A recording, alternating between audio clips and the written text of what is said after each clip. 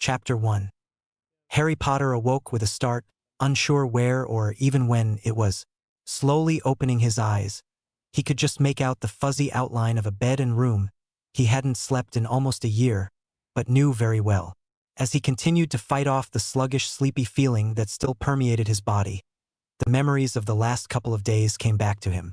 Gringotts Bank, where they had stolen Hufflepuff's cup from Bellatrix's vault and had escaped on a dragon, the near capture in Hogsmeade, the passage to the Room of Requirement, the reinforcements showing up, the desperate search for the last Horcrux, the battle, the walk into the Forbidden Forest, Voldemort casting the killing curse, the talk with Dumbledore, and the final showdown with the riddle. It all came back to Harry. Voldemort was dead. He was free finally. Then he remembered the bodies lying in death he had seen. The faces of Remus, Tonks, Fred, Dobby, Hedwig, Dumbledore, and even little Colin Creevey swam in front of his face, and a wave of guilt swept over Harry. Why am I alive and so many people dead? He sighed. As Harry continued to lament over the deaths of so many of his friends, he finally realized someone was tapping lightly on the door. Harry recognized that it must have been that noise that had awoken him. He wasn't sure if he was ready to talk to anyone yet, but then he heard a voice calling quietly, "Harry, it's me. Are you awake?" The voice was like the sun on a cloudy day as it pierced Harry's gloom. The thought of the voice's owner, Hermione Granger, brought a small smile to his face. "Yes, you can come in," Harry called as he reached for his glasses. It was only as the covers shifted that he remembered that he hadn't had any pajamas to put on the previous night, and didn't want to ask any house elves to help since they had been fighting as well. After Harry had showered, he had gone to bed wearing nothing. He quickly pulled the covers up higher as Hermione made her way to his bedside and sat down next to him. "Hello, Harry," Hermione said, looking at one of her two best friends. "How are you feeling?" "Happy, sad, tired. I don't really know," Harry replied honestly. "Too much, too fast, I guess." "Yes, I know what you mean," she said. "I can't believe it's finally over. Have you been downstairs yet?" "A little bit ago," Hermione replied. "It's strange. People want to celebrate, but with all the deaths it just doesn't seem right." "Did you see the Weasleys?" Harry asked. Hermione nodded. They were just getting ready to take Fr to go back to the burrow. The remembrance of Fred Weasley dying the night before flashed into Harry's mind, and he had to choke back the wetness that tried to invade his eyes. The thought of Fred brought his mind to their other friend. "Ron's going with them?" Hermione nodded again. "And Ginny is too, though she wanted to come up and say goodbye to you." "I'll see her soon enough. Just not ready yet," Harry replied as he remembered passing Ginny on his way to meet Voldemort. "I'm sure she'll understand," Hermione replied. Harry remembered something from the previous evening. "So you and Ron?" "I guess. Maybe," Hermione said hesitantly. She then blushed and looked away as she continued. "He asked me to be his girlfriend this morning." "And?" Harry asked. "You know he likes you." "I know. It's well," Hermione started and her blush deepened. "I really shouldn't bother you." She got up from the bed. "It's really not that important. I'll see you downstairs soon." Harry's hand shot out from his side and grabbed her wrist as she turned. "What is it, Hermione? What's bothering you? You know there's nothing you can't talk to me about," Harry said as his emerald green eyes bore into Hermione's almond ones. "We've been through too much over too long of a time." "Not this, not now. It's personal and it concerns—" "Well, never mind," Hermione replied. "Let's talk about something else."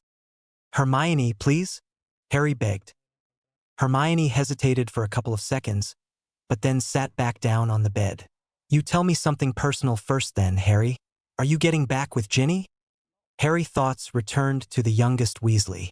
Again he remembered his solitary walk toward the forest, and passing her in the dark as he went to face Voldemort. He remembered thinking of her as Voldemort cast the killing curse, and remembered her fighting Bellatrix with Hermione and Luna's help, but this morning something was different. "I don't know," he answered truthfully. "So right now she isn't your girlfriend?" Hermione asked with a questioning look in her eyes. "I guess not." "Well, technically speaking," Harry answered, trying to figure out where this was going. "Then I want a single favor from you, Harry," Hermione said. "You know I'd do anything for you, Hermione."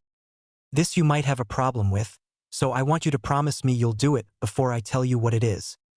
Harry knew Hermione had saved his life more times than he could count in the last year. That they had escaped from the wedding, from Bathilda Bagshot's home, and the Lovegood's home all were because of her. Over the last 7 years, the trust they had built was beyond measure. Looking at his friend, he nodded. No, Harry, I want you to tell me that you'll do it, Hermione insisted. Okay, Hermione, whatever favor you request, if it is in my power to grant, I shall, Harry agreed. Hermione gave a small smile, but still hesitated. Finally, she continued. First you have to promise not to laugh at me. I would never laugh at you, Hermione. I'm not. Harry was about to say Ron, but realized insulting her boyfriend might not be the best choice of words. Okay, here goes, then. She took a deep breath before continuing. I've had a particular dream ever so often since our first year. Hermione started as her cheeks reddened. It's me being kissed by someone. Well, Ron kissed you last night, or I should say you kissed him. Sure. Let me finish. This is hard to do, Harry. Hermione replied as her cheeks reddened. And yes, I know I kissed Ron last night, and that's some of the problem. She paused for a second as she took another breath. You see, in my dream, the kiss is a magical kiss. You know, like the ones you read about in fairy tales, where the couple is lost in the kiss as a golden glow surround them. Sounds interesting, Harry said hesitantly. But what does this have to do with me? Hermione looked at the scarlet curtains for a second, then she sighed and her eyes found Harry's again. When I kissed Ron yesterday, it wasn't magical. There was nothing. No feelings, no magic, nothing. It was just 2 pairs of lips pressed together, and frankly, his breath stunk. Again, what does this have to do with me? Harry asked, as they were treading into a subject he wasn't comfortable talking about. I had that dream again last night, Hermione explained. Always before, I never could see who was kissing me, but last night, last night I saw him. I saw who it was. And Hermione bit her lower lip for a second as she mentally braced herself. Finally, she continued. It was you, Harry. Hermione held up her hand as Harry started to protest. I know, Harry, it was a dream, but this dream, it's always been so real that I thought it would really happen someday. And I want you to kiss me. That's my favor, that's all I ask for. But I need this, Harry. I can't be with Ron with that dream hanging in my subconscious, Hermione exclaimed. Kiss me, and prove to me the dream is nothing but that, a dream. Kiss me once like you kissed Ginny. I promise, it will not affect our friendship.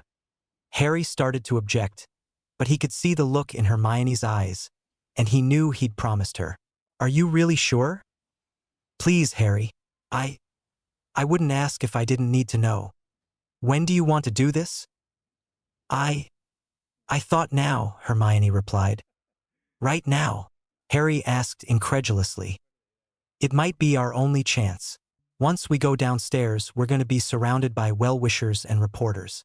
I doubt we'll get another chance to be alone for a while, and I owe Ron an answer soon. Harry could only stare at his friend. Finally, he nodded. Okay, but I need to go brush my teeth first. If I'm going to kiss you, I don't want my breath to stink. The last he said with a small smile. Oh, thank you, Harry, Hermione exclaimed as she threw her arms around Harry and pulled him into hug. She then sat back up and looked at her friend. I'm sorry if you're uncomfortable doing this. I know I'm not anywhere close to being as pretty as Ginny or Cho, but she didn't get to finish her statement as Harry's finger found her lips to silence her. Hermione, you are absolutely as beautiful as Ginny, and in some ways even more beautiful, Harry replied. Hermione blushed. Thanks, Harry, but you don't have to say that. I know I'm pretty plain. Harry smiled at his friend. I'm not just saying that, Hermione. I think my jaw is still loose from how far it dropped seeing you at the Yule Ball. It was the only bright spot of a very disastrous evening in their 4th year. Ron will be very lucky indeed to have you. Thank you, Harry. Ginny is very lucky as well, Hermione said, as her eyes continued to be focused on Harry. A small voice in the back of her mind couldn't help but ask, Does he really think I'm pretty? Well, let's get this over with. I'll run brush my teeth and be right back, Harry said. Then I guess I should go downstairs sometime, the last said with a bit of hesitancy. Okay, Harry, Hermione replied as she continued to look at her best friend. Hermione, I didn't have any bedclothes last night and, well, Harry stammered. Hermione was still thinking about the compliments Harry had said to her, and it took a few seconds for his words filtered in. Oh, then you're...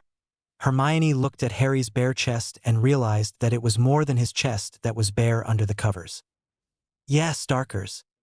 She stared at him a few more seconds, her cheeks blazing red before her mind re-engaged. Oh, here.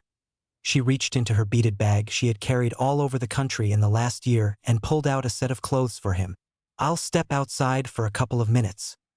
5 minutes later, the two of them were back sitting on Harry's bed facing each other. Are you really sure you want to do this? Harry asked again, sighing heavily. Yes, Harry. Just one kiss and we go back to being best friends and get on with our lives. Okay.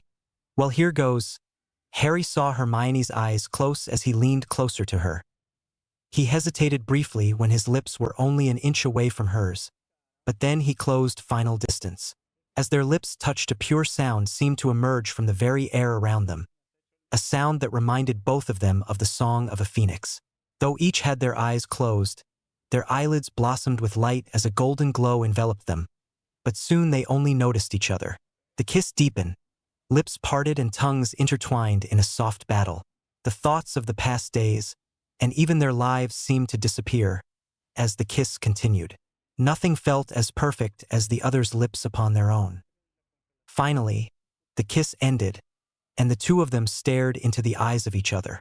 Nothing else could be seen, but soon they realized it was more that there was actually nothing around them to see.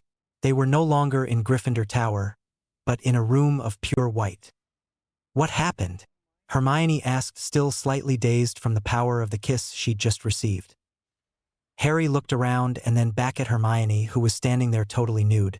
Hermione, you're not wearing any clothes. That statement fully re-engaged Hermione's brain as she looked down at herself. An arm went immediately over her ample breasts, while her other hand moved to cover her privates. Looking over at Harry, she got a look at what he didn't let her see earlier. Neither are you, Harry. Harry's hands immediately covered up his privates as well, but unfortunately he had spent too much time admiring Hermione that his body had responded in a way that made covering difficult. He turned away from Hermione to reduce his embarrassment. As he tried not to return his gaze to Hermione's body, he started looking around. An odd familiarity of the room struck him. It took him a second to recognize what it reminded him of. This looks similar to the place I saw Dumbledore last night, or at least, feels like the same place. When you died. I mean, Hermione's voice trailed off as she realized how Harry must feel about that experience. Yeah, it feels the same anyway. So, we died? Hermione asked. We survived Voldemort and died while sharing a kiss? I don't know. Dumbledore said there was another step, a way to go on if you're dead, Harry explained. As he contemplated the experience from the previous night, he remembered something else. He quickly thought of having clothes to wear and sighed in relief when a bundle appeared. Think of wanting clothes, Hermione, Harry instructed his friend as he quickly started pulling on the pants and shirt. What? Oh, Hermione replied, and a few seconds later another pile of clothes appeared. Harry turned to Hermione once she had her clothes on, while still keeping his hands in front of his pants. Well, was that the kiss you wanted? Yeah. It was very, magical, she replied, thinking of the entire body sensation that the kiss had caused. She could still feel tingling throughout her extremities and other more central spots of her body. She also knew it had been just like her dream. Finally, a voice ranged out as a petite woman appeared in front of them. About bloody time too. Finally what? Harry asked as he reached for his wand that was not with him. And who are you, and where are we? Finally, you two kissed and sealed your soul bond, the woman answered. I have been trying to get that kiss out of you two for almost 7 years. The woman's hands went to her temples as if trying to massage a headache away. 7 long, long years. Soul bond? What's that? Hermione asked. First things first, I am Miranda, goddess of love, the petite woman said. Goddess of love? You're joking, right? Even if you were a goddess, the goddess of love is Aphrodite, or Venus, or even Hathor, Hermione replied. HMMP. Though I do like to kid from time to time, I am most certainly not joking now. Yes, I am the goddess of love. As for my name, do you think I don't know it? It's Miranda. Want me to spell it for you? I can't help it if the poets of your societies didn't like Miranda. Hard to rhyme Miranda with anything. They said, we'll just call her Venus. Bloody stupid minstrels. As for where you are, she turned to Harry. You were correct when you said it reminded you of where you met that old goat, Dumbledore. Idiot shouldn't have been there last night. Anyway, it was supposed to have been your mother. Conniving, manipulative bastard got those twinkling eyes onto his guardian angel and wham. He gets to greet you. Got the entire guardian angel department in an uproar. My mother? Harry asked. Yes, Lily Evans Potter, Miranda replied, obviously still annoyed. And as to where you are, this is like an antechamber to our realm. I guess what you would call heaven. So we are dead? Hermione asked. Oh no, you're not dead, but we gods, and those who have passed on, cannot go back to the physical world. We can only interact in this place between the two, Miranda explained. Of course I've been tempted to kill the both of you for the last 5 years. Do you know how many times I've had to regrow my hair because you caused me to pull it out by the roots? No, Harry replied nervously. How did we do that? By not giving each other a kiss on the lips and getting your souls bonded many years ago as it was supposed to have been. I mean really every year, year after year. It really has been very annoying. What do you mean? Harry asked. And what is this soul bond? I mean, I've set you 2 up time and again to kiss. Your first year, I know 11 and 12 is a little young, but when it comes to soul bonds, the earlier the better, gives you time to grow into it, Miranda explained. Now where was I? Oh yeah, your first year, Hermione, you had your arms around him. Miranda mimicked with her arms outstretched. All you had to do was say the words I gave you. Do you remember them? Friendship, and bravery, and love. Why didn't you finish it? Harry would have kissed you at that moment. Well, I thought it would embarrass him, Hermione said, remembering the word she was going to say to him all those years ago. He would have kissed me? Miranda mumbled to herself for a couple of seconds before replying. Yes, he would have. Harry had never been told he was loved. At least he doesn't remember it anyway. His mother and father said it quite often. Miranda shook her head before she glared at Hermione again. If you had brought that word out, love, he would have given you a small kiss. Oh, I didn't know. The goddess of love rolled her eyes. They never know. I can hit them with a stick with the word love written on it, and they still never know, she muttered. She then looked back at Harry and Hermione, and that second year. Harry had opened his mouth to say something. No, kissing someone when they are petrified does not count, Miranda said to him. They have to know they're being kissed. Hermione whirled around to face Harry. You kissed me when I was petrified? Harry blushed as he nodded. Well, all the fairy tales said if you kiss the beautiful girl she wakes up. So, I thought maybe if I kissed you. Harry shrugged as his blush grew deeper, remembering that time when he was so young. I know it was stupid, but I shouldn't have. I'm sorry. Hermione smiled at Harry. Don't be. I just wished I had known. What good would that have done? Miranda asked. A month later you rushed into his arms when you were unpetrified, and I thought for sure the kiss was coming. But no, not a single bloody kiss. We were in front of Ron and the whole Great Hall, Harry exclaimed. Oh, don't get me started on the redheads, either of them. Just don't go there, Miranda said with a glare. Ron and who? Ginny? Harry asked. Yes, those two, but I'll come back to them in a few minutes, Miranda said. Now where was I? Oh yes, 3rd year, that incident with the broom. If that stupid red-headed idiot hadn't blown it out of proportion, your anger at Hermione would have went away very shortly. You'd have realized that it was her caring for you that led her to tell McGonagall. I had a wonderful get-back-together plan that would have had you two sharing that first kiss. But no, blast it. I was foiled again by the walking red-headed stomach. Then later, when you were off trying to rescue the hippogriff in Sirius, you had so many chances. I had my bottle of champagne ready to go. But no. She ran her fingers through her hair before she continued.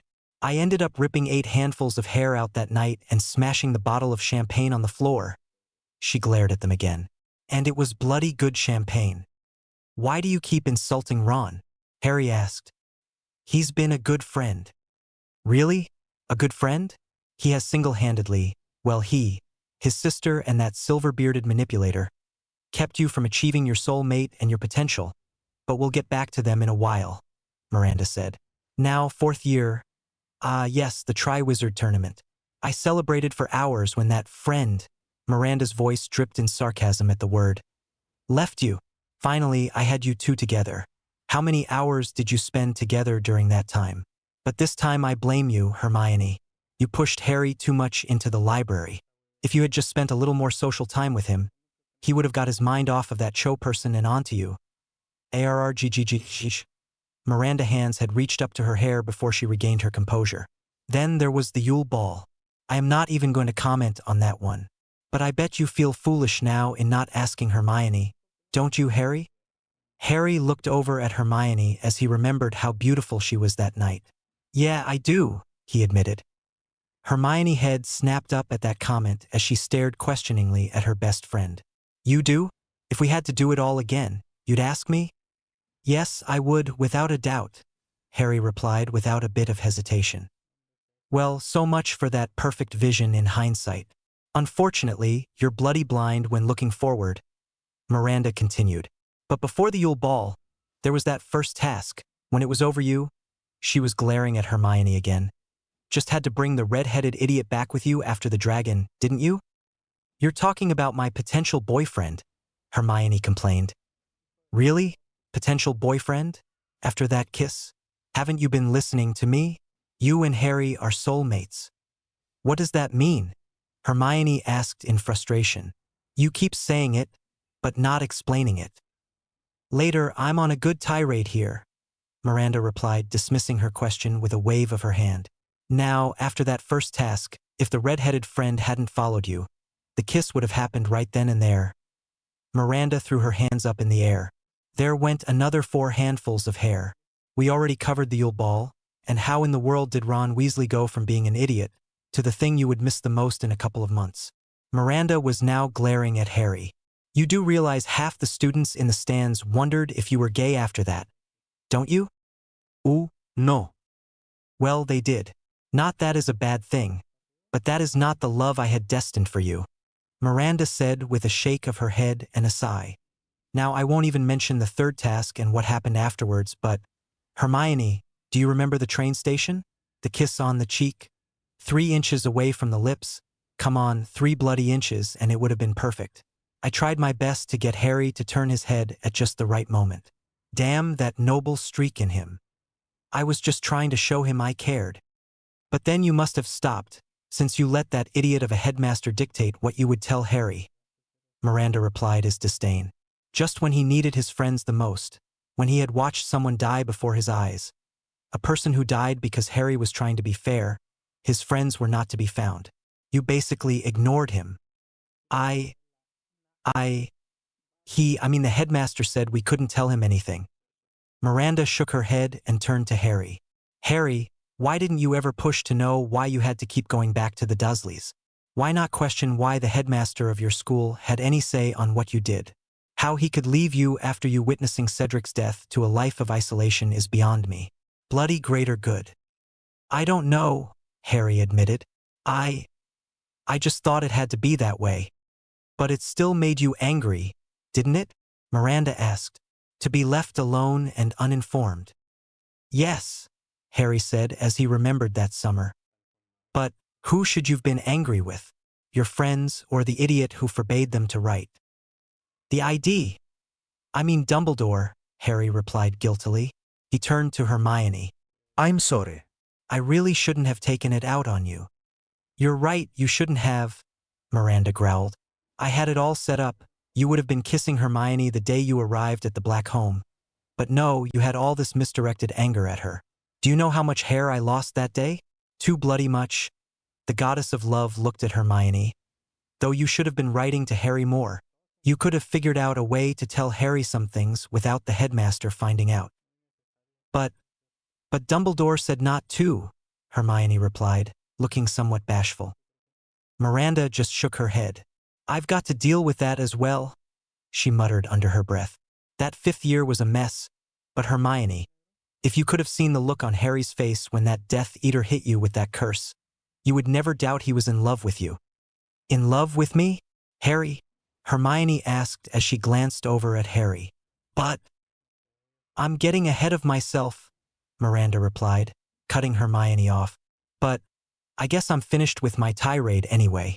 Time to move on to the Weasleys next since they had the most to do with the rest of the time.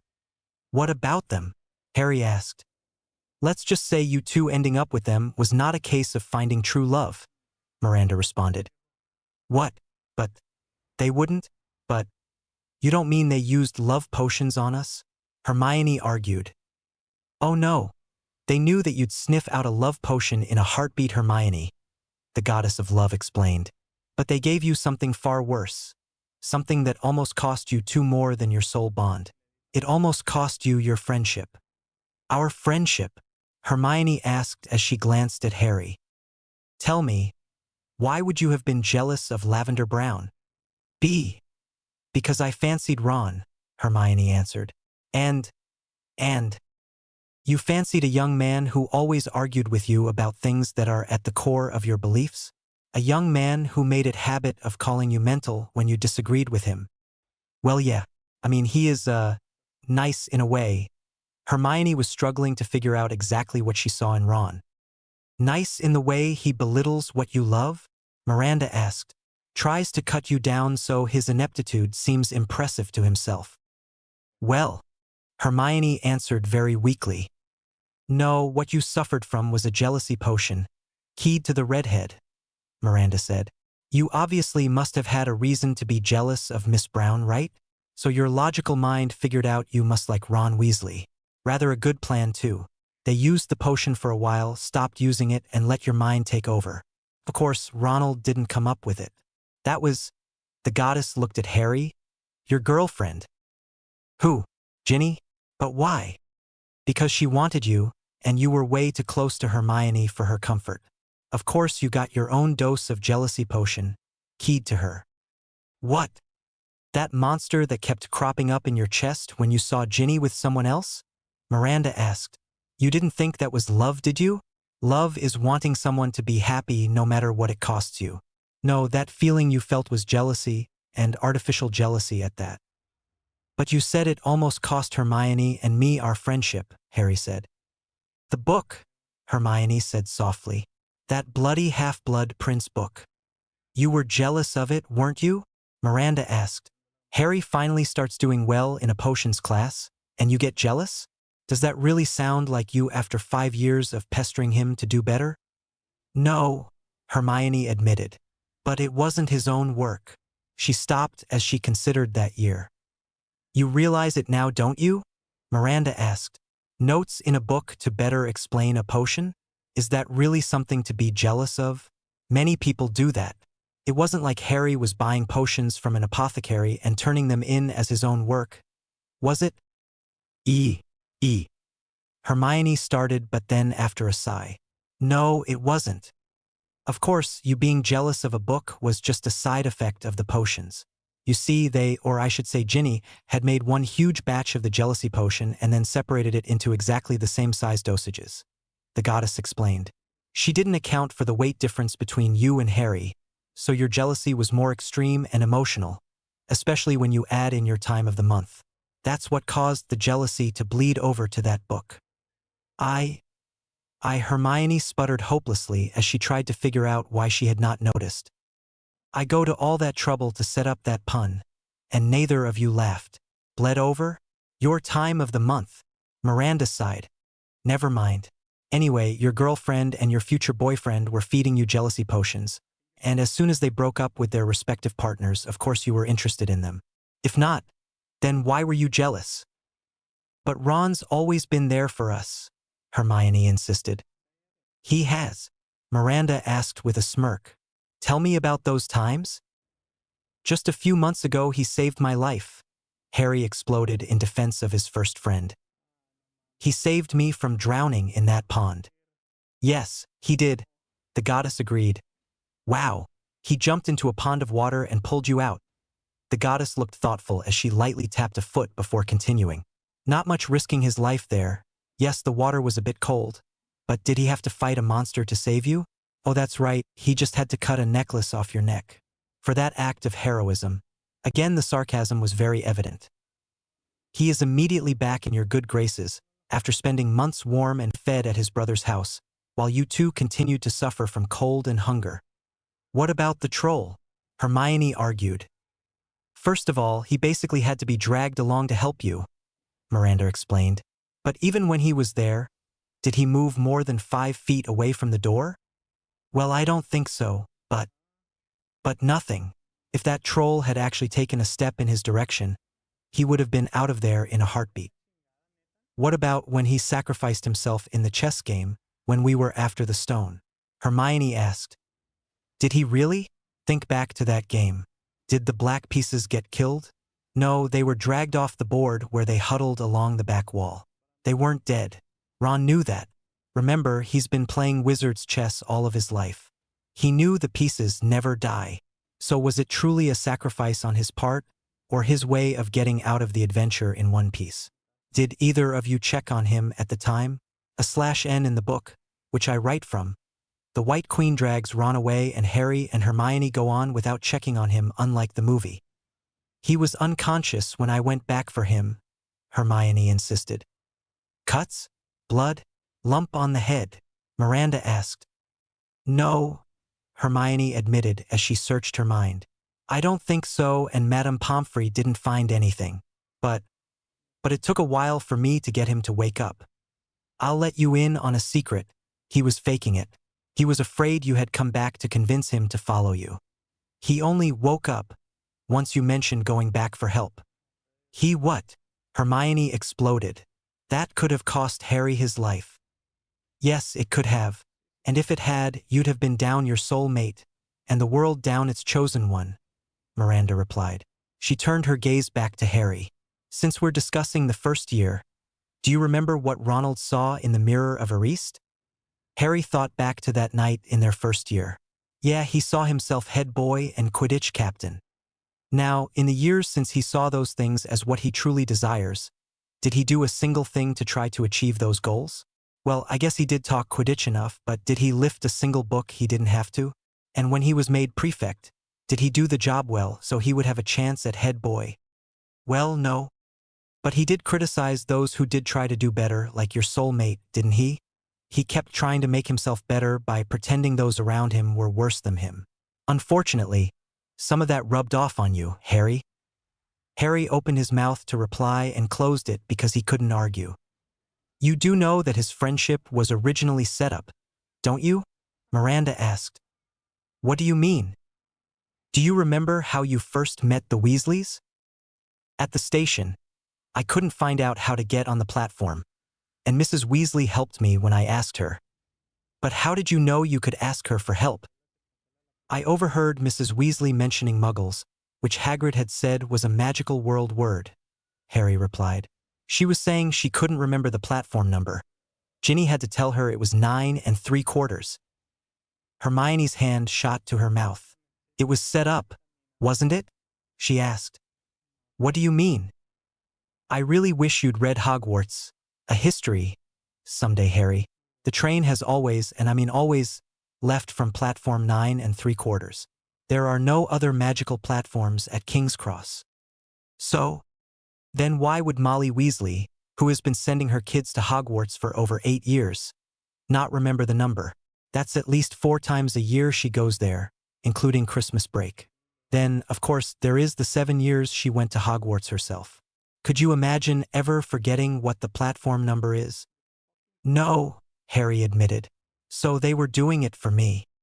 Exactly, Harry, Miranda said. So his friendship was faked all of these years?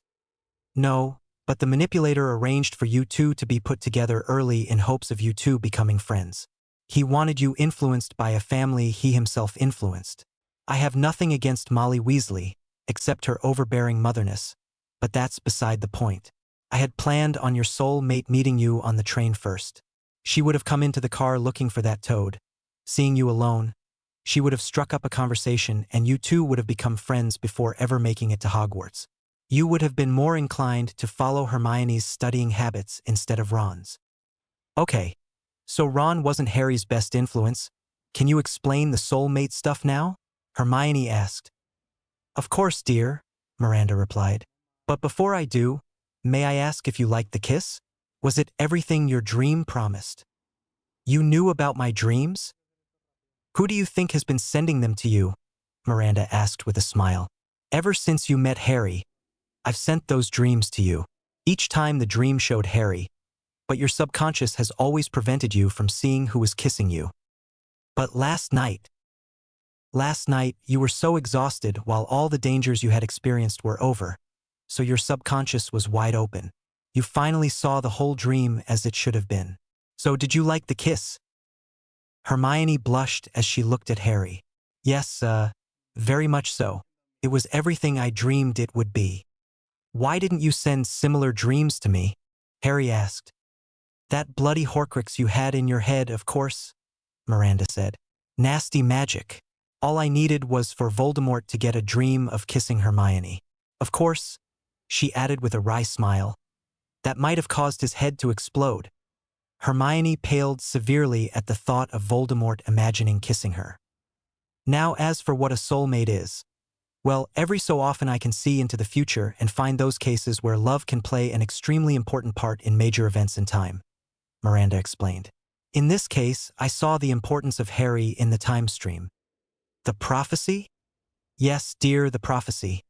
It was in the time stream years before Trelawney spit it out, Miranda said and continued. In those cases, I search for the one person whose love would match perfectly with the one that is in need of the love. Once I find the person, in this case it was you, Hermione, though at the time you were still a thought in your parents' mind, and Harry wasn't even that, I magically bind their futures as much as I can. The final binding happens at the first kiss between the two. For the need was so great in this case, I went to such lengths to get you two together. Why? As I said, the prophecy. You needed help and love. But it's too late now. Voldemort is dead. And at what cost? Miranda asked softly. Harry thought of all the bodies that he had seen in the Great Hall. Too many deaths of good people. Exactly, Harry, Miranda responded, sounding a lot like the silver-haired headmaster did in a time previous. If we had, kissed and did the soul bond thing earlier, would it have made a big difference? Harry asked. The goddess of love looked saddened. Yes, Harry, it would have been much different. At the very least, you would have listened to Hermione when she told you she thought the Department of Mystery thing was a trap.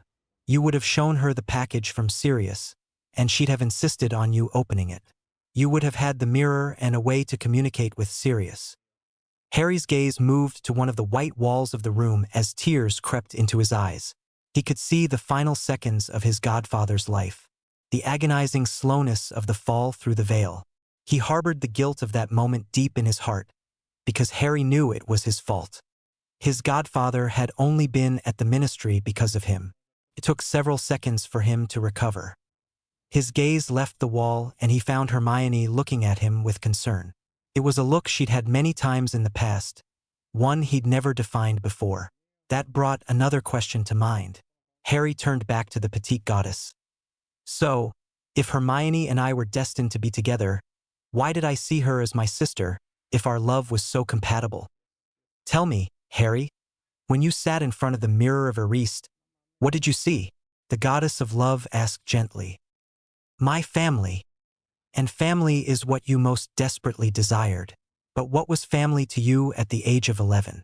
You'd seen the marriage of Vernon and Petunia Dursley, and their relationship wasn't what you wanted, what you desired.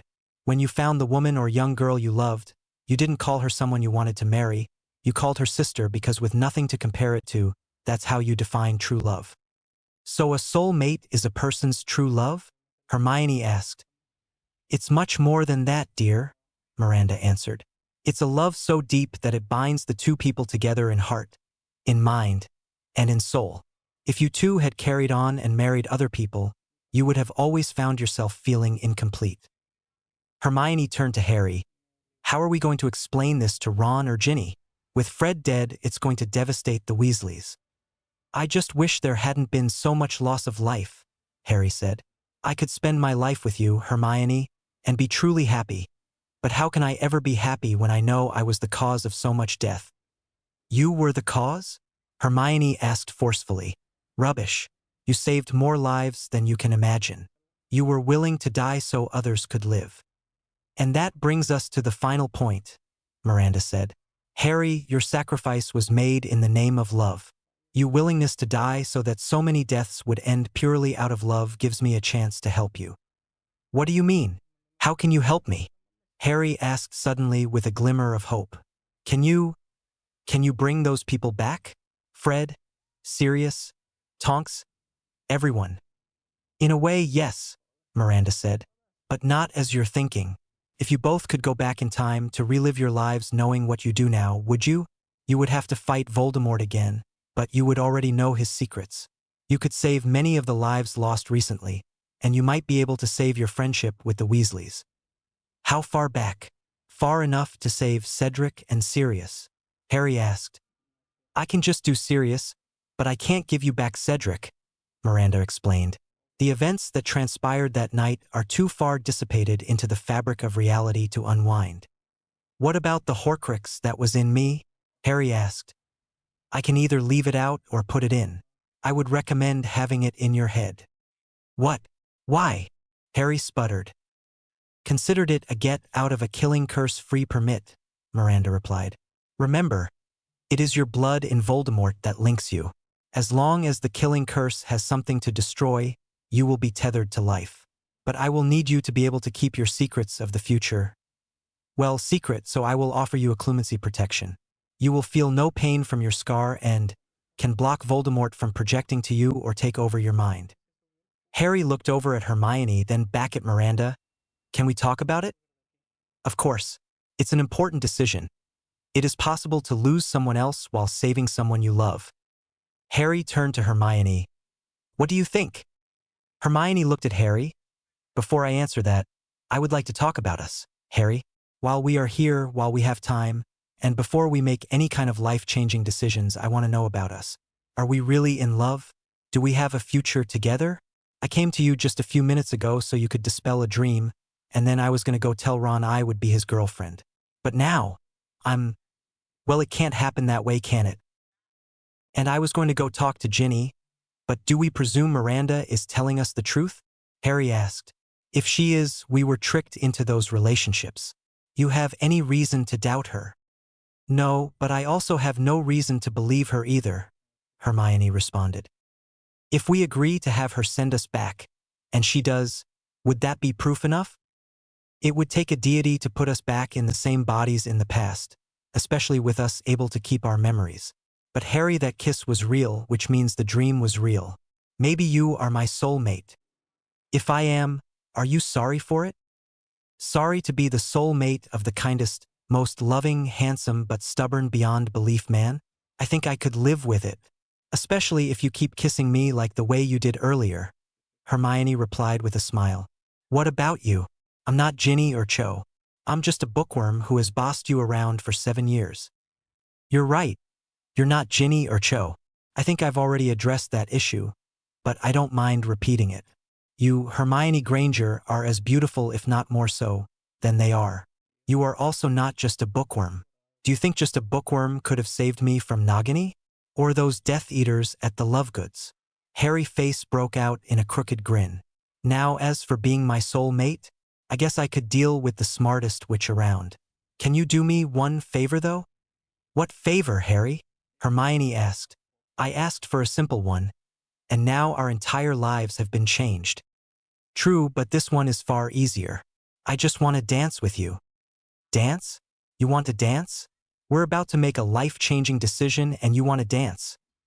I'm remembering you at the Yule Ball and want it to be us this time.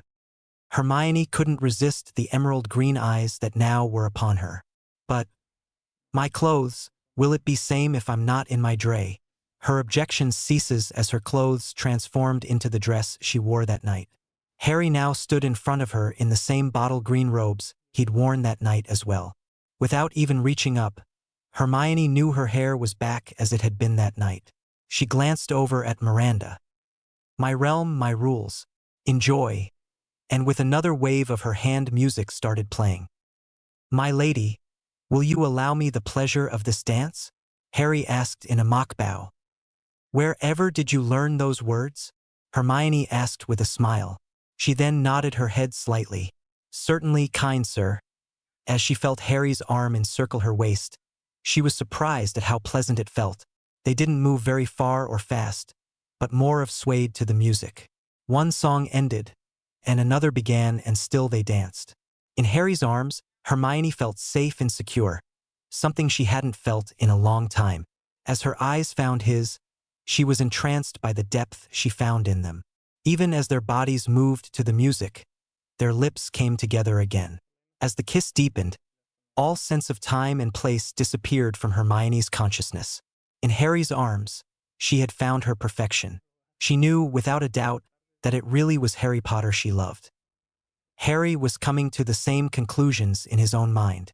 As they danced, he tried to imagine Ginny or Cho as his partner, and each of the thoughts vanished as quickly as they came.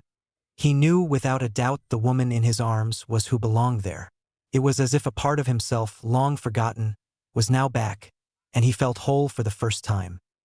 As their second kiss came to an end, the music faded away. Harry found himself looking into Hermione's gorgeous almond eyes. With a smile, he took her hands in his. I don't know what this is all about or where this is going to go, but I now know I truly love you. Though it seems the goddess of love herself has blessed our relationship, I wish to take nothing for granted. Will you, Hermione Granger, be my girlfriend? With wetness coming to her eyes, brought about by the pure happiness she felt and the look in Harry's eyes, Hermione could only at first nod, but then she recovered herself. Yes, I will be yours, Harry, as she put her arms around his neck. I love you, Harry Potter. And I love you, Hermione Granger, Harry replied, and once again their lips met as they melted into the emotions. Neither of them noticed the smirk that was on the goddess of love's face. Harry smiled at Hermione when the kiss ended. I think that answers your question on do we have a future together. Yes, it most definitely does, Hermione agreed as she wiped the wetness from her eyes. That only leaves whether we go back in time or back to our lives as they are. I'd like a chance to save Sirius, and if that means facing Voldemort again, it'd be worth it, Harry declared. Maybe we can settle this before Hogwarts itself is hurt. We can save Hedwig, Remus, Tonks and Dobby, and maybe even Dumbledore, he paused. But what do you want to do? Go back, see if we can make a difference, Hermione replied honestly. But are you sure you want to take on Voldemort again? Want to? Not really. Willing to save Sirius, Tonks, and the others, yes. So, we go back to sometime in our 5th year? Hermione's eyes lit up. You know what that means? I can redo my OWLS. That exceed expectations on my defense has always bugged me. For all things that change, some things stay the same, Harry remarked with a smirk as he stroked Hermione's cheek. Yes, love, you can retake your OWLs. Do you really think Ron and Ginny gave us potions? Hermione asked. Does it matter if we don't give them a chance this time? Harry replied. I guess not. We can take a trust but verify attitude. Though if you're my soulmate, Ginny better not try anything with you. Same with Ron and you. In unison, they turned back to the goddess of love. We decided we will go back and do what we can do, Harry told her. I'm glad. I think you will be happier to know you tried. Now before I send you back, I need to discuss Dumbledore with you, Miranda said. What about him? You know he's been manipulating you all of your life, don't you? Miranda said. The Dursleys. The petite goddess actually growled the name out. Talk about a family that needs some love in it. I know he sent you there until you went to Hogwarts, but why afterwards? What do you mean? It was for my protection, wasn't it? Why not have you stay at Hogwarts? Tom Riddle stayed there some summers. That's why he turned Hagrid in, remember? Maybe he didn't think of it? Harry suggested with a shrug. You don't believe that, now do you? Miranda asked. No. You were definitely there for protection, just not what you think. What do you mean? Harry asked. I was protected there. I mean, those Death Eaters couldn't attack me until we left. Those wards protected number 4 Privet Drive. So, yes, you were protected while you were locked away in your bedroom, Miranda explained. But nowhere else. If they had protected you anywhere else, how did you get attacked by Dementors just a few blocks from there? Or how did you keep getting attacked at Hogwarts? And as you pointed out, those Death Eaters who were waiting that night of your escape were just above that property. Harry and Hermione looked at each other, then back to the goddess. Then why? Before I answer that, let me ask you one last question. Why even send you back there after your 6th year? Why not directly to the Weasleys? Or why until almost your birthday, and coinciding your departure with your relatives? Miranda looked at Harry directly. Albus made an oath as part of the agreement with Petunia taking you in, that he would protect them as well. So year after year, he used you to fulfill his oath. That's why his portrait made the particular horrible plan to rescue you. He needed the Dursleys out at the same time. Even in death, he was fulfilling his oath. What? Harry exclaimed. No. Think about it, Harry, Miranda said. In a time of war, Albus had always looked out for the greater good. Tell me, in your opinion, when fighting Voldemort, who was more valuable to the greater good, Mad-Eye Moody or the Dursleys? The potential for loss was even greater than just Alastair. George almost died, and so did Hagrid. Harry just stared at the petite goddess. I hadn't thought of that. Just be careful when you go back. Keep a very open mind when it comes to Albus. You know he has a weakness for power, so do not give it to him. Knowledge of the future is power. Do not let him know your secrets, and for heaven's sake, listen to your soulmate. Oh, that reminds me. I need to give you your occlumency and another gift. One I think you really need. What do we need? Hermione asked. Something neither of you will like in the beginning, but something I think you each need to understand the other better. Miranda looked at the two soulmates in the eyes, and each felt a wave of nausea sweep over them as memories poured into their minds. After what felt like an eternity, but really was only a few seconds, the onslaught ended and they were able to regain their focus. There, Miranda said with a tone of self-satisfaction. You each have some of the memories of the other's childhood in your brains. What? Harry yelled. How could you do that? The goddess of love looked at Harry and shrugged. How I did it was quite simple. I simply used my deity powers and it was done. Now, as your soul mate will tell you, the question should have been, why did I do it? Well, why did you do it then? As I said, you both need to understand a little more about the other. Harry, you will now see why Hermione has a hard time not respecting authority figures. Like you, she didn't have friends at school, and the only people who would protect her were the teachers and her parents. Hermione, you can now get an idea of how badly Harry was treated in his youth, and understand why he doesn't like bullying teachers like Snape. Early on at schools, he tried to complain to the teachers, but they just reported it to the Dursleys, who then beat him for complaining. That is also why he feels he has to solve the issues himself all the time. Harry and Hermione looked at each and nodded, each with an understanding that they would discuss it later. Now, the memory dump also will help you control your occlumency. Now are you ready?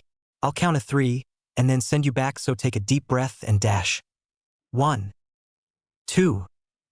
Oh, when you get back there, you might want to check yourselves out on that Marauders map of yours. You might find out something interesting. WH. Harry started, but then. 3. The white room faded around Harry and Hermione. As for the next several minutes, they were awash in something indescribable. Colors, sounds, and even smells seemed to fly by as their senses were overloaded. Suddenly, everything steadied, and they found themselves in a familiar spot. They were sitting side by side on a sofa in the Gryffindor common room. Around them lay the evidence of a large party, as litter, empty butterbeer bottles, and other party supplies were scattered over the floor. Are we back in time? Hermione asked, but as she turned to Harry she knew they were. Though his brilliant green eyes still were the same, she could tell Harry was definitely 2 years younger. I think so, Harry replied, making the same observation of Hermione. I guess that means it's all true. About everything, Hermione said. She really was a deity. It seems that way, Harry agreed. I wonder when we are. Harry's eyes swept the room and a familiar sight greeted him. He nodded toward the table near the back of the room where a silver Quidditch cup was sitting. Got to be end of 5th year. He nudged a bottle with his foot. Must be the leftovers from the party from that night. That would have been the end of May, Hermione replied. You weren't playing, but… Oh, we met today. So, Harry looked at Hermione. Where do we begin? Well, first we have to remember that we can't do magic outside of Hogwarts. Hermione reminded him. We're both under 17 again. True, Harry sighed. It'd be another year and 2 months before he'd be legal again. I only have to wait until September, Hermione added. Lucky you, Harry grumbled. I wonder if Harry's still okay with us. Is he going to regret it in the morning? I'm more than fine with us, Hermione, Harry replied as he looked over at his new girlfriend.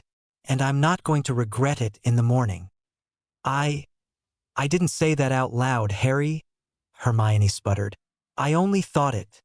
Her eyes went wide as a possible realization hit her. Can you hear this? What?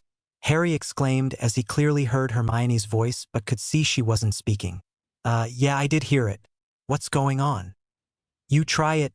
Think something to me, Hermione said urgently. I love you, Hermione. Hermione blushed but smiled. I love you too, Harry, she replied softly. What does this mean? Harry asked. This mental talking thing? I don't know, but it has got to be something with us being soulmates, Hermione replied, but then Miranda's voice echoed through both of their minds. In heart, in mind, and in soul you are bound.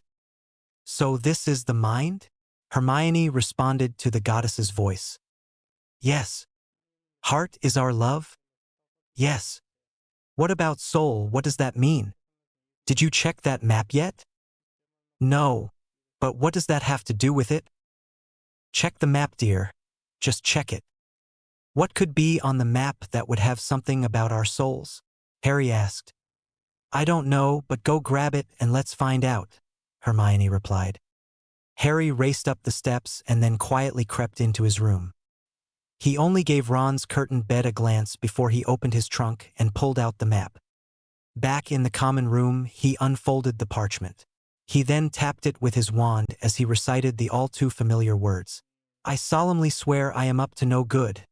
As he finished, lines and dots spread out of the parchment, until the entire school was drawn. Harry and Hermione quickly turned the gaze upon the Gryffindor common room where they saw a little marked Harry Potter, sitting next to another, labeled Hermione Potter. What the bloody hell? Hermione screamed in her mind. Language, love, Harry thought. You aren't the one sitting there with a last name suggesting that I am… We are married, Hermione yelled mentally. The giggling voice of the goddess reappeared in their minds. Bound in soul, yes, you are married in the magical world. You can choose to tell or not tell, but it can be verified in the magical records office. You have no fear of any love potions, or in this case jealousy potions, as nothing can come between you two. Have a wonderful life. I'm off to finally have that champagne. Chapter 2. Harry and Hermione looked at each other, each thinking the exact same thing. Married? Hermione, Harry started as he looked at her uncertainly. Well, how do you feel about this? I knew it. He doesn't want me, not really. It really was too good to be true, Harry heard from his new wife as she looked away. He quickly grabbed her hand. I do want you and us. As Hermione turned back to Harry, he could see that she was trying to blink back the wetness that had crept into her eyes. I just don't know what it means. I mean, it's all going so fast. Harry nervously ran his hand through his hair. You know me and words, Hermione. They usually don't go well together. It's just the suddenness of all of this shocked me and, well, I feel like you've been cheated. I wanted you to be my girlfriend and I take you on dates, and sometime in the future I would ask you to marry me and give you the option to say if I'm worthy of being your husband.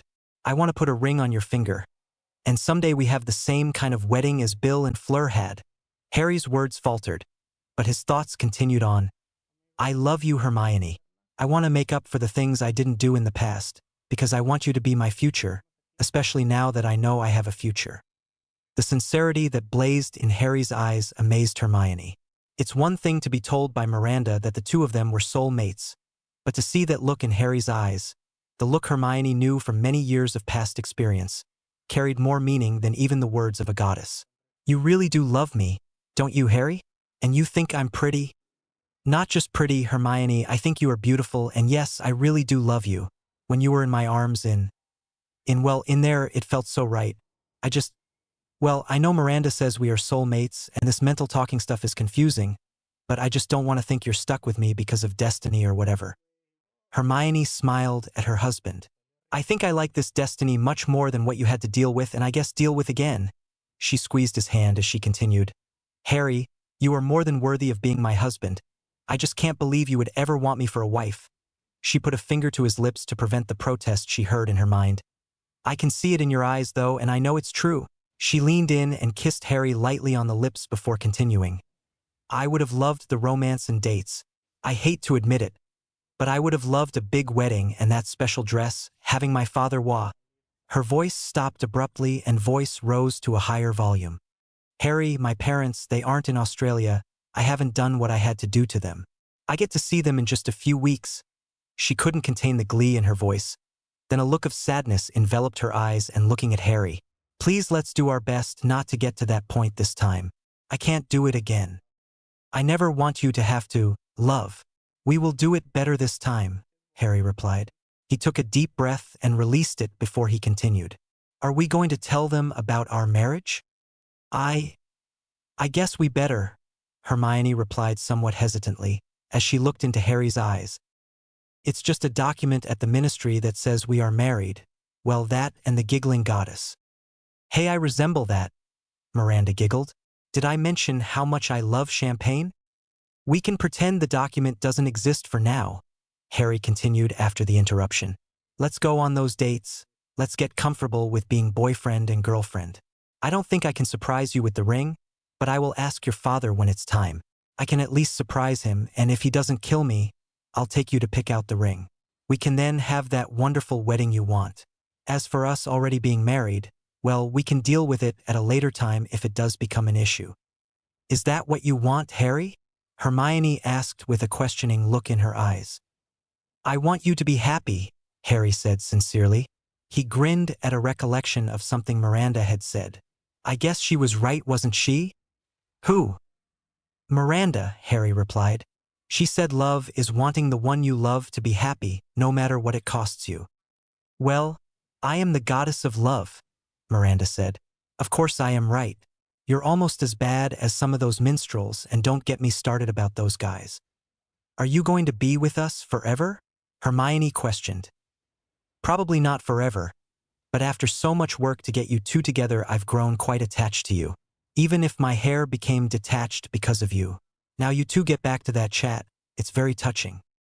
So glad you're enjoying it, Hermione replied, and she heard a giggling in her mind as she returned her gaze back to Harry, searching his eyes for answers. What's it costing you, Harry? For me to be happy. The images of her 18-year-old self standing nude in the antechamber and other images a married couple would be engaged in flashed into her head, causing Hermione to blush. Oh, please don't tell me you saw that? Harry exclaimed as his face turned red.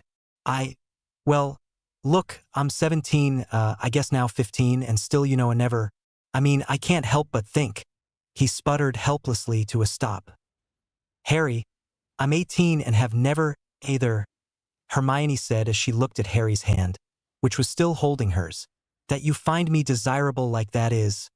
Her eyes returned to Harry's. Very flattering. I never thought that anyone would ever, think of me that way.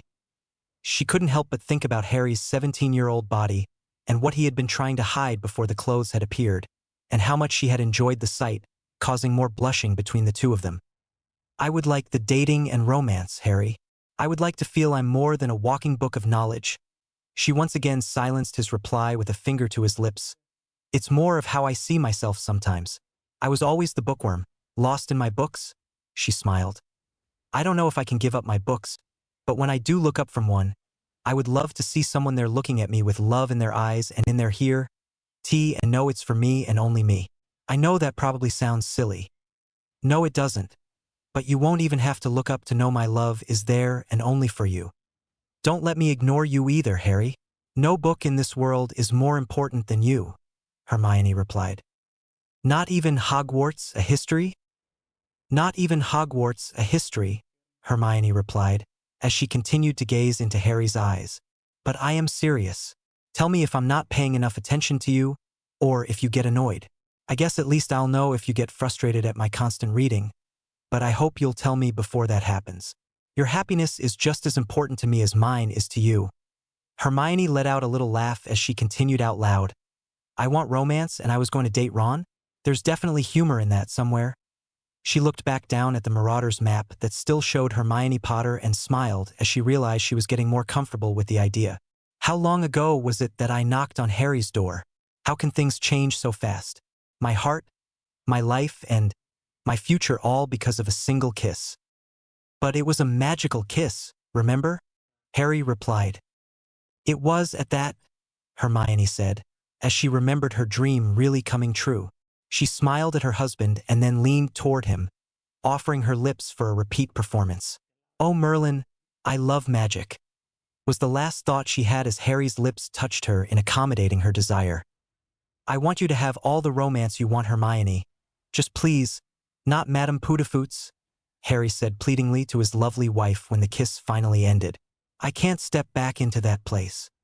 Hermione giggled as she remembered the Valentine date Harry had with Cho 2 years ago, or several months depending on what reference she was using. Okay, no Madame Poudafoots, but Quidditch games don't count as dates either. Deal, Harry replied, though I would have never considered that a date. What do you consider an appropriate date then, Harry? I was hoping you'd tell me. I really don't have that much experience. And just how many dates have you seen me out on? Hermione asked with a questioning glance. But you have parents and read a lot. I mean, I know we can go to Hogsmeade and maybe to the Three Broomsticks, but what does Mrs. Potter think of when she thinks of being romanced? Well, in the Muggle world it would be dinner and a movie or the theater, maybe dancing sometimes, but please don't think I want that all the time, just occasionally it would be nice. I'll see what I can do if we ever can get out safely in the Muggle world. There is that problem. Just another reason to make sure we succeed in what we need to do, Hermione said. Now, until sometime in the future we are going to keep our marriage a secret, but be openly dating. How are we going to break that to Ron? Does it matter? I don't know, Harry, but it was just hours or maybe even minutes ago that he was our friend and someone I thought I fancied. It's hard to come to grip with what Miranda told us. I mean, I believe her and I know I love you, but the conflict still exists in my mind, she explained. Do we distance ourselves from him and Ginny, or try to be their friends now that they can't hurt us? I know what you mean. I have the same thoughts of Ginny, Harry said, but the deliberate way Ron hurt you by making you jealous of Lavender, and then flaunting his relationship with her all over the castle just... Harry's voice trailed off as his emerald eyes hardened at the thought of what Ron had done. Well, Ron's never been subtle about anything, has he? I guess not, Harry replied. I guess we just wait and see how it goes tomorrow. But, he looked Hermione in the eyes. If you're not comfortable in any way, we'll get away. Remember, that look of sincerity and determination reappearing in his eyes. You are my future as well as my now. I don't just consider you family. You are my family, Hermione Potter. We might hide our marriage, but you are my wife and the woman I love. I will not let anything or anyone hurt you.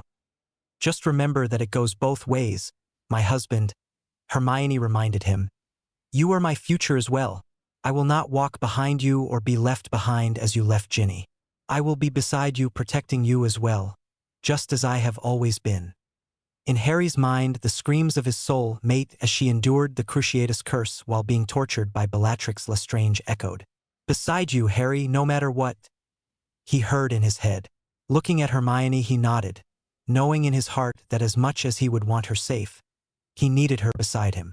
He wrapped his arms around her and pulled her against him. I wouldn't want you any other place, he said sincerely. Hermione leaned her head against Harry's shoulder as the two of them lapsed into a comfortable silence. How much sleep did you get last night? Harry asked finally. Do you need to go to bed? Not as much as I should have, but do you have any idea what time it is? It was only after Harry's hand had instinctively reached for his pocket that he remembered the watch he'd received from the Weasleys on his 17th birthday wouldn't be there. No, but I remember the party broke up very late because Ron woke me up when he finally came to bed. It's got to be 3 a.m., at least. Then looking back at Hermione, he tapped her wrist which had a watch on it. Oh, I didn't have it on this morning and forgot, she said, and then looked down at the device in question. Close, it's actually almost 4. I guess we should just stay up and make plans. You should get some sleep, Harry suggested. No, I'll be fine. Besides, after the last year, we're both used to going without sleep when needed. Hermione reminded him. Let me grab my planner so we refresh our memories of what is going on right now. She raced up the steps, but she came back down at a much slower pace as she glanced at the planner. What about the OWLs, Harry? Hermione whispered. What about them? Hopefully we don't have to study as hard this time for them, since we have other things to do. No, I mean my name? Remember how they called our names for the practicals? What if they call me Potter? Don't worry, dear. That's why I put you at this particular time. Miranda's voice reappeared in their minds. They copied off the student lists and testing materials last night. You will still be Hermione Granger, according to the OWLs. Any earlier, and it would have been Hermione Potter. You can still request the name change on the exams or results at any time, if that is your desire. How do you know what we would decide about disclosing our marriage? Harry asked.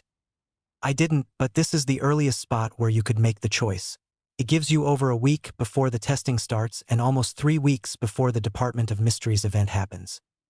Harry waited for the shriek from Hermione about how little time was left before the exams, but it never came. Looking over at her, he was surprised how calm she looked. Only a week before OWL's Hermione? Are you all right with that? I'm fine, Harry. So, no short tempers. No hitting me with books this time? Harry asked. No tormenting and terrorizing the tower? Was I really that bad? Harry shrugged. It felt like it. Well, it's not going to be like that this time, Hermione said. I already know what's coming. I'll need to brush up on some of the written portions and definitely history, but the practicals won't be a problem. Easy for you to say, Harry replied. I wonder if I can ask McGonagall if I can just not take history OWL? Harry said. I have no chance of passing it. I mean, got a dreadful last time and I've forgotten most of what I knew then. You can pass it, Harry, Hermione said then after a few seconds of chewing on her lip. Well, I remember what was on the test and I can help you study what you need, and if you really need help, well, I can help, she finished in her mind. You would cheat? Harry asked in amazement. I'm not saying I'm going to help you get an outstanding, Hermione replied with a huff. But I will help my husband get an acceptable. That is if he at least tries to study the material. Besides, we're cheating already, aren't we? We've already finished our 6th year and had an additional year of practical charm and transfiguration work while we were on the hunt. I can't imagine you not getting an O this time in charms or transfiguration.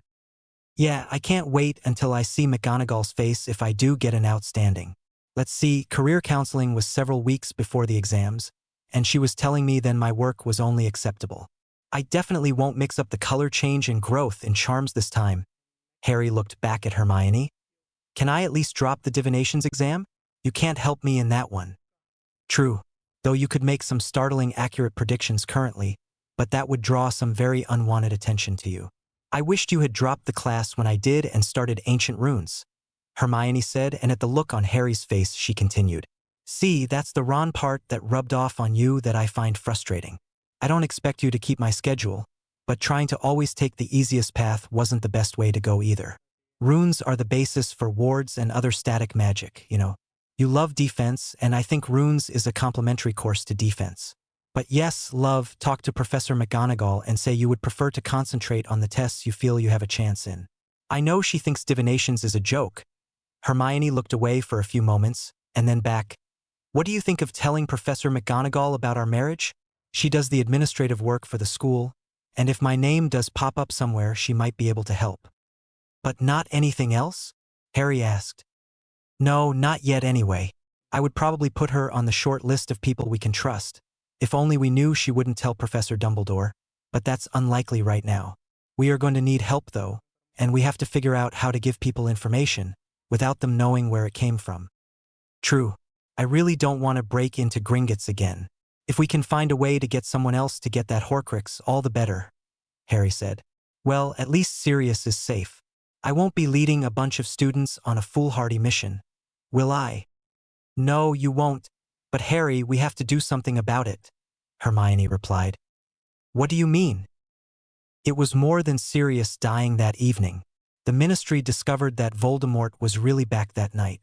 If we just ignore it, then Fudge keeps his head in the sand, Umbridge keeps her job here, and Professor Dumbledore doesn't get any support.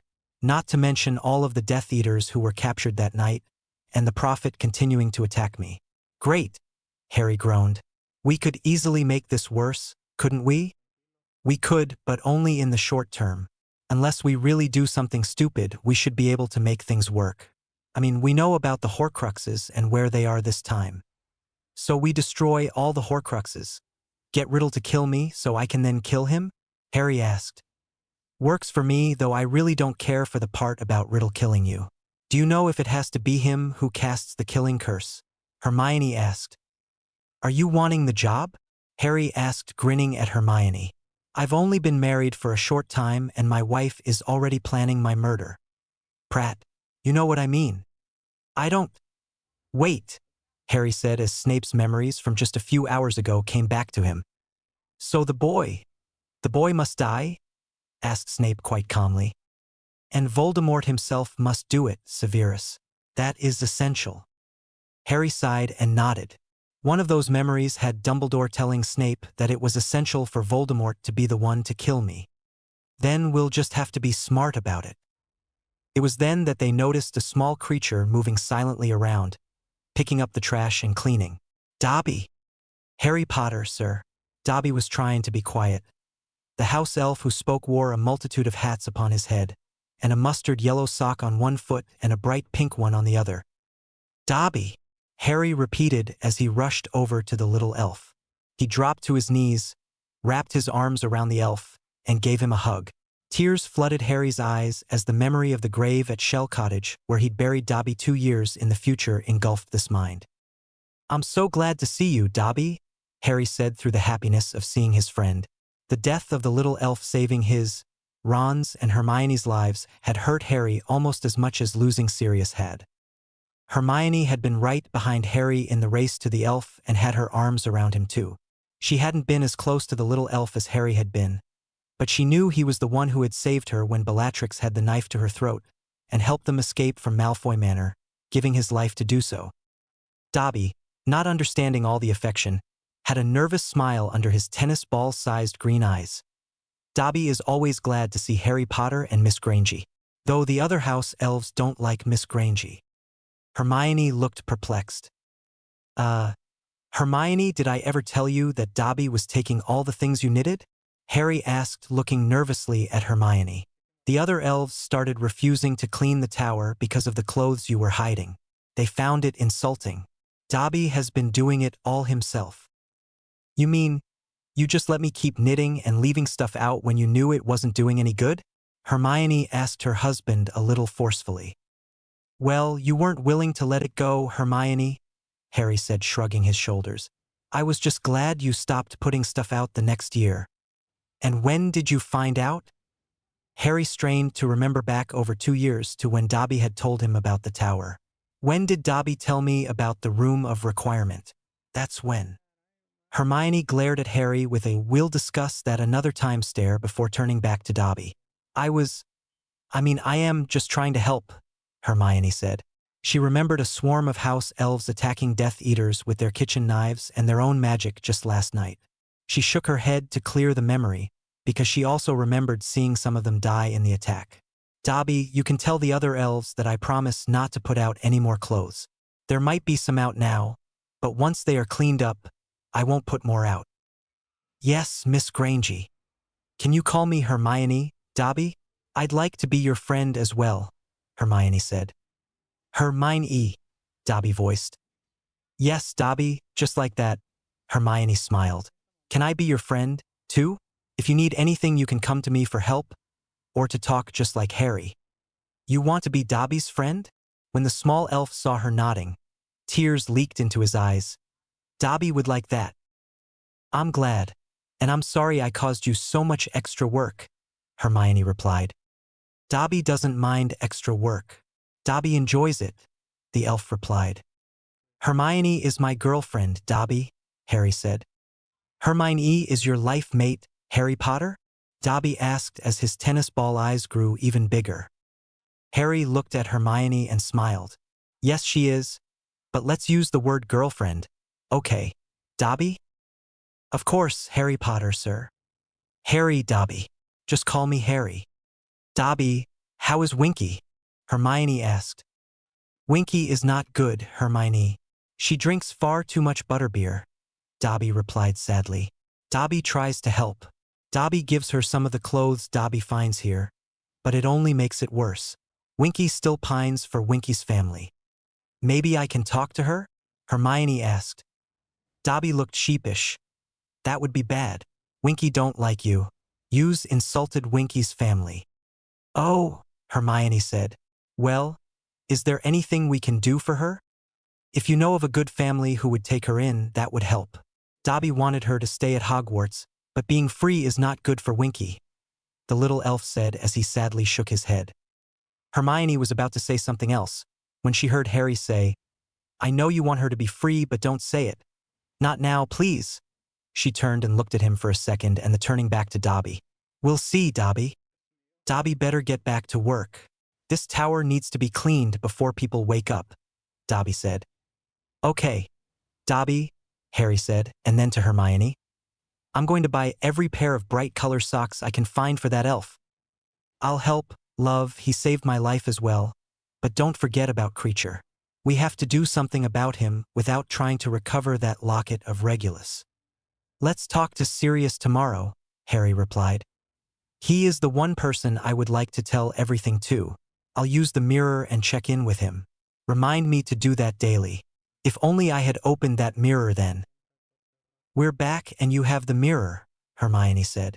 You have the chance to make it right. I know, but I wonder how many hours and days he sat with that mirror, waiting for me to call him? I don't know, Harry, probably a lot. He is very lonely, Hermione replied. We will make him a part of our lives. He is your family, so now he is my family. One more thing we have to do. We have to find Peter, Harry thought. Saving Sirius and he not being free might be worse than him dying. Well, we know he was at Malfoy Manor when we were there, Hermione said. Ron and Harry had, of course, told her what had happened in the basement, and how Peter had lost his life.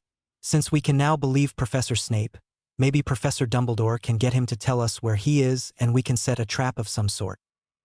He would know where Wormtail is, wouldn't he? Harry asked. Why didn't Dumbledore make an effort to capture him? The thought tickled a memory of a discussion with Dumbledore. Pettigrew owes his life to you. You have sent Voldemort a deputy who is in your debt. When one wizard saves another wizard's life, it creates a certain bond between them. And I'm much mistaken if Voldemort wants his servant in the debt of Harry Potter. Do you think Dumbledore would sacrifice Sirius's freedom to keep Wormtail near Voldemort? Harry asked Hermione. You know, because he owed me a life debt? Possible, Harry, but it might have been just impossible to get to him, Hermione replied, and then thinking of what Miranda has said about the headmaster. Harry, what if he didn't want Sirius free? Why wouldn't he have wanted Sirius? Miranda's warning came to him as well. He wanted me locked away at the Dursleys. That would make me and them safe. If Sirius was free, I would have gone to live with him. But Then why let us rescue him 2 years ago? Harry waited to see if Miranda was going to break in and give them the information. When she didn't, he finally thought, because he knew if we had to stay out of sight, there would be no way to capture Peter. Without Wormtail, Sirius has to be on the run, and Dumbledore had another asset he could call upon when needed, one that would be extremely grateful. Remember how he deliberately told us we must not be seen? True, but if that's the case, Dumbledore will never ask Professor Snape about Peter, will he? Hermione asked. Doubtful, but I guess that will be the indicator. If he helps us find Peter, then we might be wrong, but otherwise. Harry replied, trying to figure out exactly how he felt about the headmaster, but he was too confused at the moment to think of him. He turned his attention to Snape and tried to determine the truth of Severus Snape and what he should think of the potions master. Just last night I watched him die. He thought, I can't believe he loved but then something didn't add up. He looked over at Hermione and thought of the love he had for her. Then he remembered what Miranda had said about love.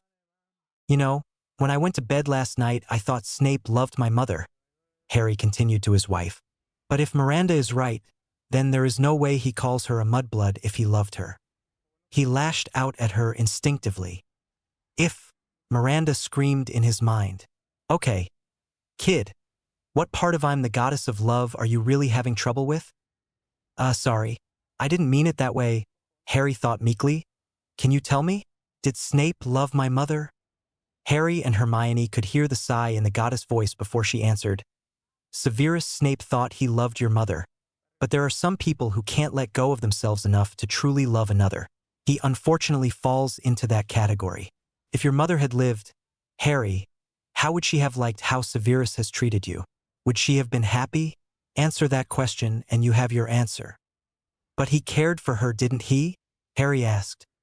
They were best friends when they arrived at Hogwarts, Miranda replied. She was almost the only happy memories he had in his childhood. It is that Lily Evans he cherished, the one who talked to him when he was a child, the one who boarded the train with him, the one who stalked away with him when your father insulted him. Though for some time to come, they told themselves they were friends, their paths began to separate almost the instant they removed the sorting hat from their heads. Miranda paused for a beat and then continued.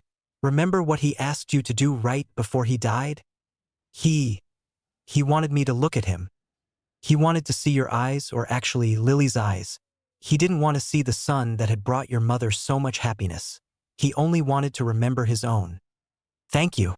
I think I understand now, Harry said, as an explanation penetrated into his mind.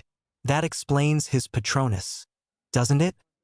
His only happiness came from memories of my mother, but the Patronus comes from happiness felt, not given. He can learn, Hermione. There is hope, Miranda said to person who had been just listening. Correct, Harry. The Patronus only suggests his happiness came from memories of your mother, not that he loved her.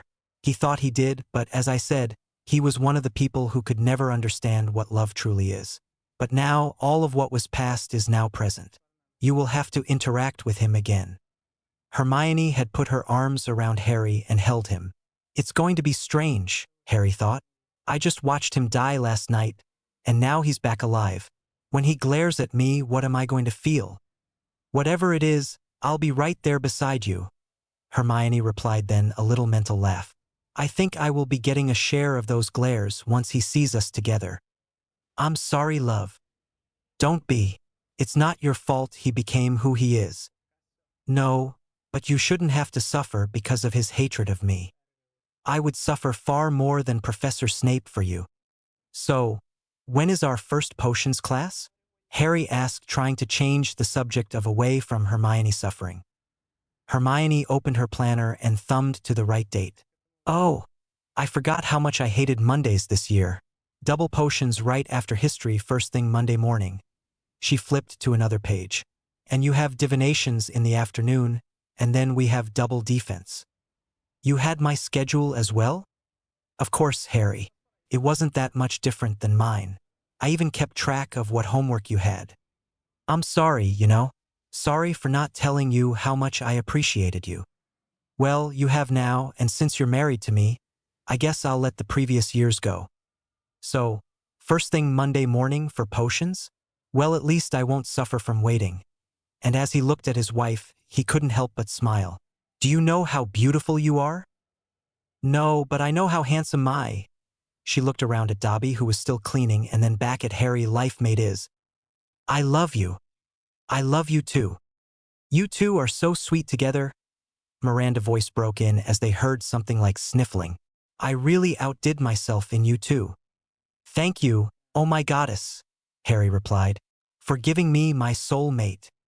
You're welcome, Harry, the goddess of love replied as the sniffling turning back to a slight giggle. Take care of each other. We shall, the two Potters answered at the same time. Harry glanced at the window and noticed faint light of the new day had arrived. It's getting light out. Maybe we should go up and lie down and wake up with everyone else in a couple of hours. That'll let Dobby finish down here without us around. Hermione looked at the little elf. I hope the other elves will come back and help him. Maybe I should apologize to them. I still wish they were all free, but… I understand, love, but we can discuss that later. For now, let's go to bed. Another kiss. Then they both walked up their respective staircases and crept into their beds. As they climbed into bed, neither thought they could sleep after the tumultuous changes that had occurred. But as their head hit the pillow, the pleasant thoughts of their soul mates drew them into slumber. Chapter 3. It was 2 hours later that the stirring of Neville and Seamus brought Harry out of his slumber.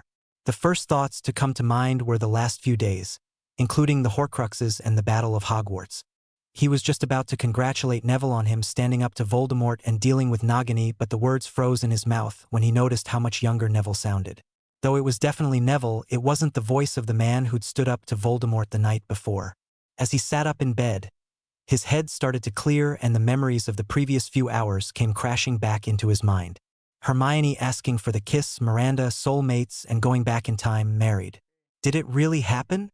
Harry asked himself. Disorienting, isn't it? Hermione's voice sounded in Harry's mind, and after a slight delay, my husband. Hermione? So it was all real? Miranda, us being soulmates. Marriage? Back in time. Harry thought as his mind started putting all the pieces back together, and the confusion from a few seconds before turned into a surreal peace. I love you, Hermione Potter. And I love you, Harry, Hermione replied. Harry found his glasses on the small table beside his bed and started looking around as he continued to orient himself. He then started to reflect on all that had happened and what Miranda had told them. A loud snore broke his concentration, and Harry looked toward the bed of Ron Weasley. A wave of disgust and anger rolled over him as he looked at his friend's bed. It was all Harry could do to not to grab his wand and curse the redhead to oblivion. I had the same problem with Ginny this morning, Hermione said. I had a tripping jinx on the tip of my tongue as she walked down the steps this morning. I mean, it's one thing to be told of their betrayal and to know it in mind, but when I saw her it all became so real. Fortunately, I was able to calm myself before I did something drastic. How did you do it? Calm yourself, Harry asked as he still glared at the snoring redhead. By imagining what the look on her face is going to be when I kiss you this morning, Hermione replied. And I don't plan on it being a small peck on the lips either. If she wanted jealousy, well, I can give it to her without any bloody potions. But as for actually hurting her, this Ginny hasn't done what she's going to do yet and now never will. True, but I still want to curse Ron. He hurt you, Harry responded. Not yet, he hasn't, and that Ron asleep up there never will, Hermione replied. I've been thinking about him though. I know he was our friend, but I don't think we can still be his friend, not knowing what we know. Harry glanced again at the bed that contained the young man in question, and with a sigh he replied, I agree. Besides, I already said if you were uncomfortable, we'd move away from them. Wouldn't mind him seeing us kiss this morning, but he won't be awake for quite some time, since he was up being the hero of the match last night, Hermione said. Maybe I should see if I can set him up with Lavender again. Without being jealous, hearing her call him 1-1 again would be hilarious. Harry snickered mentally. Sounds like a great idea. So, I'm not allowed to curse him, nor can we just ignore him altogether this morning, since that sudden of an attitude change might be suspicious. True, but if he and Ginny already have ideas about us, I think just you and me being together might drive them to do something that will give us reason to move away from them. Most likely, but we have to be careful as well. Their jealousy might cause them to do something against us. I'd be wary of them anyway, Hermione replied. She glanced across the common room at the red-headed girl who she'd considered to be a friend. How long have you been awake? An hour or so. Lavender isn't the quietest person in the castle. And once I woke, my brain started thinking about everything we have to do pretty soon. What else did you come up with? Harry asked. Hagrid, for one. We need to warn him about Umbridge. He already knows it's coming, but maybe when it gets closer to that night we try to let him know it is happening then. Hopefully that would keep Professor McGonagall from getting stunned. Hermione replied. Why not suggest he get out now? Harry said. Do you want to teach Grop English? Yeah, right, there is that, Harry replied. We did promise, didn't we? 2 years ago, but yes, we did. Do we spend time with Ron today and tell him about Grop like the last time? Until we find a reason to stop being friends with him, we have to act like we did, Hermione replied. Besides, what if Hagrid mentions it to him? I didn't think of that, Harry replied. Oh, Merlin, he's going to talk about that bloody match, isn't he? Every single goal he saved. Probably, Harry agreed, and could hear the mental sigh that occurred in his wife's mind. Ron let out another loud snore, causing Harry to look over at Neville as he rolled his eyes. Are you already in the common room? Waiting for you, but take your time. I've got a book. And your favorite husband to chat with anyway? Harry asked cheekily. Favorite one? Since you're my only one, it also means you're my least favorite as well, Hermione reminded him. Ouch, love. Shall we go see Professor McGonagall this morning before breakfast? Yeah, sure. Bring the mirror with you, Hermione said. Something tells me you might want to see Sirius as well. Sirius, Harry thought, and quickly started getting dressed, then said to his wife, You know me too well, don't you? I know you better than anyone else, Hermione answered, and Harry knew it was true. Where are we going to go so we can talk to Sirius? Where else? Room of requirement. The thought of the magical room that answered the needs of the occupants made Harry look back over at Neville, who was getting ready to head out of the dorm. It was still less than a day ago to Harry when he had seen his friend stand up to Voldemort himself. He thought of the fight Neville had put up at the school while he, Hermione, and Ron had been out on the Horcrux hunt. Not this time, Neville, my friend. Hermione, put Neville on that short list too. He's already on it, Harry. He's always been loyal to you. The unlike some other people was left unsaid. Luna? Harry asked, and could feel another mental sigh in Hermione's response. Yes, but I am not going looking for any horned whatever they are. She is a good friend, though. She was battling Bellatrix with Ginny and me last night. I saw you. You never got to see her bedroom, did you? When we were at their home, before the Death Eaters attacked. No, Hermione replied. In her mind, she found herself looking at a ceiling of what was obviously Luna's bedroom. 5 exquisitely painted portraits were staring back at her. She felt her breath catch as she saw herself, along with Harry, Ron, Ginny, and Neville, all in perfect detail. Fine gold chains linked the portraits together in a delicate pattern. Look closer, Harry's voice said, and the image zoomed in on a section of chain. A wave of tenderness washed over her for the young blonde girl as she realized the chain was actually a single word, friends, repeated over and over. It's beautiful, Hermione exclaimed. She must have spent an entire summer creating that. It is very touching, isn't it? Yes. Now a bit of sadness touched Hermione as she remembered the way she'd treated Luna on occasion. I think what we did at the ministry gave her confidence, like it did Neville, Harry said. I'm not sure how to give them that this time. Hopefully we'll think of something. I feel we can trust her. With everything? Harry asked. I really don't know, Hermione thought. I'm not sure how to get anyone to believe us even if we did tell them. You're already being called crazy by the prophet in this time. What happens if you tell someone that you're from the future and know everything? It very well might be Luna is the only one who would believe us. Sirius will believe us. Are you sure? Hermione asked. Or will he think we're trying to prank him? Or be concerned about you and tell Dumbledore? He might think your connection to Voldemort has caused you to lose touch with reality. But I have you, Harry said. Hopefully he believes the both of us. We have to try. I know, Harry. Just be careful with what you say and how you say it. We can talk about this later. I'm dressed and headed down. Don't forget to brush your teeth. Channeling your parents now? We haven't even been to breakfast yet. No, but Ginny is sitting here, and I thought you would like a nice morning kiss. With that thought, Harry made quick work of brushing his teeth, and was walking down the steps to the common room in no time. As he took the last step, he saw his wife glance up from her book and look at him.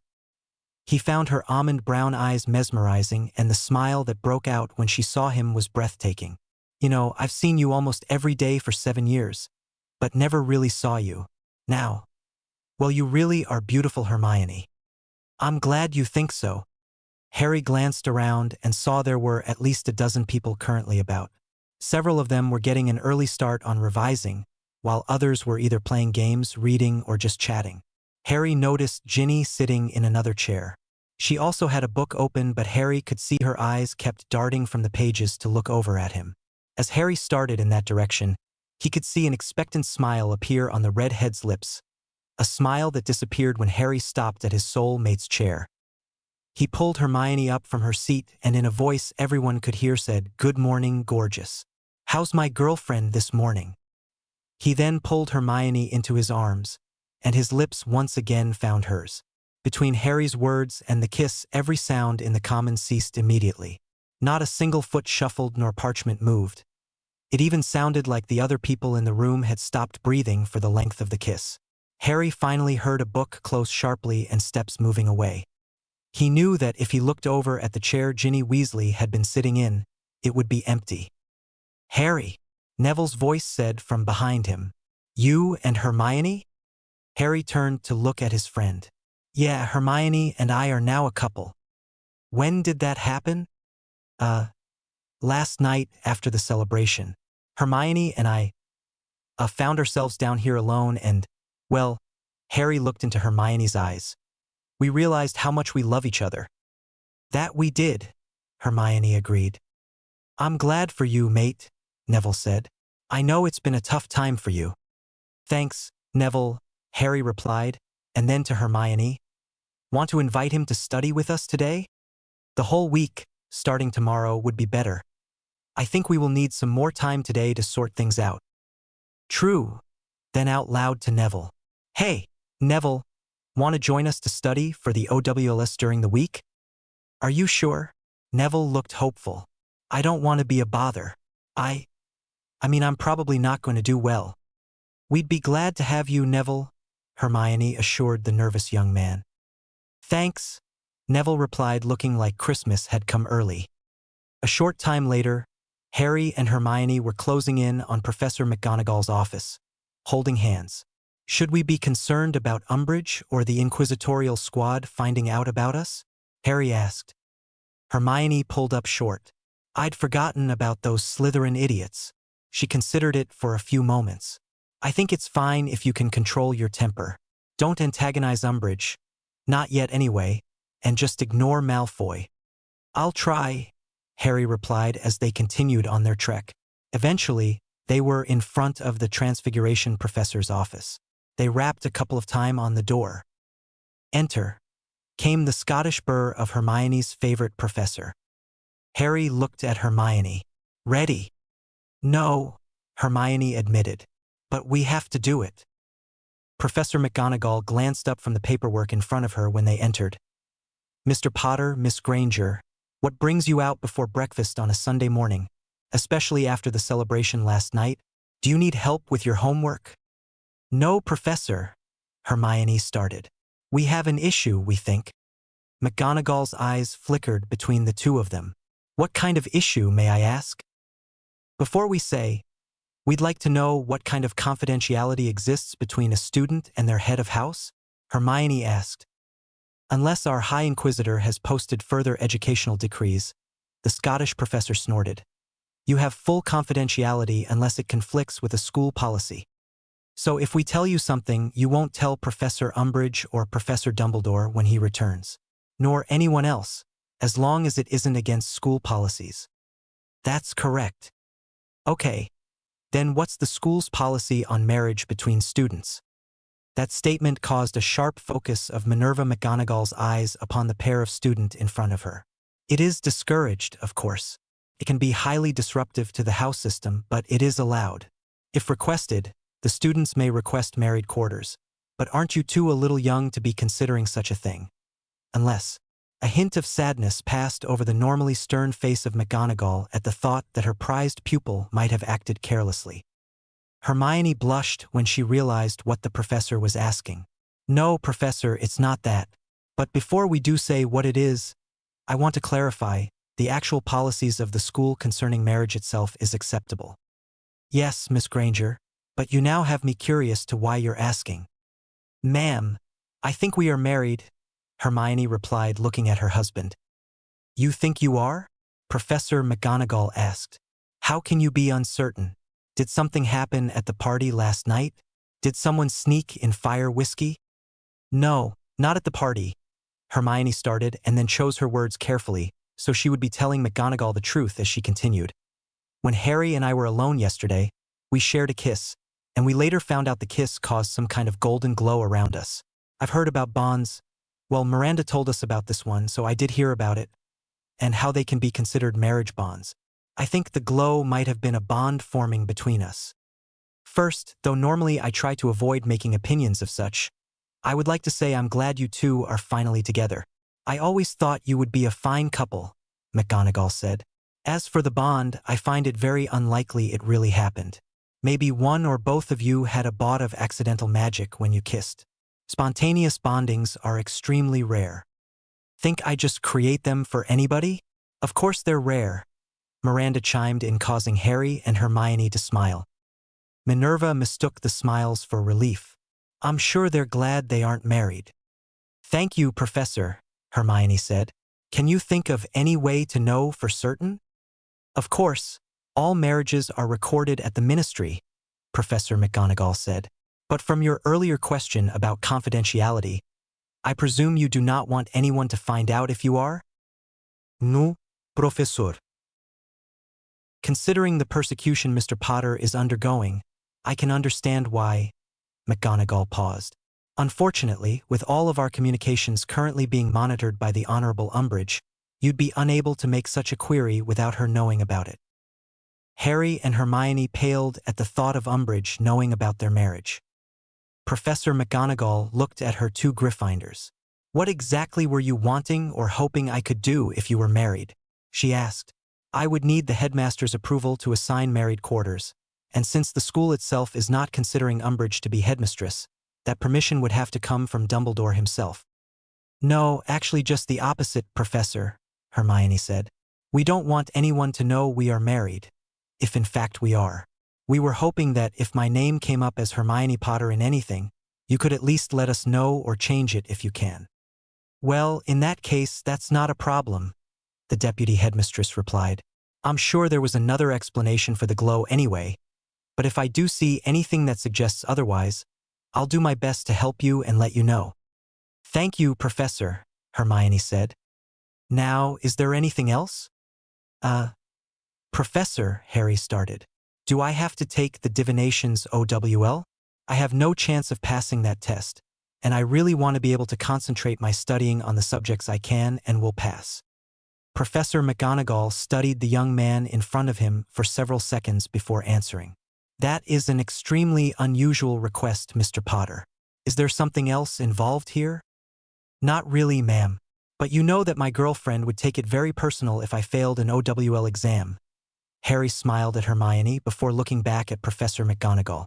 Could you imagine her shame if her boyfriend, or potential husband, were to fail one? For her sake, please tell me I don't have to take it.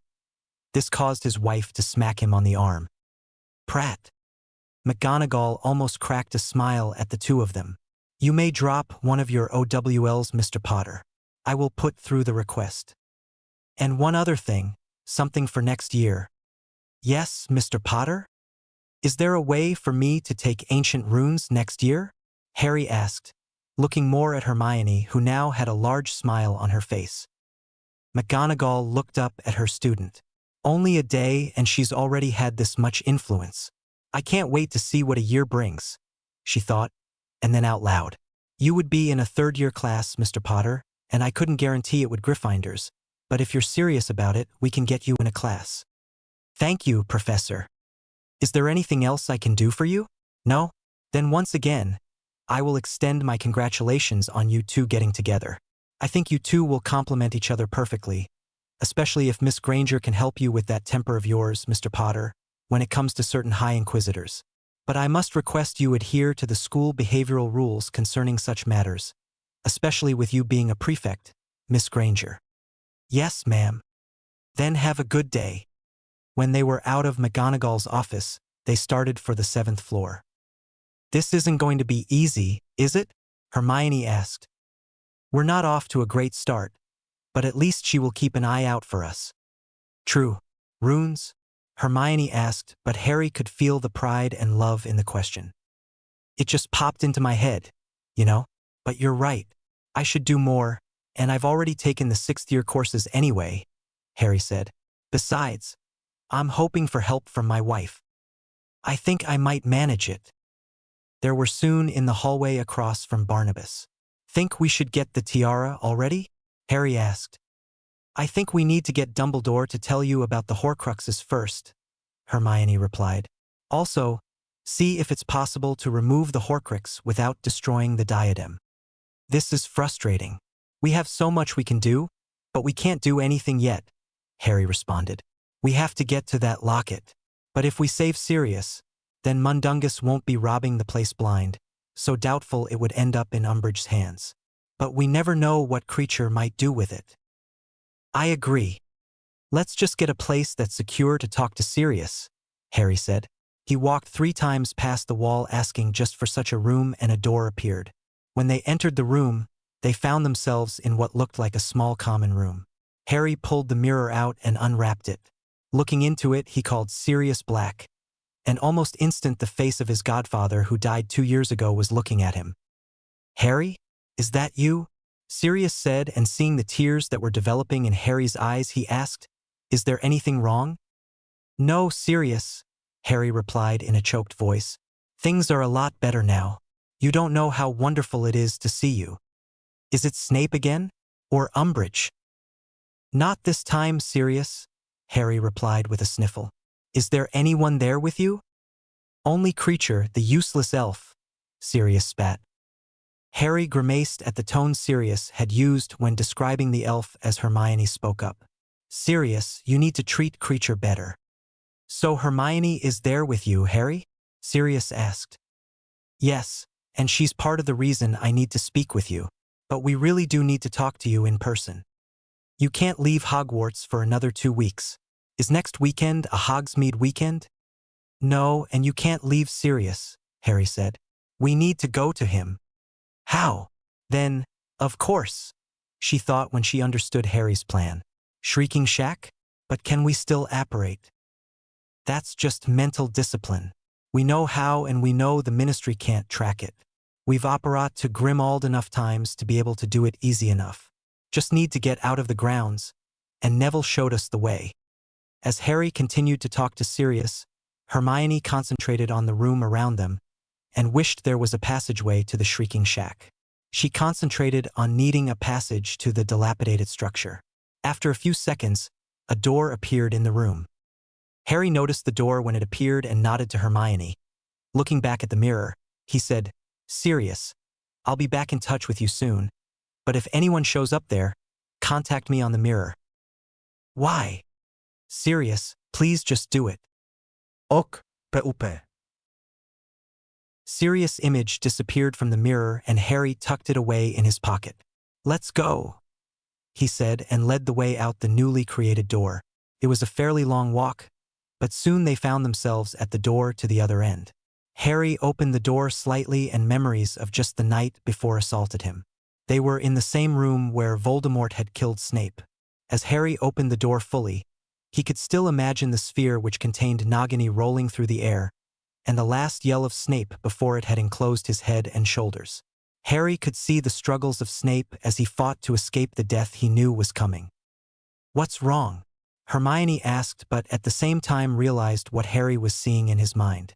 She gently laid a hand on his arm and waited. Harry finally cleared his mind and turned to his wife and nodded. "I'm fine. Let's go." Without another word, he pushed on into the room. As the door closed behind them, it disappeared. "I wonder how Neville got it to stay?" Harry asked as the door vanished. "They said someone had to stay in the room, didn't they?" "That's the point. The first time when Neville needed food, no one else was with him."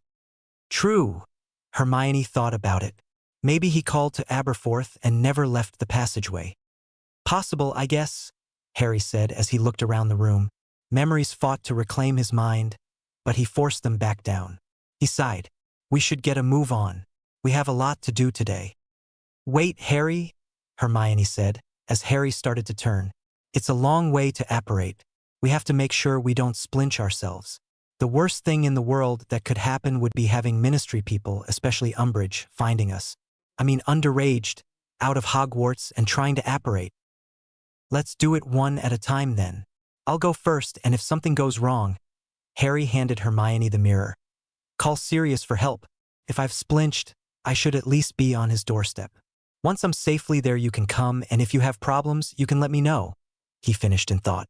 After Hermione nodded her understanding, Harry moved to the center of the floor. Thinking about the top doorstep of Grimmauld Place he had apparat to so many times last year, he applied destination, determination, and deliberation and disappeared. "I'm here safe and sound. I'll wait for you before I do anything." Hermione heard and smiled. She repeated the process and found herself beside her husband. "Much better way to get to London than a thestral," she commented. "Here's the tricky part," Harry said as he pulled out his wand. "I don't think just tapping my wand can induce the trace, but..." Grimmauld Place did not have a doorknob or even a handle. The house was unlocked by a tap of a wand on the door, ensuring no muggle could ever enter the pureblood residence. "No, it wouldn't," Hermione replied. "It's just magical identification by the door." Harry tapped once on the door and the familiar metallic clicks could be heard. Finally the door opened with a creak. As they crossed the threshold, he half expected the challenge by Mad-Eye Moody's tongue-tying curse, but realized that was from a time yet to come. They breathed a sigh of relief as they made it past the painting of Sirius' mother without waking it. Harry looked at Hermione. "Hand me the mirror?" And when she did so, he called, "Sirius Black." "Pup, I was just calling you. I just felt the ward's trip, so someone is here." The same voice that was coming over the mirror was echoing down the steps. Harry and Hermione looked up and into the face of Sirius Black. When Harry saw his godfather, he asked, "Wouldn't want company for breakfast, would you?" Sirius froze in mid-stride, looking fairly ridiculous with one hand holding the mirror, one foot in the air, and a look of utter confusion on his face. His eyes moved from the teens to the mirror in his hand and back again. Words like how and where materialized on his lips, but the sounds never made it out. Finally, he gathered himself and asked, "What's going on, Harry? What are you doing here?" "Let's go to the kitchen and talk serious, but let us know if anyone else shows up," Harry said. "No one else can know we are here." "I presume this is important then? Not just wanting to know more about that memory of Snape's concerning your father." Harry had almost forgotten about that. It was too long ago and it was so minor considering what he had seen since, but he remembered how important it had been 2 years ago. "No, it's not that." When they were all seated around the table, Harry asked, "Where's Creature?" "Upstairs somewhere," Sirius muttered. "Can you call him down?" Harry said. He glanced over at Hermione. "I think that might be the best place to start. We can give provable knowledge first." "What do you need with the elf?" Sirius asked. "All he does is wander around muttering to himself all day. I think you will find it very important. Please call him." "Creature?" Sirius yelled out, and with a pop the elf materialized next to his master. "You called Creature?" the elf asked and then continued in an overly loud whisper. "Useless spawn of my mistress, talking to a mudblood. I thought she was gone, and now she back befouling my mistress' house. Sirius, ask Creature if he has been visiting any other of your relatives recently, Harry said quietly. But do not threaten him when he answers. Of course he hasn't. He can't leave this house, Sirius exclaimed. Please just ask. No, order him to tell you. Sirius looked at his godson, wondering where this was going, but curiosity got the best of him and he turned to the house elf. Creature, I am ordering you to tell me if you have visited any other relatives of mine recently. The elf hesitated, his eyes widened as if trying to fight an answer, but finally, yes, Creature has. Sirius looked startled. Who, Creature? Who've you visited, you miserable elf? Sirius, no. Don't be mean, please trust us. Hermione pleaded. Me. Miss Sissy and Miss Bella? The words struggled out of the elf's mouth. Narcissa Malfoy and Bellatrix Lestrange? Boomed Sirius. Yes, master, Creature answered. Disgusting little. Sirius' hand rose to strike at the little elf. Sirius, no. Harry yelled, stopping his godfather in his tracks. Don't hurt him. Sirius turned to the teens as he stood from his chair. Look, you don't understand what this means. You need to get out of here so I can contact Dumbledore. We have to know exactly where Creature has been and what he has told them. Harry raised a hand to stop his godfather. Not yet, Sirius. Sit down, please. There is a lot more we need to deal with. Stuff that we need you to promise not to tell Dumbledore about. But I have too, Harry. The Order has to know. We have plans, Sirius argued. I know all about the plans, but I also know what we have to say is more important, Harry responded. Look, just hear us out and then we'll talk, okay? Sirius studied his godson and noticed something had changed in him. The boy in front of him wasn't the moody person that he had seen before. There was a tired look in his eyes that he had seen a lot in the last war. A look usually found in people who had seen too much. Looking at the young lady beside him, he noticed the same look in her eyes as well. He finally shrugged and sat back down. A couple of minutes then, he then turned to Creature. And you don't move from that spot. Yes, master, Creature replied as he froze. He'd been trying to back out of the kitchen unnoticed. So, what's so important? Sirius asked Harry and Hermione. I have one more order for you to give Creature, Harry replied. Order him to tell me when was the last time he saw your brother, and exactly what he was doing at the time. He is under orders not to tell anyone in your family, but since I'm not a black, I hope this will work. When Sirius ordered the little elf to tell the tale to Harry, the little elf seemed to fight an internal battle before the tale that they had heard a little more than a year in the future emerged. Sirius listened, and his understanding of his younger brother was completely undone. Sirius heard how Creature had been used by Voldemort to hide something Regulus later went to recover in defiance to the Dark Lord. An act that ended up costing him his life. Harry and Hermione gave Sirius the questions to ask to fill in the story until the whole thing was out. When it was over, Creature was on the floor crying. It had taken a direct order from Sirius, at Hermione's insistence, for Creature to not hurt himself when he admitted he'd failed Regulus in not destroying the locket. Tears were in Sirius' eyes as he looked at Harry and Hermione. Regulus had turned against Voldemort? He loved Creature, Hermione explained, causing Sirius to look at the elf. That Voldemort was willing to throw Creature's life away was what caused the defection. It looks like. All these years, I've thought he was just a dumb kid who got in over his head and panicked, Sirius said. He sat in silence as he contemplated what he'd heard. Then he looked at Harry and Hermione. How do you know all of this? We are going to tell you, but first let me do something, Hermione said. She rose from her chair and knelt beside the still crying elf. Creature cringed from her when she did so. Creature, Hermione started softly. I know I'm not your master and I know you think you don't like me. But if we could help you destroy the locket, would you want us to? The elf's tears stopped, but he refused to look at Hermione as he started muttering. Mudblood comes close to Creature. Oh, what would my mistress say? But she offers to help do what Creature cannot. If Creature refuses, then it might not get done, and I was ordered to do it. I have to let the Mudblood help. Even as he continued to look away, Creature nodded. Creature, could you get the locket? Hermione asked, still in a gentle voice, and when the elf shook his head she asked, Why not? Master told Creature not to move from this spot, Creature explained. Creature must stay. Hermione looked at Sirius, who said, Creature, you may go get this item and then return directly back here. Creature disappeared in an instant. As soon as he was gone, Hermione turned back to Sirius. Is there something of Regulus around that Creature might like? Wait, let's ask him. When Creature returned with the heavy gold locket with the S on the front, he laid it on the table. He then looked at Hermione and stated, Mudblood said she could destroy it. We will, but we need a little time, Hermione replied as she stared at the object, knowing what it was. Finally she turned to the elf. Creature, you did a brave thing those years ago. Sirius, she looked over at her husband's godfather, has agreed to let you have anything in the house that you would like. I think you already have some treasures in your room. Would you like to be able to keep them all with Sirius' blessing? All? Creature asked, looking at Hermione, and then at Sirius, who was still trying to figure out what was going on. You can keep anything you have, Creature, Sirius said, as he was coming to grips with the new understanding of his family. And if there is anything else you want of Regulus, let me know and I'll let you have it if possible. The house elf broke down in a new bout of crying. So what makes this locket so important to Voldemort? Why did it get my brother killed? Sirius asked as he reached for it.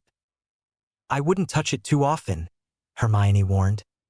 Sirius jerked his hand away as if the metal had turned red hot. Why? Harry glanced at Hermione. They both knew the next few minutes were critical. They knew they had to convince Sirius, and it all depended on his next few words. He let out a sigh as he reached for and picked up the locket. The feeling of revulsion coursed through him as he remembered the effects it had had on them while they had worn it all of those months. This is what Dumbledore has been hiding from everyone because he thinks no one but himself should know, he started. This and similar objects are the secret to defeating Voldemort. What? How could you possibly know that? If we tell you, you have to promise that you won't tell Dumbledore. Even if you don't believe us, you can't tell Dumbledore what we are about to tell you. Why? Sirius again had a look of a confused man. Dumbledore needs to know anything that can help defeat Voldemort. Not this, and you'll understand why if you'll just promise us you won't tell him. If he were to find out what we know, he'd most likely obliviate us to keep the knowledge to himself. Sirius was about to object, but the fierceness of Harry's gaze made him pause. Slowly he nodded. Fine, but I still have to tell him about Creature going to the Malfoys. Harry shrugged. Once we finish telling you what we have to say, you might think otherwise, but I won't keep you from doing that. You do need to order Creature to not tell anyone, not even order members, that he saw Hermione and me here today. He especially can't tell anyone what we have discussed and will discuss, unless you say otherwise. Sirius again nodded and gave Creature the commands. A couple of other things we need to tell you before we begin the main story, Harry said. The first is we know what the Order has been trying to protect in the Department of Mysteries. I know all about the prophecy. That brought Sirius' eyes onto Harry's very quickly. How? Was all Sirius asked. Who told you what they're guarding? You'll soon know, Harry explained. The other thing is, I know you made me your heir in your will, and at another surprised look from his godfather he explained. I know this because your will was read after your death in about 3 weeks. Harry held up his hand and said, Let me finish, please. This is the part that's going to sound utterly insane, but just let us finish. Harry looked at his wife and gave her a small smile before he turned back to Sirius. Hermione and I are really 2 years older and have seen too many deaths, yours, Remus, Tonks, Dumbledore's, and many others. We were given the chance to come back to our bodies in this time and try to fix the mistakes mostly caused by one man, Albus Dumbledore. Sirius had a look of disbelief on his face, but before he could say anything, Harry continued. Please let me finish. It all started right after I defeated Voldemort. You defeated Voldemort? Now Sirius was staring at Harry as if he had 2 heads. Do you know what the prophecy says? The one the Order is protecting. No, Sirius admitted. Dumbledore said it concerns you and Voldemort, but it's too dangerous for anyone to know what it says. Of course, Harry replied. Snape didn't know the prophecy, at least not the part he didn't overhear. In his memories, he blasted Dumbledore for not telling him when Dumbledore told me. Besides, he looked at Hermione. Could you imagine Mundungus knowing what it was? So what is it then? Don't let Dumbledore know you know or he'll obliviate you, Harry cautioned. He took a breath and recited the words that had haunted him for 2 years. The one with the power to vanquish the Dark Lord approaches, born to those who have thrice defied him, born as the 7th month dies, and the Dark Lord will mark him as his equal, but he will have power the Dark Lord knows not, and either must die at the hand of the other, for neither can live while the other survives. What? Sirius exclaimed. You? Harry nodded. Trelawney recited that prophecy back before I was born. Snape overheard the first part of it and told Voldemort. That's why he targeted my parents and why they are dead. Snavelis, growled Sirius. Snape realized it was Mum that Voldemort was after and told Dumbledore. I remember Dumbledore warning James and Lily. We never knew where he got his information, of course, and we definitely didn't know it was Snape. Then, of course, that night, Harry continued as he tapped his scar, he marked me his equal. So you say you beat him? Sirius asked, forgetting that he wasn't sure if Harry was telling the truth or not about being from the future. Yeah, just last night or something like that in our time, Harry explained. I'm still a little confused. Too much has happened in too short of a time, but I can say that I won purely by luck. You beat Voldemort last night? Sirius asked in disbelief. 2 years in the future last night, Hermione corrected him. There was a big battle at Hogwarts, and that's when it happened. We're getting ahead of ourselves, though. Let me tell you how we got from 2 years in the future to here and now, Harry said. He put his hand over Hermione's before he continued. It all started the morning after that battle, when this gorgeous lady came to my room to ask a favor. It seemed like a simple thing at the time, but it turned our lives upside down. What happened? Well, it seems, quite literally, I am the man of her dreams, Harry smirked. Hermione rolled her eyes but smiled anyway. Well, I can't argue that fact, but actually we, ended up kissing for the first time, and that finalized a soul bond between us. Soul bond? What do you mean? Sirius asked. Harry and Hermione launched into exactly what happened after the kiss, the meeting with the goddess of love, the revelations about their friends who had betrayed them, and about Dumbledore. How they were given a choice to come back and try to fix what went wrong. Even my original meeting with the Weasleys was staged, Harry said as they ended the explanation. So this Miranda is a goddess? That's a bit far-fetched, isn't it? Are you sure you didn't just have a shared dream? Or maybe someone pranked you with polyjuice or something? Want me to tell you everything we learned in our 6th year? Hermione asked. Potions with Professor Slughorn was much better than Professor Snape, but… Slughorn? How do you know about him? He was my potions professor. I know. He remembered my mother, Harry replied. We knew him because in the last timeline, Hermione added. Snape became the defense professor and Dumbledore brought Slughorn back to teach potions. Besides, how you do think we knew about Regulus and Creature? Harry asked with his voice rising. How do I know about the prophecy? Or that you put me in you will? Okay, say I believe you, and, as crazy as it sounds, I'm actually starting to. Why can't we tell Dumbledore? You know, I have again a connection with Voldemort, right?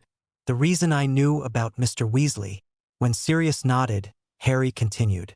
Did Dumbledore ever explain exactly what it was? I am presuming not, since no one knew about those things. Harry nodded at the locket. When he died. Dumbledore died? Sirius asked incredulously. He remembered them mentioning it earlier, but he hadn't really believed them at the time. Yeah, end of next year, Harry said. No one knew it, but he was dying anyway. This summer, he ended being cursed and only had a year left. He set it up so Snape would kill him to better his position with Voldemort. He then turned to Hermione. You know, that's something else on Dumbledore's shoulders. Since everyone believed Voldemort was able to kill Dumbledore, it demoralized those who were fighting against him. Harry's eyes were flashing in anger now. How many people lost their lives because they gave up the will to fight? Hermione put her hand on Harry's to calm him down. It's not going to happen that way this time, she said. She then continued the explanation to Sirius. We're still realizing all the mistakes Dumbledore made. I hope you can see that we need more than Professor Dumbledore deciding what is best. Yeah, I can see that, Sirius replied. Harry, what were you going to say about the connection you have? And what does it have to do with that locket? Have any idea what a Horcrux is? Harry asked his godfather. Sirius' eyes hardened. Is that what Voldemort did? And that he nodded at the locket? Is it? Yes, that is a Horcrux, but he made far more than just that one. He made 6 of them, or actually 7, but the last was by accident and he never realized it, Hermione explained. 7? Sirius whispered. Yes, 7, and so far only 1 has been destroyed. The 7th one, Harry said, and tapping his scar, is here. At the look of horror on Sirius's face, Harry explained further. When Voldemort tried to kill me all those years ago, a piece of his soul broke off and lodged in me. That is the link we share. How did I get rid of it in the future? Voldemort killed me again. Dumbledore's grand plan had me walk out and take a killing curse voluntarily, without knowing there was a chance I would live. I thought I was going out to die. Sirius. Tears had come back to Harry's eyes as he remembered the walk into the Forbidden Forest. Hermione's arms reached around him and he heard, "Not this time, Harry. You will not leave me, and I will not leave you." Basically, Dumbledore's plan consisted of 3 teenagers wandering around a countryside looking for Horcruxes, with no clue where they were. If we found them all, I was to go get myself killed by Voldemort on purpose. Harry took a breath to calm down and then continued. Did he even bother to tell me that part of it? Of course not. He left that bit of information with Snape. Only by pure luck was I able to get that knowledge from Snape as he was dying. Even then he left out the part about I had a chance to live through it. Last night I stood in front of Voldemort and let him kill me without raising my wand because that was what Dumbledore said I had to do. The horror had returned to Sirius' face. Again, I hope you understand why Dumbledore cannot know what we have to say. We know where all of the Horcruxes are and we will eventually figure out how to get them destroyed. But it will not be his way. Yeah, I can see why, Sirius replied in a shaky voice. So, what about the locket? How do we destroy it? Harry, Hermione said. I have an idea that might work. She turned to Sirius. Will Dumbledore be here anytime soon? He stops by every few days. Why? Sirius asked. You can tell him that you asked Creature about Regulus, and give him the story he just told you. Then give Dumbledore the locket, Hermione explained. See if he mentions to you what it is. If nothing else, he'll destroy it for us. He can't without my help to open it, Harry said. Why? Sirius asked. This is Salazar Slytherin's locket, Harry explained. It'll only open to a Parseltongue command. Will he realize what it is and how it opens? He'll recognize it immediately. He has the memory of a house elf who served the Lady Riddle stole it from. Hez. Something or another Smith. How do you know all of that? Sirius asked, but then held up his hands. Never mind. Obviously a lot has happened. So, will Dumbledore ask for your help? He might try to trick me in helping him, but he's desperate for those Horcruxes, so he'll definitely come to me. If, or I should say, when he does, Hermione said, it will be a good time to force him to tell you about the Horcruxes. That's true. There was absolutely no doubt in Sirius' mind anymore about the teen's story. He then thought of something. Harry, the connection to Voldemort was the reason Snape was giving you occlumency lessons. Did you ever get back to him or learn it in the future? Dumbledore thought it was the most important thing to be done. Miranda gave it as a gift when I agreed to have the Horcrux put back in, Harry sighed. I don't know if I was just incapable of learning it from Snape, or if our mutual hatred was causing a problem with the lessons, but I seemed to be more open to the manipulations the night after a lesson than other times. And that is how you ended up dead serious. Harry's eyes met his godfather's. It was my fault. Your fault? Sirius asked. Voldemort tricked me into believing you had been captured and were being tortured in the Department of Mysteries, Harry explained. I now know he just wanted the prophecy. Harry again thought back to that night. If Dumbledore would have just told me there was something Voldemort wanted and might try to trick me into getting it, I would have been on guard, but again he thought he knew best. He kept everything from me. So, what happened? Sirius asked, unsure he wanted to hear about his own death. I led an assortment of students, Hermione, Ron, Ginny, Neville Longbottom, and Luna Lovegood there in an attempt to rescue you. We were up against 12 Death Eaters, led by Lucius Malfoy, and for a short time we were able to hold our own. Eventually, though, we started taking casualties. Fortunately, none of our friends died, though Hermione came extremely close. You, Shacklebolt, Tonks, Moody, and Remus arrived just in time to save us, with Dumbledore showing up a few minutes later. In the fight, you were dueling Bellatrix and you weren't taking it seriously enough. You were even laughing at her. She hit you with a stunner and you fell through the veil of death. Again tears had sprung up in Harry's eyes at the remembrance of his godfather falling through the ragged curtain. And it was my fault. If I had used these mirrors, he held up his, I would have known you were all right. I tried to talk to you. We ended up having to break into Umbridge's office and we got caught. But I flew here and Creature lied to me. He told me you weren't here. I found out later you were, but you were up with Buckbeak. It was one of things the Malfoys had told him to do, distract you on that night. Sirius's face had turned very pale, but at the last statement he had turned to Creature. No, Sirius, Hermione said sharply. It was your fault as well. The way you've been treating him has been horrible. Her voice softened.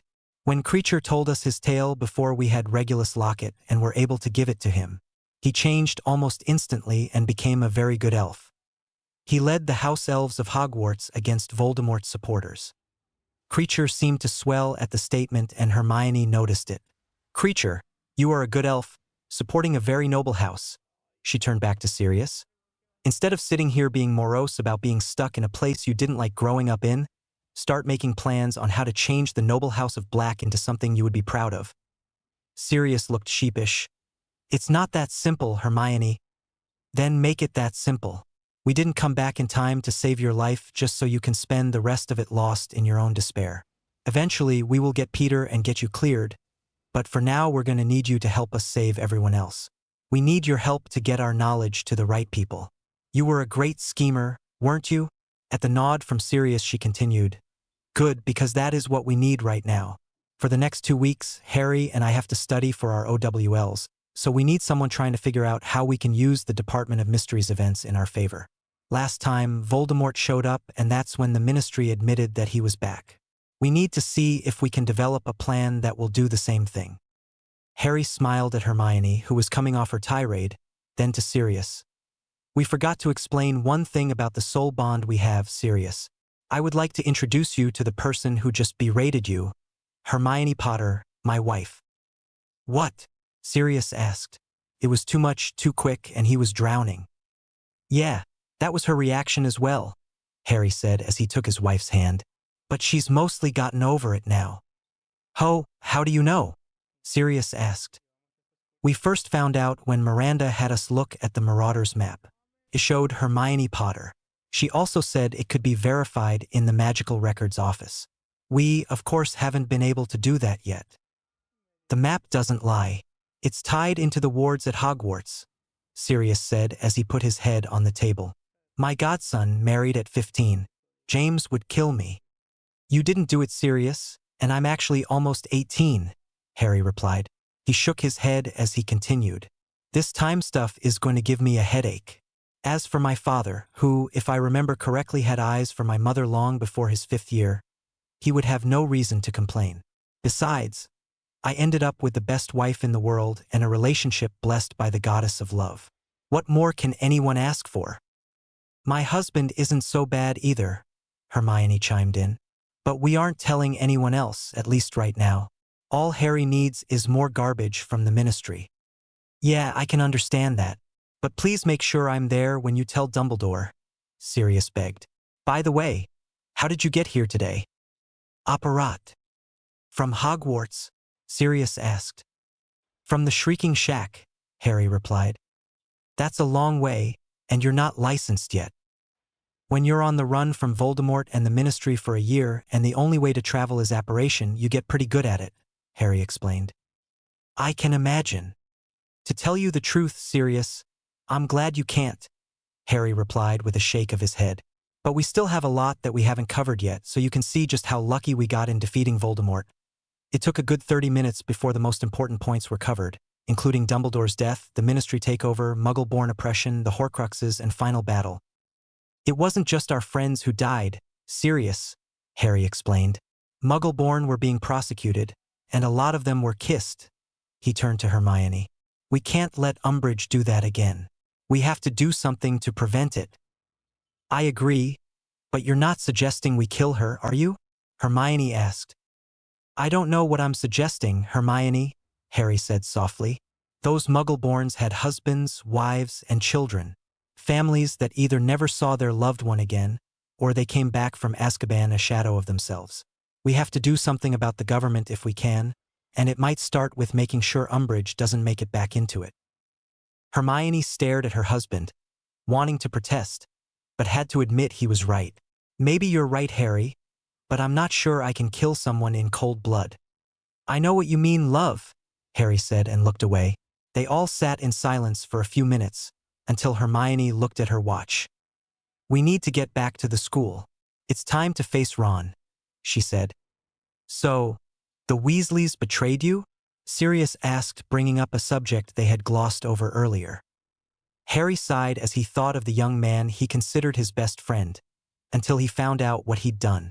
Yeah, Ron and Ginny did, still trying to undo 7 years of friendship in my mind. But when I saw Ron sleeping this morning, knowing what he did to Hermione, I had a hard time not cursing him. At least it wasn't as bad as it was with Peter. Nobody died because of their actions. We don't know that, Sirius, Harry argued. What would have been different if our next school year hadn't been complicated by jealousy? Besides, if you could have gone back before Peter betrayed my parents, what would you have done? Sirius sighed. I would have ripped the rat into multiple pieces and fed him to whatever creature I could have found. He looked at the couple. Just don't do anything stupid. Harry smiled as he looked at Hermione. That's why she's my soulmate. She's supposed to keep me from doing stupid. Even when I thought you had been captured 2 years ago. She was trying to be a voice of reason and told me it could be a trap. She's been right about most things, and I think I might have finally learned my lesson. But you know, he looked at his wife. Even when she was sure I was wrong, she's never left my side. Hermione smiled at Harry and gently squeezed his hand. And I never shall love. As Sirius looked at his godson and his wife, he remembered the two of them saving him 2 years previous. He remembered the way they just seemed so natural together back then, and now he saw the same thing but even more pronounced. Okay, you two get back to school, but keep in touch. I'll let you know what Dumbledore says. Sirius looked around the kitchen and at the house elf. Hermione, if my godson can listen to you, maybe I can as well. He turned to the elf that was still standing where Sirius had commanded him to stay.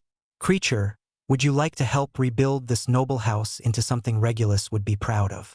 A house that fights against Voldemort just like Regulus was trying to do at the end. Creature would like that, master, the little elf said. When that locket is destroyed, Harry said, pointing to the golden Horcrux, I will make sure you get to see it, he promised the house elf.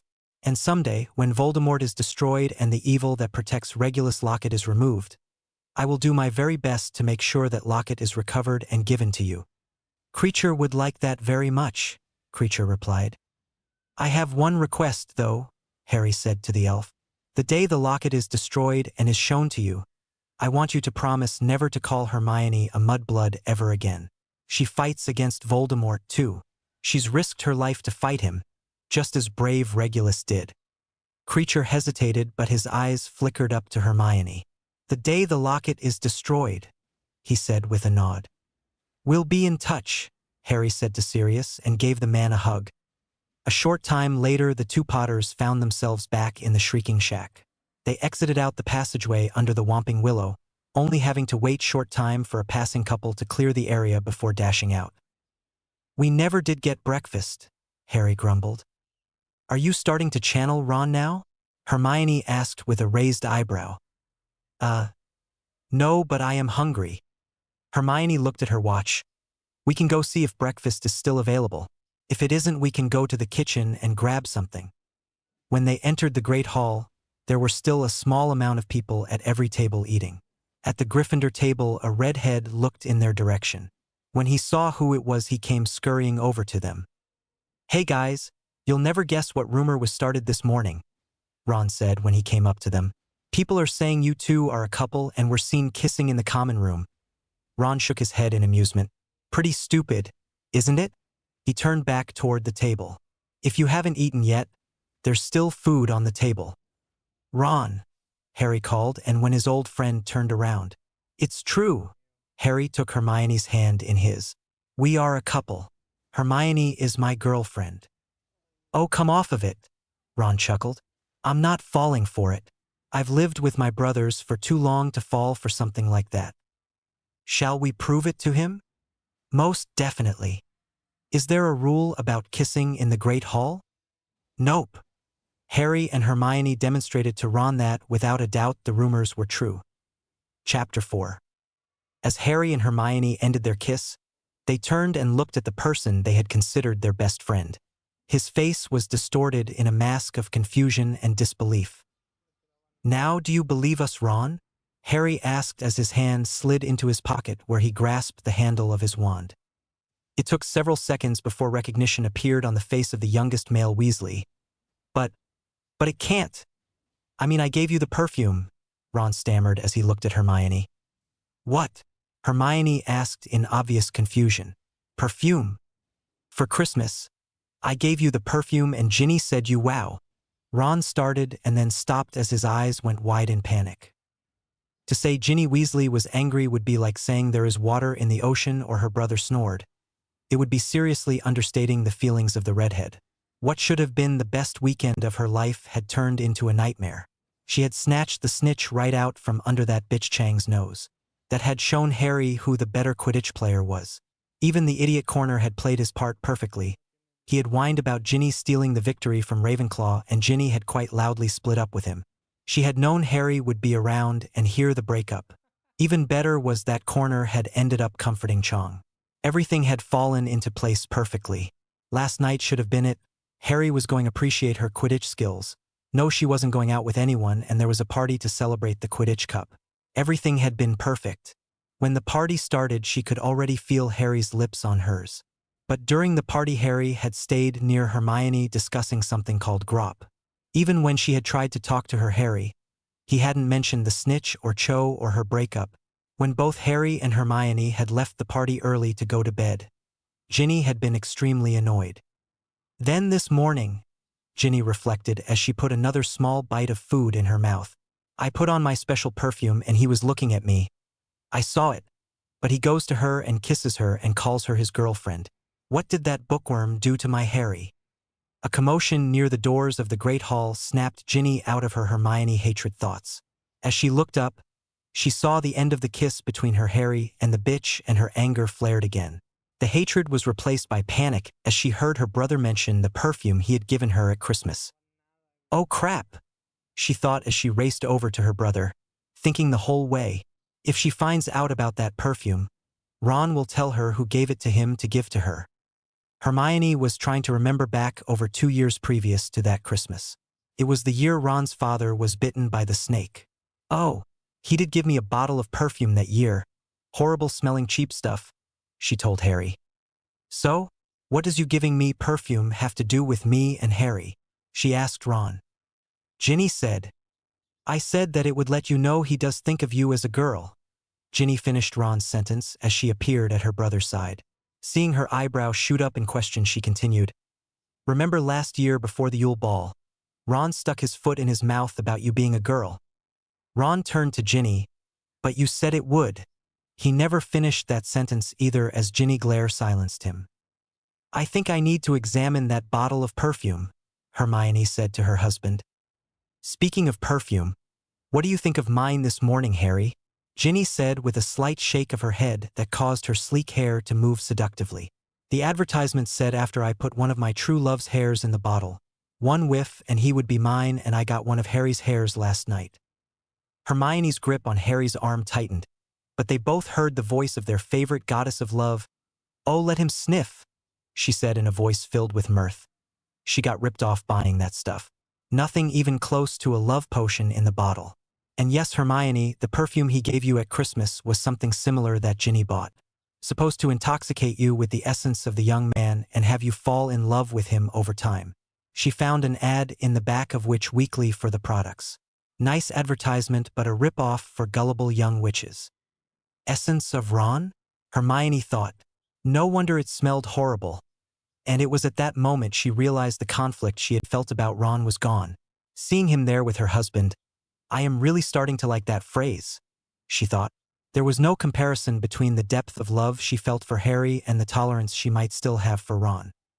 "Well, dear, that's the difference between a soulmate and well, Ron," Miranda said. "I'm afraid Ron might end up like Severus Snape since he can't put anyone else ahead of himself." When Harry smiled at what Miranda had said, Ginny presumed it was the invitation to smell her perfume, and she knew she had him. Harry bent closer and took a deep breath and immediately wished he hadn't. He had to choke back the tears that threatened to overwhelm him from the scent.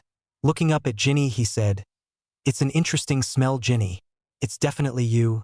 Then to his wife, "Well, it does smell very unpleasant." Ginny smiled knowingly. She gave a quick glance and smirk at Hermione before returning her eyes back to Harry. "Thank you, Harry. Would you like to have breakfast with me? We can talk all about how my ex-boyfriend is now seeing your ex-girlfriend. I mean, Michael and Cho are an item now." "Thanks for the invitation, Ginny, but my girlfriend and I," Harry started as his arm slipped around Hermione's waist. "We'll be having breakfast together." Ginny's ire flared again, and it took a minute to choke it back down. It didn't work, she thought irritably. Maybe I didn't wear enough. Ron was still trying to figure out what had happened. Yesterday he was on top of the world. He was the Gryffindor Quidditch hero, and he was sure Hermione would see how important Quidditch was compared to books. Especially since Ginny had said the perfume would make her fall for me, he thought. "Shall we dine with Luna, love?" Harry asked as he spotted the dirty blonde hair of his friend sitting alone at the Ravenclaw table. "Sure," Hermione replied, and the two of them turned to the Weasleys. "Ron, I am glad you're now seeing me as a girl, especially since I've been one all my life. Now, if you will excuse us, we will be eating with Luna this morning." "Loony?" Ron asked. "Why would you eat with?" His voice trailed off as Harry and Hermione had turned and started walking toward the Ravenclaw table. Ron's jealousy flared, and he grabbed Harry's arm. "Just had to steal my girl, didn't you, Harry?" "Your girl?" Hermione asked as she whirled back to face Ron while her eyes flashed dangerously. "Since when have I ever been your girl?" Ron's attention was still on Harry as he ignored Hermione. "You knew I fancied her." Harry couldn't even bring himself to be angry at his friend. He just stared at the hand that held his arm until Ron released him. Once Ron had done so, he turned his gaze to look his old friend in the eyes. "Ron, the only person you seem to fancy is yourself." With that, he turned and, taking Hermione's hand in his, walked away. As Harry and Hermione walked away, they heard the two youngest Weasleys whispering heatedly, and the words "you said" and "mine" came through loudly from Ron. So she had started even before the summer? Harry thought. "Stay on your toes, love." "I will," Hermione replied. "I should have been more suspicious of that perfume, but growing up, giving cheap perfume was a joke in our house. It meant you waited until the last second and only some late-night store selling cheap stuff was open. It seemed so like Ron that I didn't think he wasn't out shopping the night before." She looked back at the Weasleys and noticed the glare Ginny was giving her as she continued to argue with her brother. Was she ever my friend? Or was I just a way to get to Harry? She wondered. Harry and Hermione finished the trek to the Ravenclaw table and sat down on either side of their friend. The few Ravenclaws who remained at the table were all looking at the two of them curiously. As Harry sat down, his eyes found the one particular person staring the hardest. The dark-haired Cho Chang had an expression written on her face that was easily understood. It was an expression that said, "I knew it." Cho turned to the boy sitting on her right, whom Harry recognized as Ginny's old boyfriend, and kissed him, and then she turned and looked back at Harry. Harry just shrugged his shoulders at her and turned his attention back to Luna and Hermione. "Hello, Harry. Hello, Hermione," Luna said in a serene voice. She was currently arranging the food on her plate into an elaborate mess that seemed to fit no pattern or reason. "Good morning, Luna," Harry said. "Is there something you needed?" Luna asked as she positioned a slice of bacon diagonally across her plate and then put strawberries on either end of it. "We just wanted to eat with a friend," Hermione replied, smiling. "Friends are nice, but isn't Ronald your friend? Shouldn't you be eating with him?" "We prefer your company this morning, Luna. He is having trouble accepting that Harry and I are together," Hermione replied. "He thinks I belong to him." "Ah, well, it was obvious that you two are together. Why else would you have kissed earlier unless Raxperts have invaded your minds?" Luna said. "Daddy showed me how to make a Raxpert draining funnel if you need one." "No, I'm pretty sure that we don't have Raxperts, Luna," Hermione said, remembering her promise to herself not to comment on the imaginary creatures Luna mentioned. "But thank you." "Why would Ronald think you are his?" Luna asked. "Owning people isn't allowed." "I mean, he thinks because he fancies me, I automatically should fancy him back." "Oh well, that is silly," Luna replied. "Seems he is suffering from Raxperts. Maybe I should offer a funnel to him? He and his sister just need to accept that we are together." "Ginny fancies you too, Hermione?" Luna asked with dreamy voice. No. She likes Harry," Hermione replied. "Yes, that is more likely. A real friend would be happy for us," Harry said. "They would accept our relationship." "Friends accept you for who you are, Luna," Hermione said while internally grimacing at the same time as she remembered that it had taken the battle at the Department of Mysteries to start accepting Luna. And even then she hadn't appreciated the friendship as much as she should have. "And don't presume they own you." "That's true, I suppose. I've never had friends," Luna said. "Yes, you have, Luna, for several months now," Hermione said. "And for a couple of years. If you ever need company or anything, Luna," Harry started, "we're here for you. We are your friends." Luna felt a sense of warmth overcome her as she thought of the word friends. "Now I heard," Harry's voice dropped to a whisper, "that people have been taking and hiding your belongings. Is there anything we can do to help?" "No, it'll show up before the end of school," Luna replied. "It always does."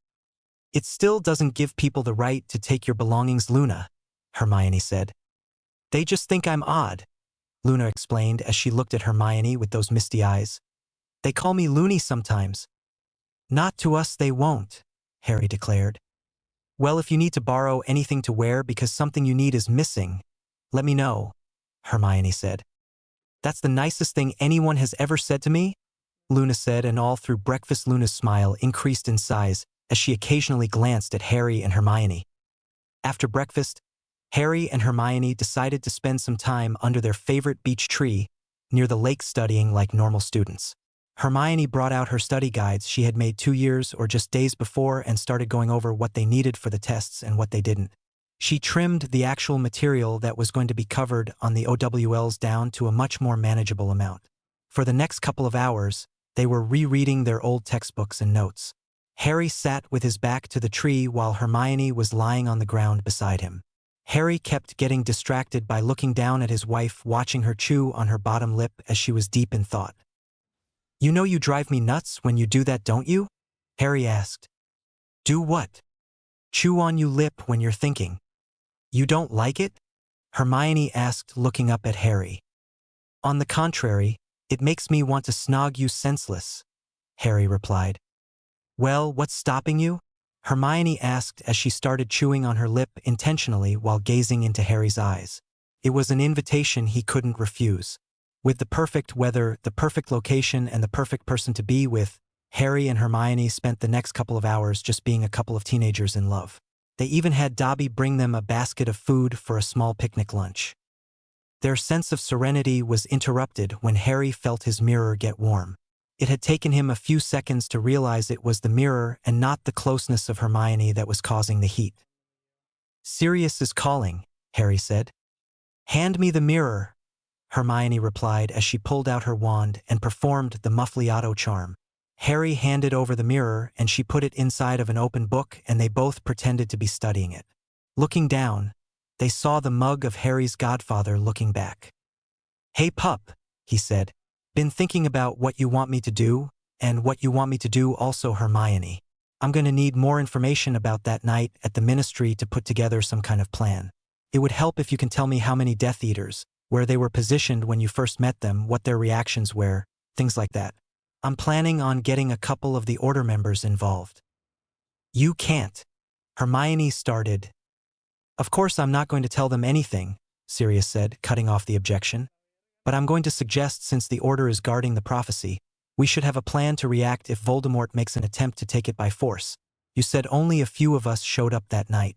I think I can be there with a lot more this time. I like that plan, but what about Dumbledore? Harry asked. If Voldemort shows up again, we'll need him getting there. Also, don't forget to make sure you have a way out of there yourself. We need Aurors to show to see Voldemort, but I don't want you captured. I'll think of something, Sirius assured him. Okay, we'll write down what we remember and get it to you, Harry said. And Hermione, I just want to say thanks, Sirius said with a grin. I really did need a kick in the butt, didn't I? You just needed to know you're needed, Sirius, Hermione replied. And trust me when I say we need you. Harry needs his family. Plus, without you, Harry had no protection from Dumbledore. I think you're his family now, Mrs. Potter, Sirius said with a smirk. And you think I can keep him in line without help? Hermione replied, smiling. She really was enjoying that title. Good point. He is a troublesome cub, isn't he? Sirius replied. He glanced over his shoulder and then turned back to the mirror. I really can't believe the difference in Creature. The little guy has been cleaning nonstop. Well, I'll leave you two to whatever you were doing. We were just studying, Hermione said, getting ready for our OWLs. From the looks of your hair and lips, I'd say your studying is getting a little too personal, Sirius said with a grin. Oh, shut it, Sirius, Harry replied. You're just jealous. Well, considering I'm starting to think Buckbeak is attractive, you might say that, Sirius as his grin widened. But I really am happy for the both of you.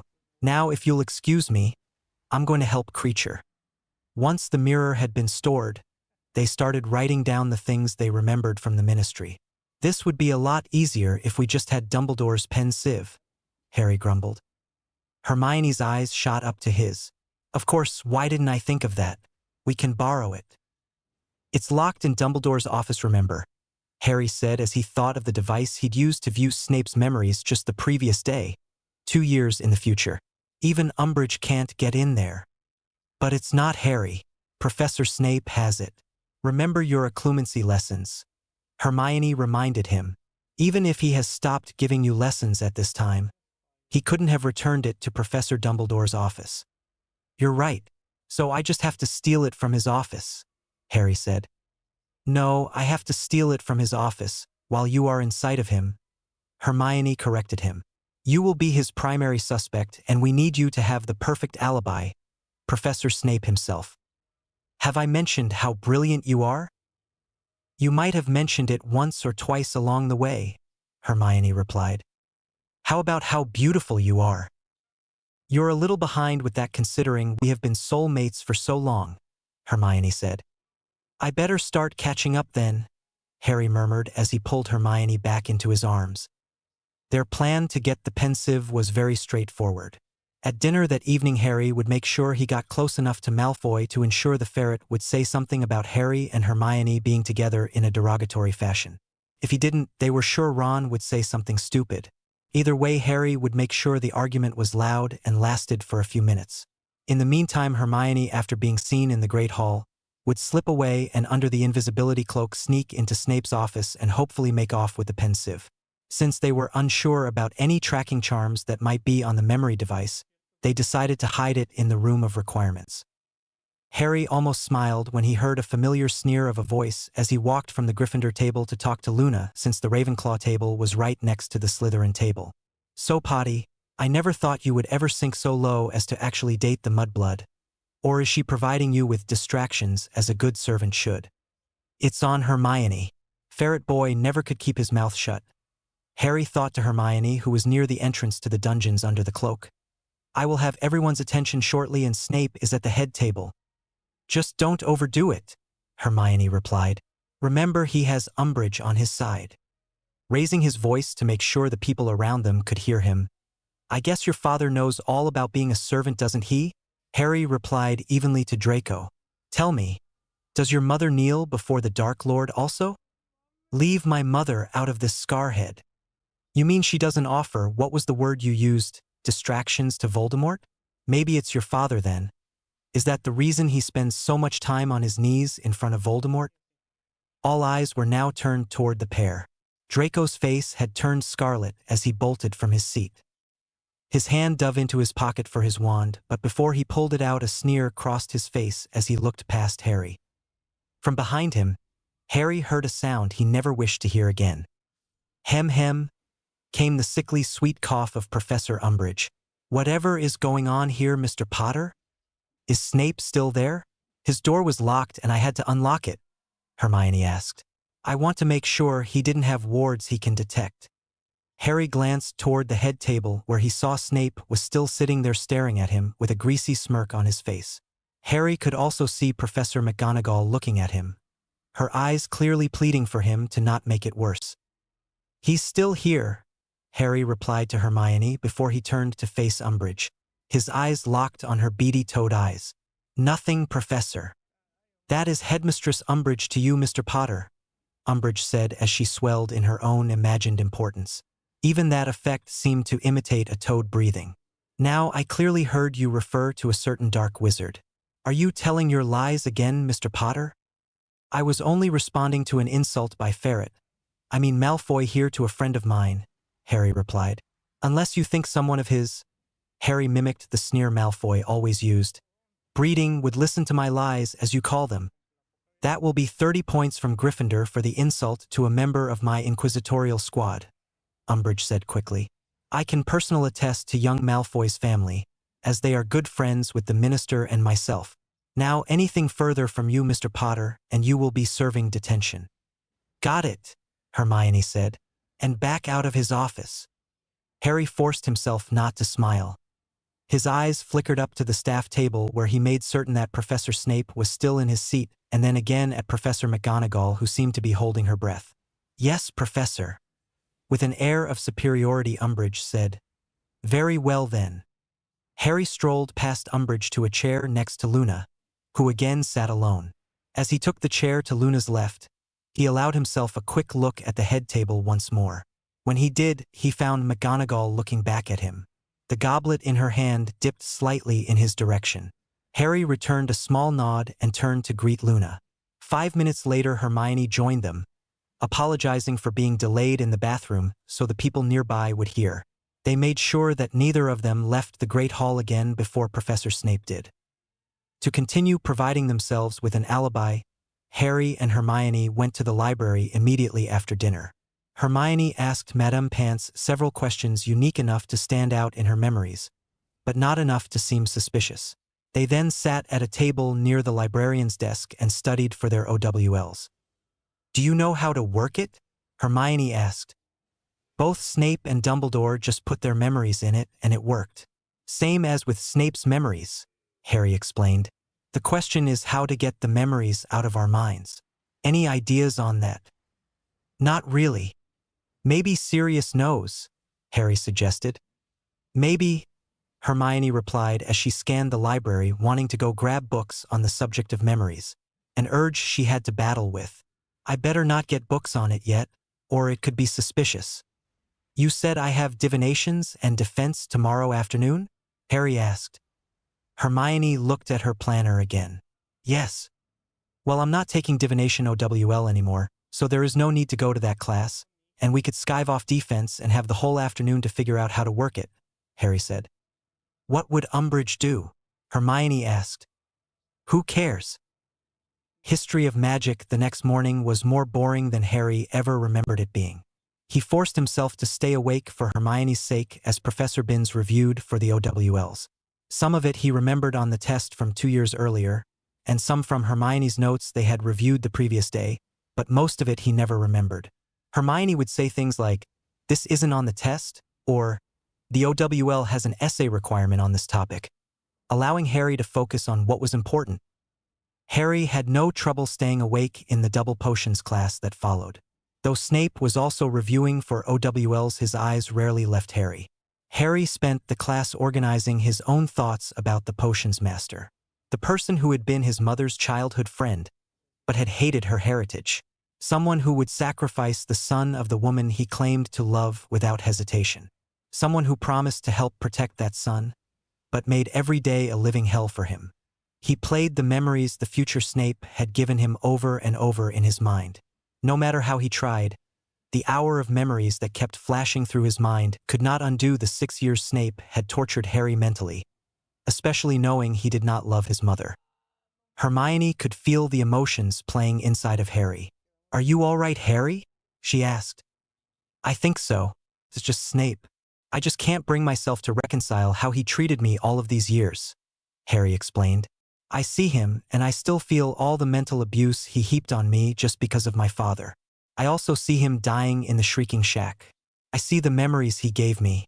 Yes, he spied for Dumbledore. But as I was sitting here, another thought crossed my mind. Did Snape spy for Dumbledore to help protect me, or to make himself feel important?" "What do you mean?" "Snape is purely focused on Snape," Harry explained his thoughts. "As a Death Eater, he was one of many and not even that important.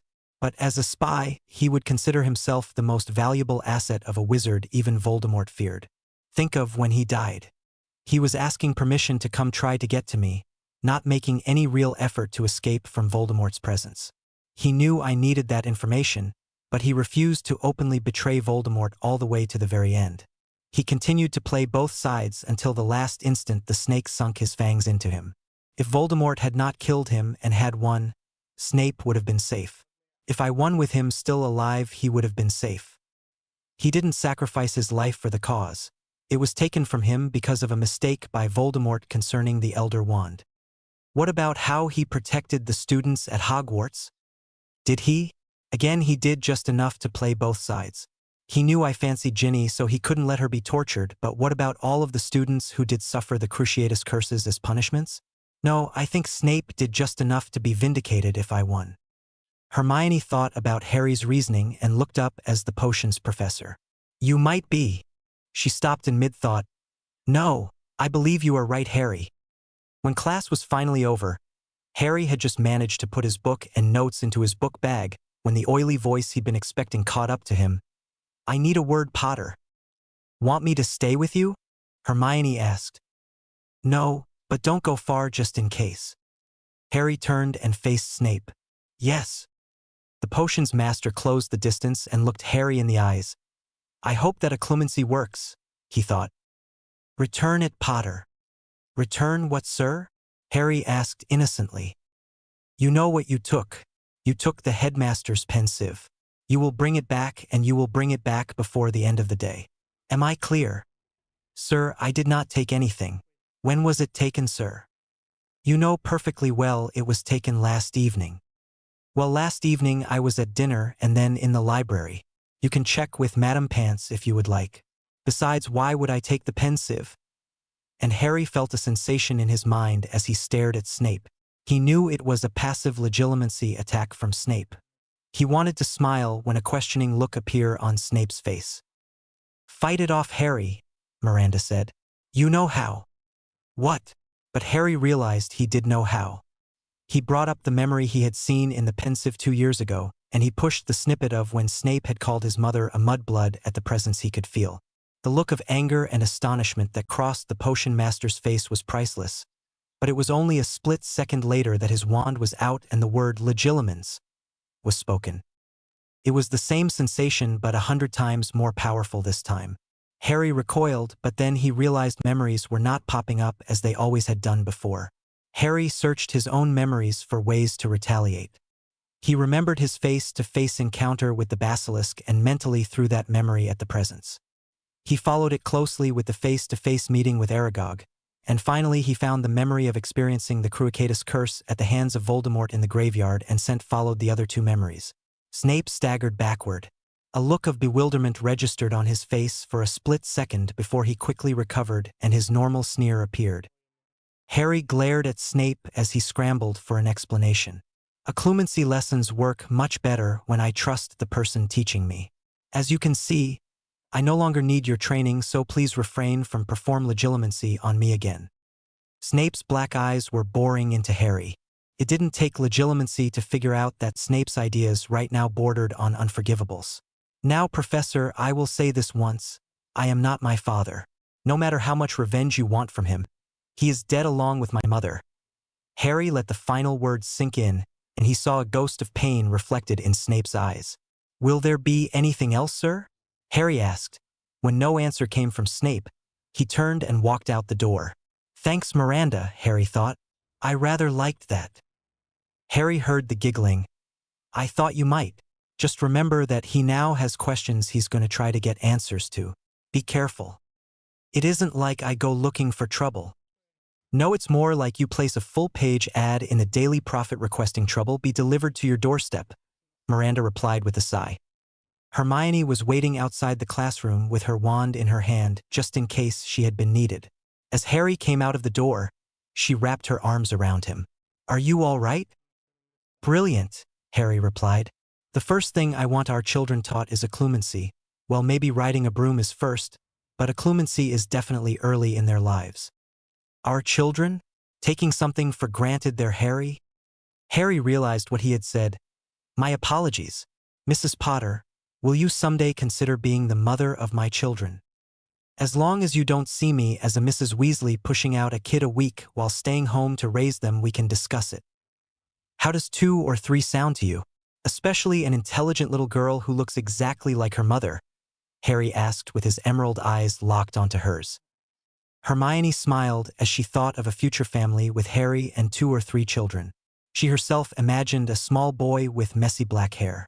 I think it sounds perfect. After lunch, they made their way to the room of requirements where Hermione brought out a surprise for Harry. In a room she had created to hide the pensieve, she pulled a book out and handed it to Harry. It was Snape's potions book, the same book that had caused so much extra jealousy for Hermione in their 6th year. Here, she said, handing the book to Harry. I doubt Professor Snape will miss it as long as you're not cursing Malfoy. She gave Harry a small smile. I know the jealousy was artificial, but I really am sorry. This book is actually a valuable treasure of information. Whether it's the printed words or the handwriting in the margins, knowledge is knowledge.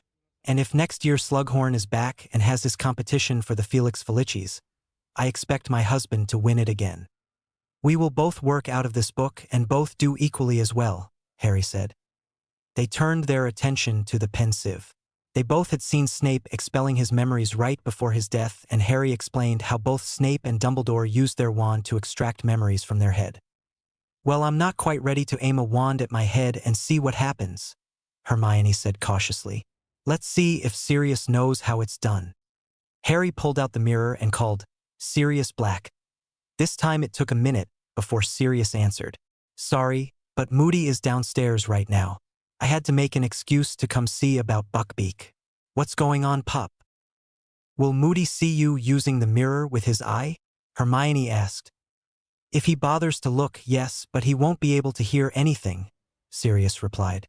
I have this room silenced anyway since Buckbeak can make a bit of racket from time to time. You remember me telling you about the memory of Snape from that time after your OWLs, right? Yeah. Thought you were over that? Sirius replied. It's not that. We just want to know if you know how to extract memories to use in the pensieve. Why? Well, we sort of stole Dumbledore's pensieve from Snape, Harry explained. You what? Sirius exploded, and then he started laughing. Oh, Merlin, what's he going to do when he finds out? He already suspects me, Harry said, but he can't prove it. He tried legilimency on me this morning. He did what? Sirius growled. Just wait until he shows his ugly mug around here. I'll rip him to pieces. Actually, it just proves my occlumency works perfectly, Harry replied. He got some tasty memories of mine that he didn't find very appealing, including an up-close and personal visit with a basilisk. He's not going to let that go, you know, Sirius said, suddenly very serious. He's going to want to know how you did it. Yeah, I mentioned that lessons work better if the person teaching me is someone I trust. I am hoping he thinks Hermione taught me, But for now he's not a threat, Harry said. Remind me this summer to tell you my thoughts I have about him, and you can tell me if they could be right. For now, though, we wanted to ask if you had any ideas on how to get memories out of your head to use in the pensive. We thought if we could give you our memories of the ministry, you would have more to work on. That's an excellent idea, Sirius exclaimed. Yeah, Dumbledore showed me. He wanted my memories of the encounter with Pettigrew and a couple of other ones. It's not really easy, but not extremely difficult either, Sirius explained. Basically, you have to push your magic into a memory while focusing on your wand as you have it near your head. You also have to concentrate on keeping the memory or sending it out. Thanks, Harry said. Can we screw up our minds or anything doing this? Try not to think of any dangerous magical spells while you have your wand pointed at your head, Sirius said only half-jokingly. Even a disarming spell at that range can seriously hurt you. If you are going to try it, work with memories that don't mean anything to you until you are more practiced. If we get this to work, can we stop back there on Thursday and show them to you? Harry asked. Mirror me first like last time to make sure no one has dropped by, Sirius said. We are supposed to have an order meeting on Wednesday, so I should be able to let you know what Dumbledore had to say about the locket. Thanks, Sirius. You better get back to Moody, Hermione said. Yeah, I guess. See you 2 Thursday. And Sirius's image disappeared. It took an hour before Hermione was able to get any memory to come out of her head, and even then it proved to be incomplete. Another hour past that, and Harry had got the hang of getting it that far. Hermione stayed one step ahead as she got better about completing the memory she was trying to obtain. After that much time working with their magic thought, they were both very tired and decided to quit for the day. After leaving the room of requirements, Harry and Hermione went back to the library to study some more until dinner time. Being there again put them under the gaze of Madame Pants if Umbridge came looking for them for not going to her class. At dinner, Harry and Hermione sat with Neville. He told them that Professor Umbridge had asked everyone in the class where the two of them were when they hadn't shown up for class. She's going to suspect we're up to something. Either we'll be called to her office or she'll have one of the inquisitorial squad start following us, Hermione predicted. We'll keep an eye out for any followers, Harry said. After dinner, Hermione, Harry, and Neville sat down at one of the tables in the Gryffindor common room and studied. Hermione carefully guided Neville into working on the parts she knew he needed for the test. Neville was getting frustrated when he couldn't get the switching spell to work properly. I'm lousy at this, guys, he complained. I'm going to fail everything. No, you're not, Neville, Harry said. You're a great wizard. All you need is confidence in yourself. Believe in your magic, Hermione said. Believe in your magic and believe in yourself. Harry, and I believe in you. I wish I could. Neville sighed but picked up his wand to try again. And I wish we could tell him, Hermione thought to her husband. Maybe, Miranda, are you there? Harry called to the goddess. Of course, and the answer is no. I cannot give Neville a clemency, Miranda said. Bonded soulmates are my dominion and I have more ability to interact with them like I do with you two. It does not mean you can't tell Neville, it's just a risk if you do. I can tell you that Neville has rudimentary occlumency already. All the years of not believing in himself caused walls to build in his mind as he separated himself from the world. He couldn't protect himself from a full legilimency attack, but only 2 people you're in contact with can do that. Snape and Dumbledore? Correct. What about Luna? Hermione asked. Miranda giggled. She has her own unique perspective and is in no danger of mental attacks. What do you mean? Do you remember how Voldemort could not stand to possess you? How it caused him pain to try to do so? Yes, Harry replied, confused at what that might have to do with Luna's mind. Snape had something similar happen when he tried passive legilimency on her, Miranda replied. Why? To answer your question, I'll ask one of my own. Hermione, what is the natural state of the universe? Hermione pondered that question. It could be interpreted in various ways, but one seemed to rise above the others. Chaotic. Correct, and the mind is a reflection of that. Now there are 2 ways to deal with chaos. Any guesses? Bring order. Very good. And the other? When Hermione didn't have the second answer, she continued. The other way to deal with chaos is to understand chaos. That is how Luna's mind works, and to the well-controlled mind of Severus Snape it was painful for him. What do you mean she understands chaos? Think about your mind, Hermione. Everything has a place. Transfiguration, charms, science. All are well organized in their own little niche. Luna's mind is more like an unsorted sock drawer. Everything is jumbled together until she needs something and then she pulls out what she needs. It takes a special mind to be able to do that, and sometimes what she pulls out makes sense to her but no one else. The way her mind works can also gives her uncanny insight. Because everything is jumbled together in her mind, she can see related things no one else can. Her mother had the same gift, and it's what made her such an excellent spell creator. So telling Luna is safe? Yes, but be careful. What do you mean? With your actions today of showing you cared about her, you too have risen to a place just under her father in importance. If you build on that by sharing this information, in actually showing her you trust her, you will actually become more important. If then in the future you were to hurt that friendship, you would all but destroy her. To her, it would be like losing her mother all over again. Thanks, Miranda. You're welcome. Harry and Hermione returned to studying with Neville, and chatting mentally between the two of them, weighing the pros and cons of telling Neville and Luna. Even after their goodnight kiss and reluctance to leave each other to go to their separate beds, they continued their mental conversation. Finally, they decided on discussing it again tomorrow before drifting off to sleep. Asterisco asterisco asterisco e asterisco asterisco asterisco. Ginny Weasley was still fuming about the previous day as she laid in bed, scratching a rash on her neck. She had put on 3 times the amount of perfume today and walked slowly past Harry numerous times and nothing. Now everywhere she had put the perfume on herself had developed a nasty rash. Chapter 5. The next morning Harry once again woke to a feeling of disorientation, but he immediately felt the presence of Hermione. "Good morning, my wife," he said. "Good morning, my husband," Hermione replied, and Harry could feel a happy laughter coming from her. Who would ever have thought a few days ago I would be saying that, or thinking it in this case? Happy with thinking it?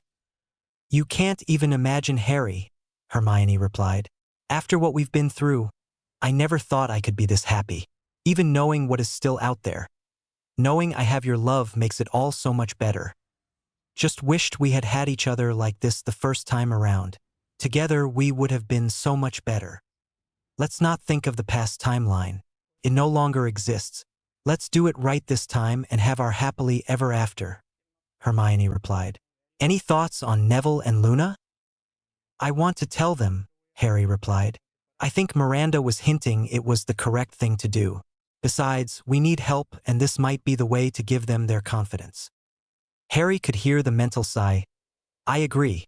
I just hope it's the right thing to do, but if we start second-guessing ourselves, we'll never get anything done. Tonight? After dinner? Yes, we need to start thinking of a way to tell them without them thinking we have lost our minds. True. Are you in the common room? Not yet. Been lying here thinking about a certain husband of mine and how wonderful he is and how much better life can be this time around. Hermione paused for a few seconds and then continued. I was thinking about the look in your eyes yesterday when you mentioned children. Harry, I don't think I have ever seen you that happy before. Of course I'm happy. I have the perfect wife and I now know I have future with her and the possibility of a family. Then we need to do this right and get it over with. I want to say get it over quickly, but we need to be careful as well and not make mistakes. Any additional ideas? We need Dumbledore to stay alive. Riddle is scared of him and didn't move openly against the Ministry until Dumbledore died. Once we lost the Ministry, it became much worse. Of course, there is the Ministry itself. We really need to do something if we can.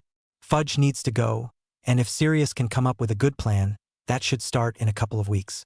But do we want Scrimgeour? He didn't betray us when the Ministry fell, Harry reminded her. No, but he didn't really do anything to prevent it either, Hermione thought. I think we need someone you're willing to support publicly. With your support, a good minister can make a lot happen once you are back to being the chosen one. Harry sighed. He really hated the idea of politics, especially because of the chosen one and Boy Who Lived fame, but he realized Hermione had a point. It was a tool they could and should use. Got anyone else in mind? Do you remember Amelia Bones? She's Susan's aunt and the one who gave me a chance at my hearing, but she died. I know. It was shortly after this year ends, Hermione replied. She was killed, and the Order thought it was definitely the work of Voldemort himself. You were still at the Dursleys when it happened, but everyone in the Order was hoping she would be the next minister, and they thought Voldemort was afraid of what she would do if that happened. What can we do? Voldemort will still probably kill her. Maybe, but we can hope to make a difference there, Hermione said. We can try, but we should have a backup plan in case it still goes that way. Maybe ask Sirius who he would recommend if Ms. Bones doesn't work out. We do have a couple of weeks to form a plan. Meet you in the common room in a few minutes? Harry asked. Planning on another go at Ginny this morning? Who, me? Harry smirked. You know she was coated in that perfume yesterday. I thought I was going to choke every time she came near me. I can't believe how blind I was to her last time. What about the rest of the Weasleys? Fred and George have been great. Hopefully Bill doesn't have a run-in with Fenrir this time, and there will be no bloody stupid rescue of me from the Dursleys costing George an ear. That's something else Snape did. I don't care if he wasn't trying to, he still did it. His and Dumbledore's great rescue plan, Harry snorted. All because of the Dursleys? As for Mrs. Weasley, she always treated me well even if the original meeting was staged. But if she has a problem with us distancing ourselves from Ginny and Ron, I can live with it. You're much more important than they are. As you are to me, Harry. I love you, Hermione said, and then she gave another little mental laugh. When I was at the mall several years ago with Mum, I saw a sign that said, "Happiness is being married to your best friend." Asterisk, I can't believe it's so true. Well, if you had taken it to heart back then when I nudged you into that shop, you could have believed it a long time ago. The voice of their favorite goddess broke in. But no, just another one of my lesser plans trampled into oblivion by one of you two. Are you going to keep reminding of us that for the rest of our lives? Hermione asked. No, of course not, but 2 or 3 more years is a possibility, Miranda replied with laughter in her voice. Do you remember where you saw the sign? Harry asked Hermione after the goddess quieted down. I want to buy it for you when I get a chance. How about we buy it for ourselves? Hermione asked.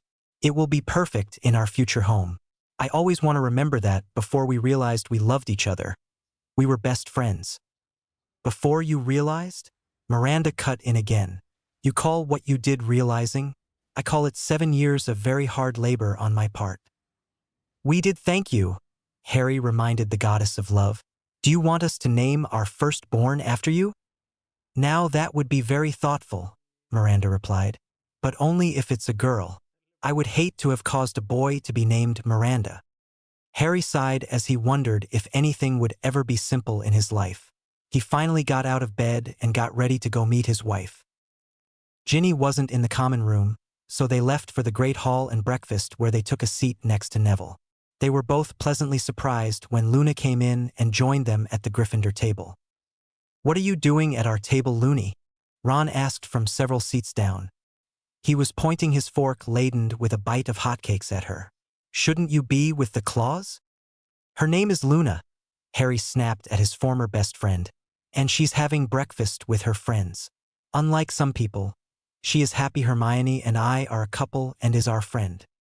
Friends don't steal other friends' girlfriends, Ron snarled.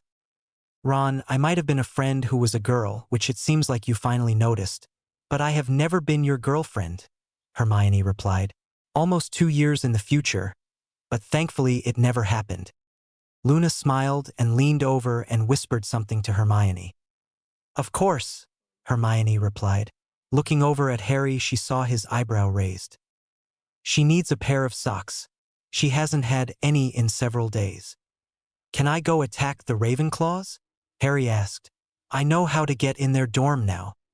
No, not with Umbridge around. Next year you can, and I'll help if they're still bullying Luna. Asterisco asterisco asterisco e asterisco asterisco asterisco. Ginny Weasley was furious. Madame Pomfrey had given her the foulest smelling paste to put on the rash, and it had to be reapplied every 6 hours for the next 2 days. She couldn't even stand to be in the same room with herself, much less go out into the school where she'd be a laughingstock. How can I get my Harry out of that vile bookworm's clutches when I smell worse than Ron's breath? Ginny wondered as she stopped herself from scratching her arm for the third time. She reached into her trunk and pulled out her dog-eared copy of How to Get Your Wizard and started reading it again, looking for more ideas. As she thumbed through the pages, her thoughts turned to the past year. I wasted an entire year with Corner trying to get Harry to realize I'm the love of his life. But Harry kept looking at Chong. But what went wrong on Saturday? That bitch had to have used some kind of spell or potion. Something to do with grop? I heard her say that word several times and it's not a real word. Ron didn't know what it was either. Maybe she found a spell that influences Harry and that's the keyword to it. Ginny paused in her reading as she thought of the bushy-haired know-it-all.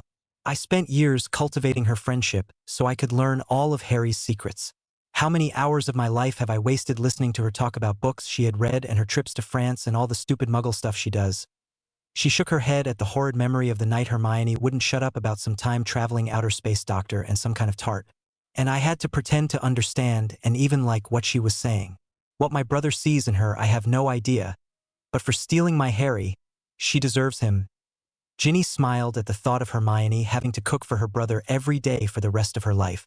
Yes, that would be the perfect punishment. And I hope to bloody hell the Chudley Cannons actually start competing. Merlin knows Ron would never shut up about them then. A smirk crossed the face of the young redhead as she thought of future Christmas dinners at the Burrow. Hermione would be there with Ron. Ginny envisioned a dumpy, overweight Hermione with 6 or so kids, her know-it-all brain used only for remembering recipes and house-cleaning spell, while Ginny and her husband Harry would be telling every one of their trips around the world, being the guest of honor at all types of magical state functions. So maybe I should work on getting those two together first, and I'll be there to comfort Harry when she breaks up with him. But how in the bloody hell do I get Hermione to leave my boy, who lived for Ron? Ginny started leafing through her book again until she came to the section she needed. One of the best ways to get someone interested in you is to emphasize what you have in common. Sharing a common interest is one of the proven ways to grow a relationship, she read. Ginny knew that line by heart. That's why she had practiced so much at Quidditch and flying, why she was at every single DA meeting doing her best, why she ate treacle tart every time Harry was around, all to make sure her Harry knew she liked what he liked. So I need to make sure I emphasize to Ron and Hermione what they have in common. Ginny leaned back and went over what each of them liked and came to a horrible conclusion. Bloody hell, nothing. They have absolutely nothing they like in common. Her eyes unfocused as she had another spasm of Hermione hatred course through her, and when she looked again at the book she saw another line. One of the most powerful emotions to influence relationships is jealousy. It is one of the most common reasons for a couple to grow apart and separate. Avoiding jealousy in a relationship is crucial to long-term happiness. But for that which in pursuit of the heart of that special wizard, jealousy can be used as a weapon. Having him become jealous of what he doesn't have, you the witch, will only make him want to have you for his own. Ginny thought as she considered that line. Is there anything I can do to make Harry and Hermione jealous of each other? What could Harry be jealous of in that know-it-all? Nothing, of course, my Harry is perfect. Why would Hermione be jealous of Harry? She's lucky he's even friends with her with the way she always nags him to do his schoolwork. Ginny thought. Can I get Hermione jealous of Ron so much she would leave my Harry? Not bloody likely. What about Harry jealous of me? It should have happened with Corner. But somehow that bookworm stole my Harry. I'll just have to figure out how to make him jealous of me. Ginny thought after some considerable time. It shouldn't be that difficult since I am perfect for him. She flipped to another section of the book and read. Love potions have been used by many witches to ensnare their wizard. Would a love potion work? Ginny asked herself. No, she answered herself with a heavy sigh. Hermione would figure it out pretty quickly if I gave Harry something to eat, and he started finally admitting he loves me. Her mind kept turning over possibilities. She knew Harry was meant to be hers. It was inevitable. He risked his life to save me, so of course that means he loves me. He just hasn't realized it yet. Though Ginny knew Harry was hers, she knew a lot of other witches wanted him too. Every day she heard the other girls in her dorm talk about how they would love to have Harry. That's it, Ginny thought. What if I give Harry a love potion keyed to another witch? If Hermione figures it out, I'm safe since she'll blame the other witch, but if not, the two of them break up, and then I tell Harry about the potion and give him the antidote. He'll be so appreciative he'll finally realize it's been me all along. I just need to keep Hermione out of the picture, so I need Ron there to comfort her when Harry leaves her. In a different realm, Miranda was shaking her head at the plans of the youngest Weasley. I'm tempted to make her the soulmate of Vincent Crabbe. The goddess of love enjoyed a good laugh at the thought of people seeing those two together and commenting, I see Ginny has crabs now. But the goddess knew she wouldn't sullen the institution of soulmates to ever use it on the likes of those two. Should I let Harry and Hermione know? She pondered. No, they're safe, and I'm curious to what they might do. Asterisco asterisco asterisco e asterisco asterisco asterisco. After breakfast and a quick dash back to the tower to get Luna a few pairs of socks, Harry and Hermione had a pretty tough day. Double charms and double transfiguration were their classes in the morning. Of course, both professors were reviewing for the OWLs. Since both classes were taught by professors they respected above all others in the castle, they had to attend and pay attention. They didn't mind since the practical reviews were fun as each spell was completed with no difficulties. They smiled at each other when their teacups matched exactly down to the littlest detail. They had even sat with Neville helping him to complete his review work. They had skipped lunch entirely to get back to the room of requirements to continue practicing copying memories. Both Harry and Hermione were able to pull complete memories before they had to head to care of magical creatures and herbology, another two classes they weren't willing to miss. Asterisco asterisco asterisco e asterisco asterisco asterisco. Professor McGonagall had just completed her fifth-year OWL review class and was watching her two favorite students walking out of class hand in hand. She had been amazed at the overnight transformation of Harry Potter and Hermione Granger. Every spell Harry did in review, he did correctly the first time with almost no effort. All he needed was the right influence, the Transfiguration professor thought, and it's been there beside him the whole time, and Harry has done wonders for Hermione as well. She remembered the young lady who had burst into her office last week almost in tears about her OWLs, and ranting about the good luck charms being sold which required her to take time away from her revising to confiscate them. She seems much calmer this week. They're a good match for each other. The Scottish professor had witnessed the smile the two of them shared every time their transfigurations had been perfect. She was still amazed at the exactness of the two teacups sitting in front of her. I can't find a single difference. She smiled again at the two of them. They'd even take Longbottom under their wings in class and helped him. From what McGonagall had overheard them discussing, she understood that he was now revising with them every evening. She knew that it would go a long way to helping Mr. Longbottom with his OWLs. That brought McGonagall's attention to another teacup, the one transfigured by Ronald Weasley. Can you call something that still has hair and a tail a teacup? She asked herself. Throughout class she had watched the dynamics of Ron Weasley and Harry and Hermione. They seemed to be at odds now, and from the looks Ronald had been given his two friends, it was obvious that he was jealous of the two of them. Professor McGonagall sighed. She knew that without Hermione's help at this crucial revising time, Mr. Weasley would not do well on his OWLs. Asterisco asterisco asterisco e asterisco asterisco asterisco. We have our tale again, Harry said. It was after their last class but before dinner and they were walking in an empty corridor. They had seen members of the Inquisitorial Squad on more than one occasion following them. Fortunately for Harry and Hermione, most of the Slytherins didn't have a clue on how to be discreet, much less their current follower, Vincent Crabbe. Okay, I've still got the cloak, Hermione said. Split on the next hallway. What do you have in mind? Just a stinging hex, like the one I had to use on you in the tent, Hermione replied. I think Crabbe needs it on his rear. Let him away and then back this way. She then thought softly, just wish I could shove a little fiend fire up his arse. They both remembered the stories of Crabbe torturing the students in the 7th year and just a few days ago, but 2 years in the future, in the room of requirements when he tried to kill them with the killing curse and fiend fire.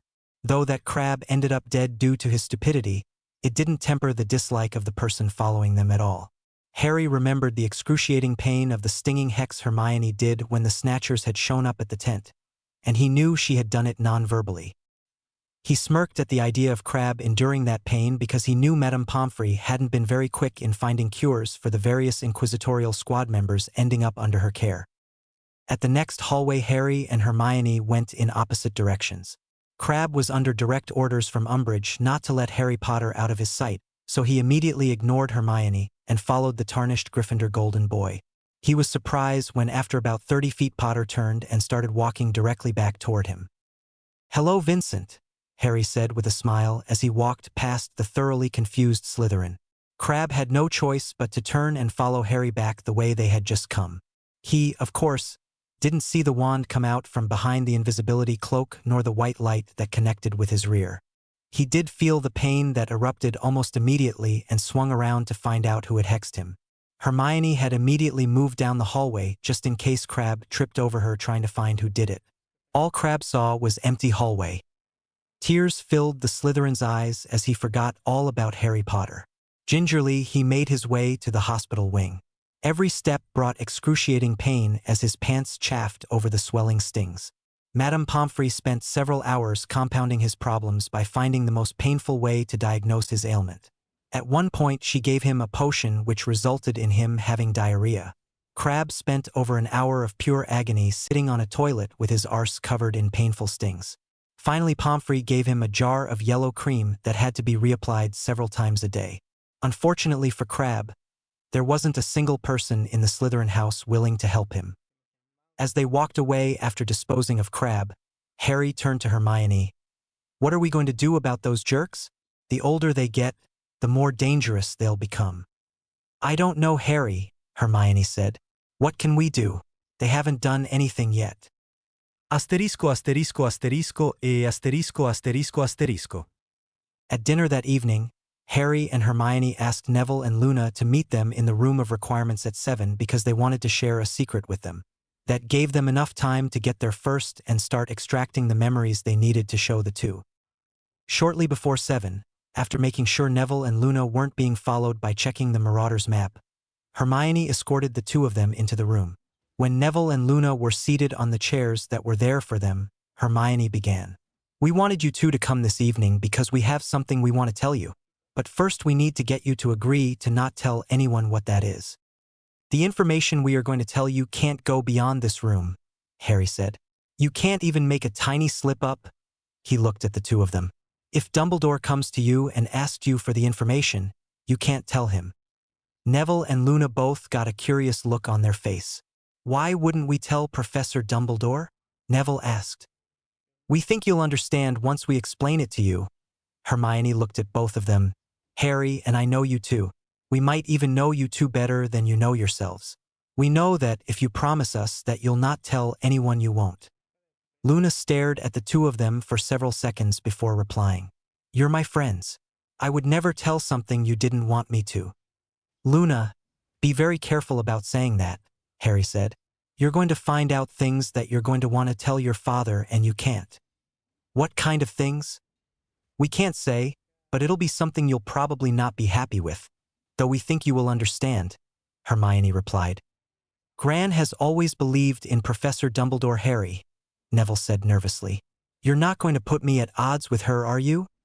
Harry looked at Hermione, who shrugged. He turned back to Neville and thought about what he could say. "I can honestly say that I think if you know what we'll tell you, it will go a long way to helping her believe in you like we believe in you." Neville pondered that information before replying. "I'll make the promise not to tell anyone as long as it doesn't put me against Gran's." "I'll make the same pledge," Luna said. "As long as it doesn't put me in direct conflict with Daddy, I promise not to say anything." Harry again looked at Hermione. "I think once they find out what we have to tell them, it will be fine," she said. "I'd trust either of them with my life." "True," Harry agreed and turned back to their two friends. "Okay, do either of you know what a pensieve is?" he asked. When both Neville and Luna shook their heads, he continued. "That thing," he nodded at the basin, "will allow you to see our memories. It belongs to Professor Dumbledore, but since he doesn't need it right now, we borrowed it." "You can view memories?" Luna asked with her eyes protruding even further. "I wonder if Daddy knows about them. He would love to see Fudge's memories about his dealing with the goblins." "Well, the person has to be willing to give the memory before you can view it," Hermione explained. "Oh," Luna replied with obvious disappointment. "Well, that wouldn't work." I'm sorry. "But it will let us explain something to you, something that you're probably going to think is unbelievable," Harry explained. We're hoping with our memories, you'll find it easier to accept. Now we want to start with memories you can remember with us, Hermione said.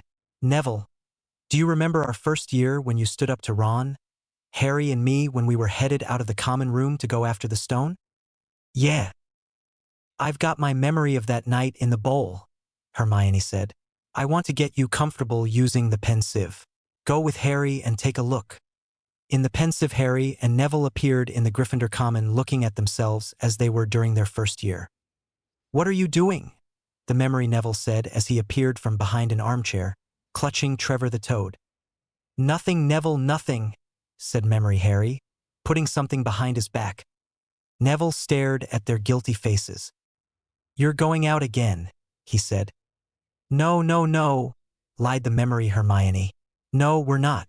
Why don't you go to bed, Neville? Harry looked at the grandfather clock by the door. You can't go out, said Neville. You'll be caught again. Gryffindor will be in even more trouble. You don't understand, said Harry. This is important. But Neville was clearly steeling himself to do something desperate. I won't let you do it, he said, hurrying to stand in front of the portrait hole. I'll fight you. Neville, Ron exploded. Get away from that hole and don't be an idiot, Dash. Don't you call me an idiot, said Neville. I don't think you should be breaking any more rules. And you were the one who told me to stand up to people. Yes, but not to us, said Ron in exasperation. Neville, you don't know what you're doing. He took a step forward and Neville dropped Trevor the Toad, who leapt out of sight. Go on then, try and hit me, said Neville, raising his fists. I'm ready. Harry turned to Hermione. Do something, he said desperately. Hermione stepped forward. Neville, she said, I'm really sorry about this. She raised her wand. Petri ficus totalis, she cried, pointing it at Neville. Neville's arms snapped to his sides. His legs sprang together. His whole body rigid. He swayed where he stood and then fell flat on his face, stiff as a board. Harry turned to Neville. I think it was that night when you started becoming who you can become, Neville. Is that how you remembered it? Neville just nodded. When Harry and Neville exited the pensieve, Hermione scooped out that memory and uncorked a bottle and poured another memory into the basin. Okay, this next memory is when all of us were on the Hogwarts Express at the beginning of this year. All four of them entered the pensieve and found themselves in a train compartment where the memory of all four of them were seated along with Ron and Ginny. The four of them spent a considerable amount of time watching Neville and his Mimbulus Mimbletonia, Luna reading her Quibbler upside down, the Stinksap incident, and the various other things that happened during some of the journey. When they were once again back in the room of requirements, Harry asked, Do both of you agree that is a true memory? Yes, but it's strange to see yourself and not be yourself, Luna said dreamily.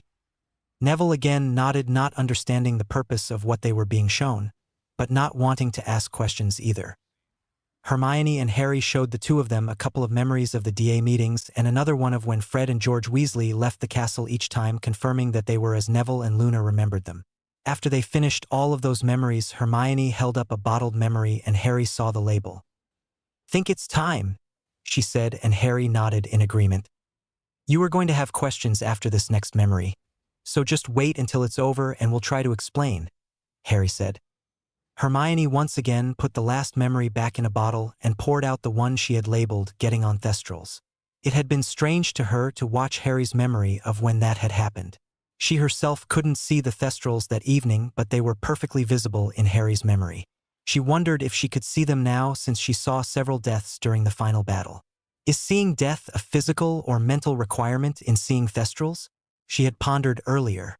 This body has never seen death, but my mind has. Once again, the four of them were drawn in the basin, and they found themselves in a clearing in the Forbidden Forest. Around them, several Thestrals were moving around. Neville and Luna's eyes grew wider as they saw themselves scrambling onto the backs of the flying skeleton like horses. Then Luna saw herself get back off of hers and help the memory Hermione, Ron and Ginny get on their rides. When they were all seated on the Thestrals, the winged horses leapt for the air and the memory faded. Back out of the pensieve again, Neville protested at once.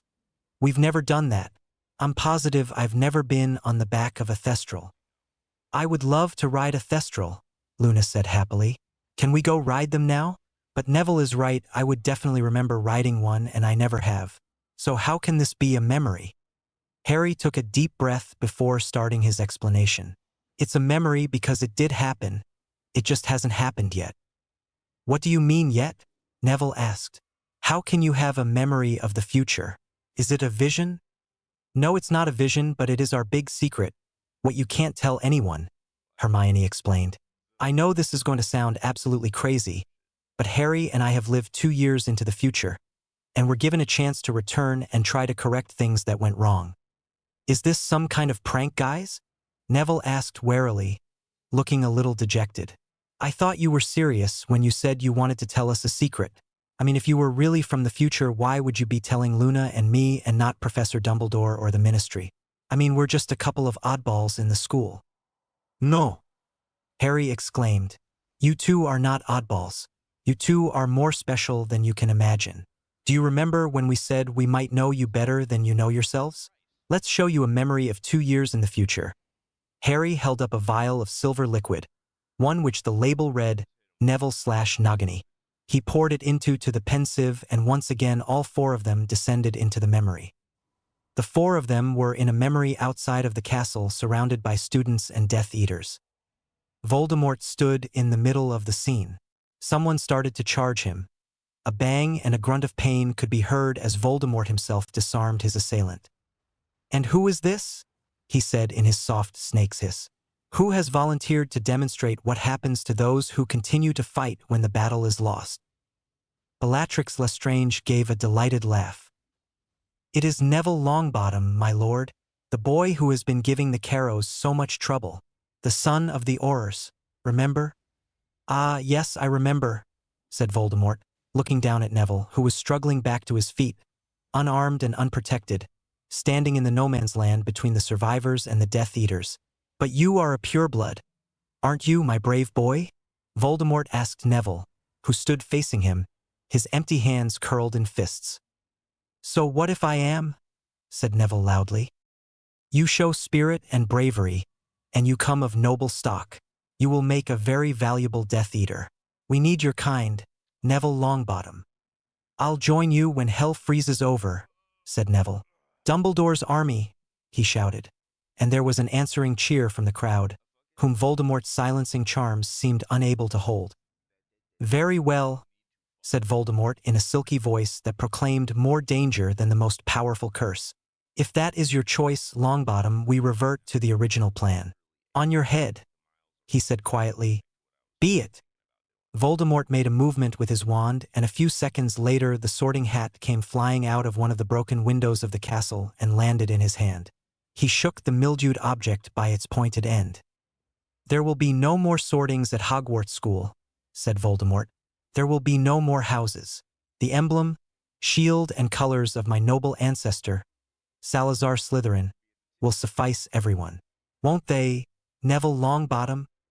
He pointed his wand at Neville, who grew rigid and still, then forced the hat onto Neville's head, so that it slipped down below his eyes.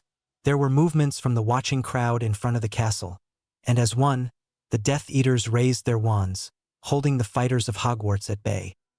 Neville here is now going to demonstrate what happens to anyone foolish enough to continue to oppose me, said Voldemort, and with a flick of his wand, he caused the Sorting Hat to burst into flames. A giant came lumbering into the memory yelling for Haggar, and at the distraction the memory Neville moved. In one swift, fluid motion, Neville broke free of the bodybind curse upon him. The flaming hat fell off him and he drew from its depths a ruby-hilted silver sword. He swung it as hard as he could. The slash of the blade connected with the snake that was near Voldemort and the head spun into the air. And the memory ended. Back out of the pensieve, Harry looked at Neville, who was white as a ghost. You confronted Voldemort face to face, Neville. You stood up to him, and by cutting that snake's head off you allowed me to kill him. Don't ever say you're not a great wizard, Neville, or that you don't think you have the courage. When it matters, you have it all. Everyone in the room of requirement was looking at Neville. Luna's eyes were wide as if seeing an entirely different person standing beside her. That sword you used?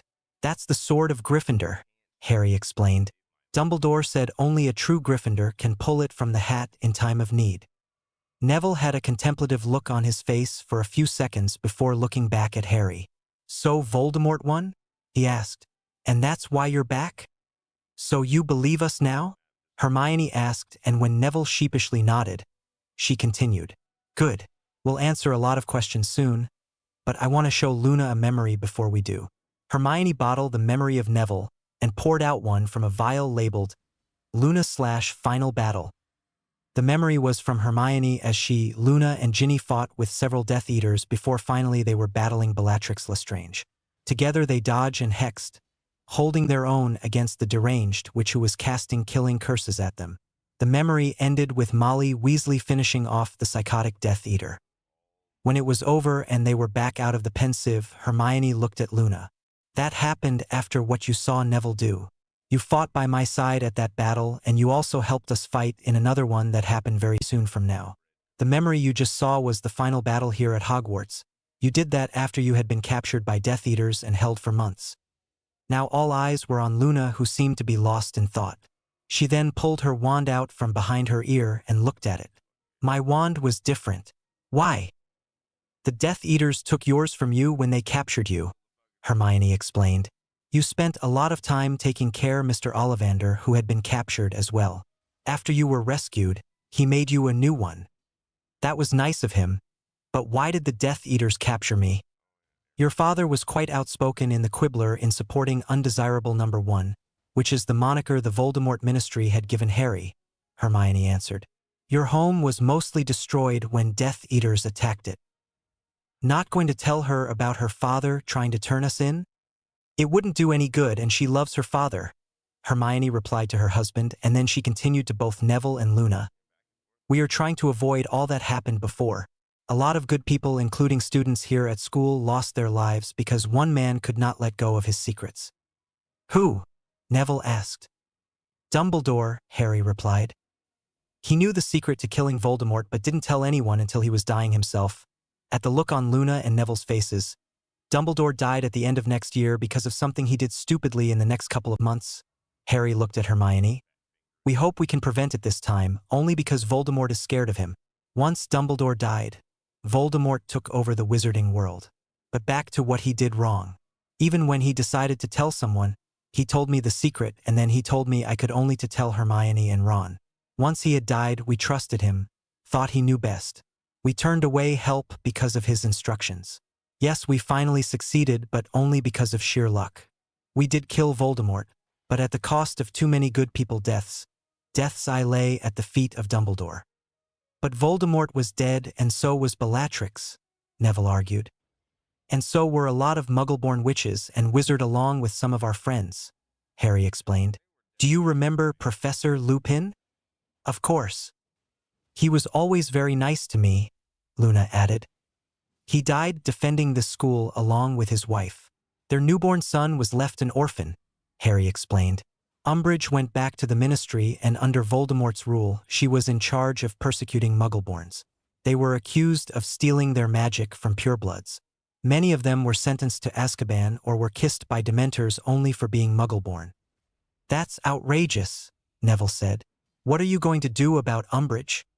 What can we do? Hermione asked. She hasn't done anything yet. Not in this timeline. Neville looked at them with a look that belonged on the Neville 2 years in the future instead of the current one. If she is the cause of someone's death in the future and you did nothing to prevent it now, would you be able to live with yourself? Harry looked sharply at Hermione. Is it that simple? He's right, you know. I know, Hermione hesitantly agreed. But that means it's across the board, all the Death Eaters in 2 weeks. Can we do that? Just remember that it was the threat from them that caused you to modify your parents' memories and send them away. I know, but can we do it and live with ourselves? We'll have to discuss this later, but for now let's get back to Neville and Luna. Hermione replied, and Harry nodded. Neville and Luna watched the two Potters stare at each other for a minute before Harry turned to them. I think we agree with you, Neville, but it's something we have to think about.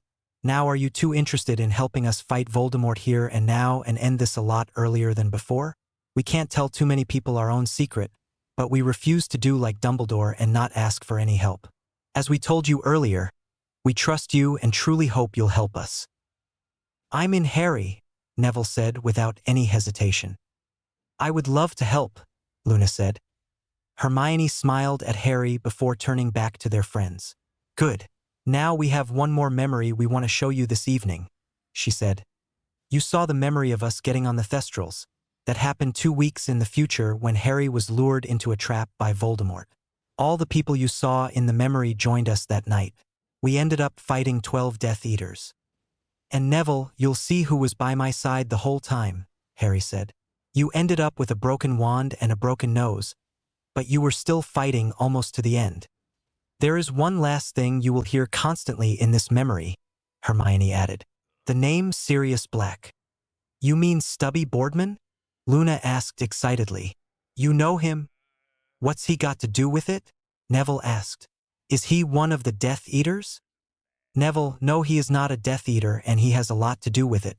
"Luna, Sirius Black has no clue who Stubby Boardman is." "But it is not him," Harry said. "Look, I know what the papers all said, but here's the truth. Sirius Black is not a murderer. He didn't betray my parents and he's in fact my godfather." Sadness settled into Harry's eyes as he continued. "Yes, my godfather. Last time, Voldemort tricked me into believing he'd captured Sirius. I led all of you into a trap because you believed in me. As I said, we ended up fighting 12 Death Eaters. Sirius and several other people came to our rescue, but in doing so he got killed in the battle. I lost my godfather because I was making another mistake Dumbledore made. I wouldn't listen to other people because I thought I knew what was right.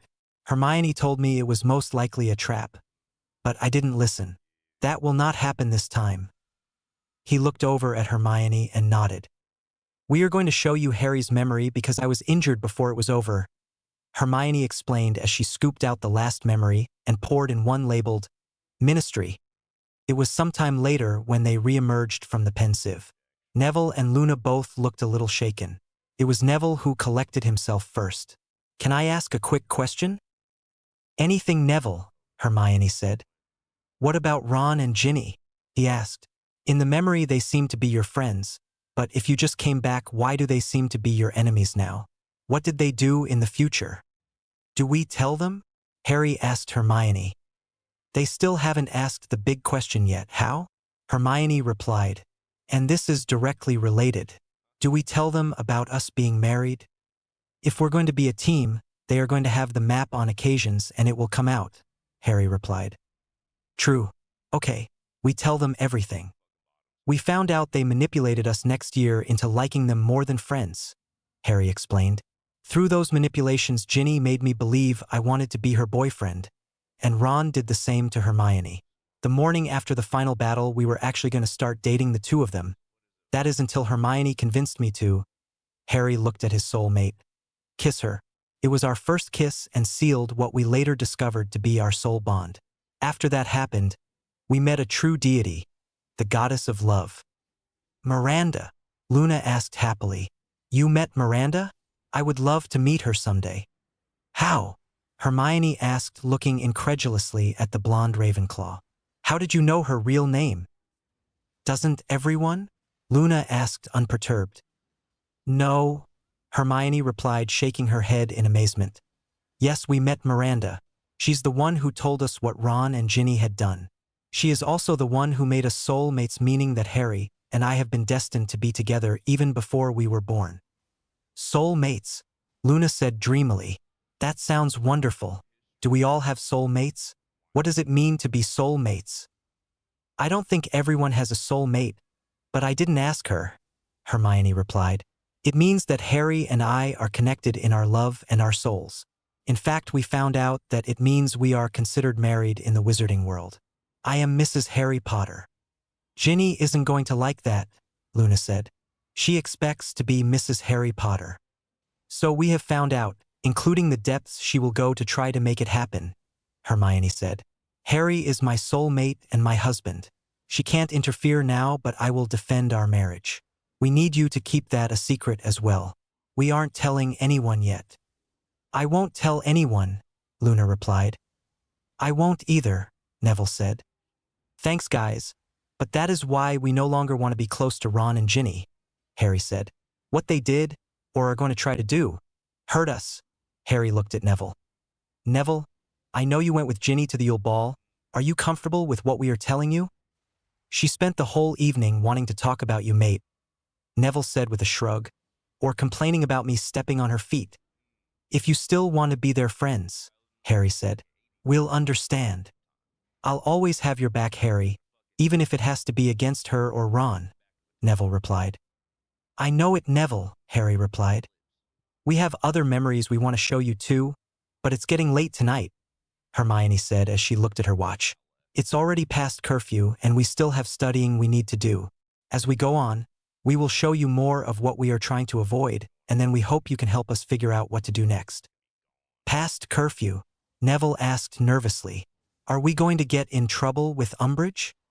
Harry looked down at the Marauders map. There was a dot with Draco Malfoy under it waiting outside the door of the Room of Requirement. Not this time, Neville, Harry said as he slapped the other boy's back.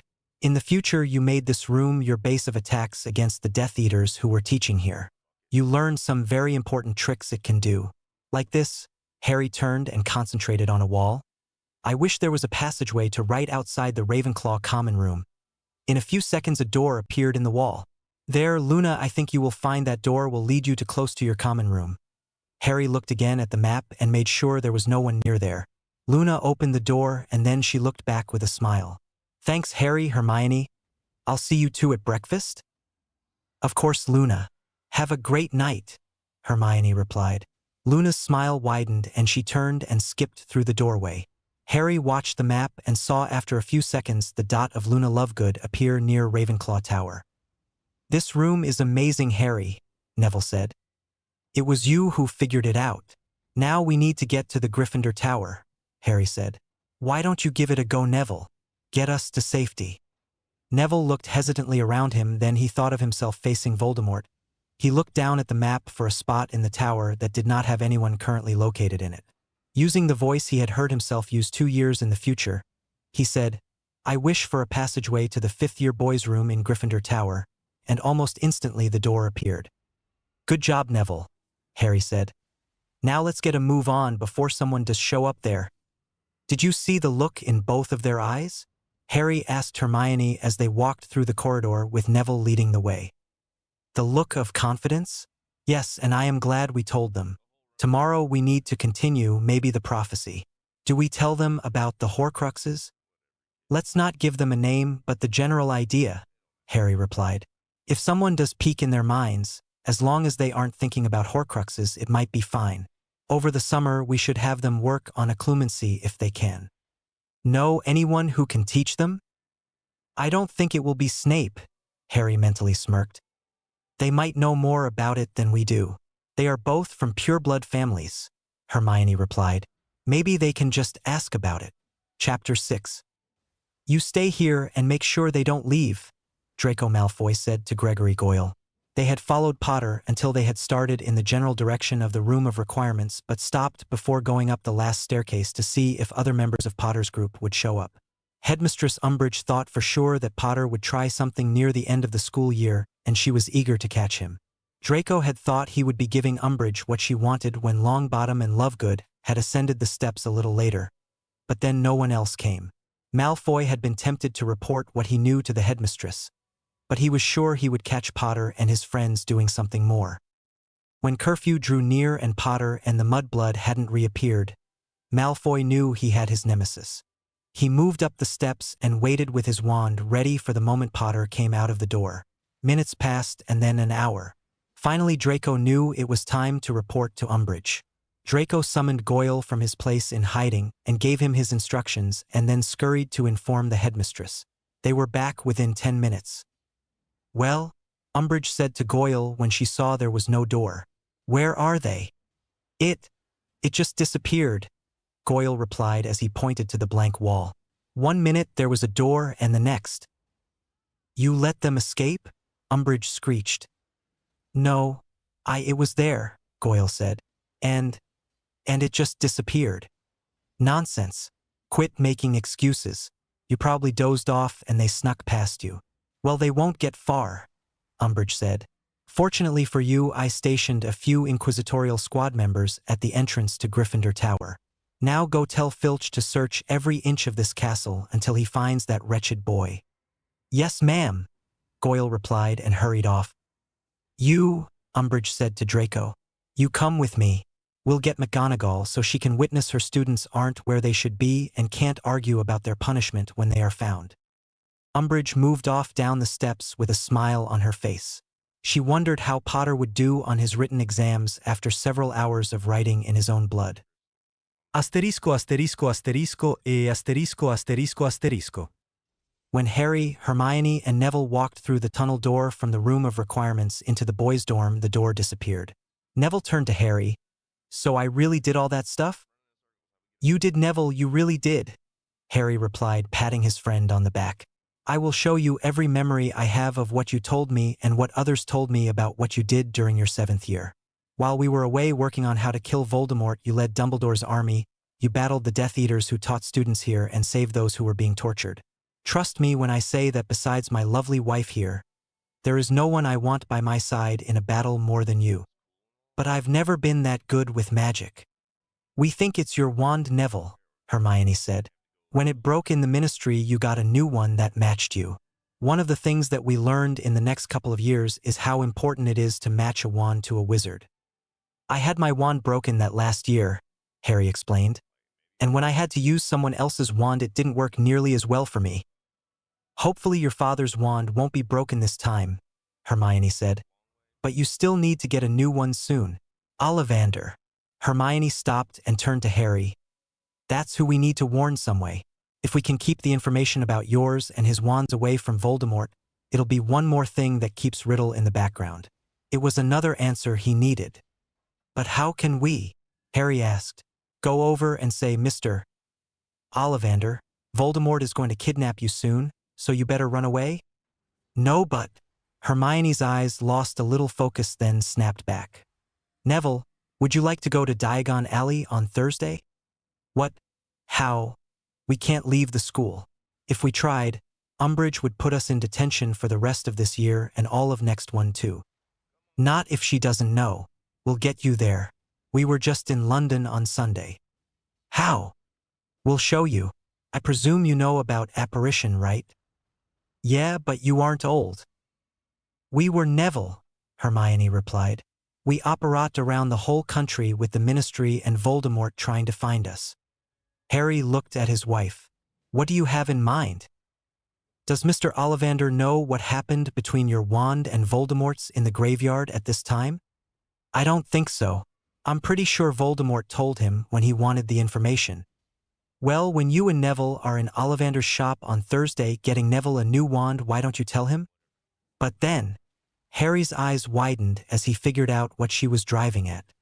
And once I do, I should mention something like, I'm glad Voldemort is still trying to figure out what happened? Exactly, Harry. I don't think it's a problem with him knowing. He's going to find out if Voldemort captures him anyway, Hermione said. If Mr. Ollivander has any intelligence whatsoever, if he understands he knows something that Voldemort wants, he won't stick around long enough for Voldemort to catch him this time. Do you think he really can get away from Voldemort? Neville asked. We can hope so. The door opened and they turned to see Ron standing in the doorway. He stopped when he saw who was in the dorm. First Looney and now the Squib? You've been studying with him all the time now and helping him in class. Is he your new best friend? What next, going to start hanging around with Moaning Myrtle? You really are turning into a loser, aren't you, Harry? He looked at Neville. Better watch out, mate. Hope you don't have a girl you like or Harry will take her from you. He can't stand anyone else to have anything they want. Harry took a breath to calm down before speaking softly, but with a hard edge to his voice. That's it, Ron. All you had to do was congratulate Hermione and me on becoming a couple. But you couldn't do it. You had some delusions that Hermione might possibly like you more than as friends. Even when she made it perfectly clear she didn't, you didn't care. Tell me, Ron, why do you fancy her? What do you have in common with her? Don't you see she is happy? Isn't that important to you? Ron's eyes flicked over at Hermione and then back to Harry, but he didn't say anything. Then the answer hit Harry. He was back in the forest 2 years in the future, and Riddle from the locket was saying, least loved, now, by the girl who prefers your friend.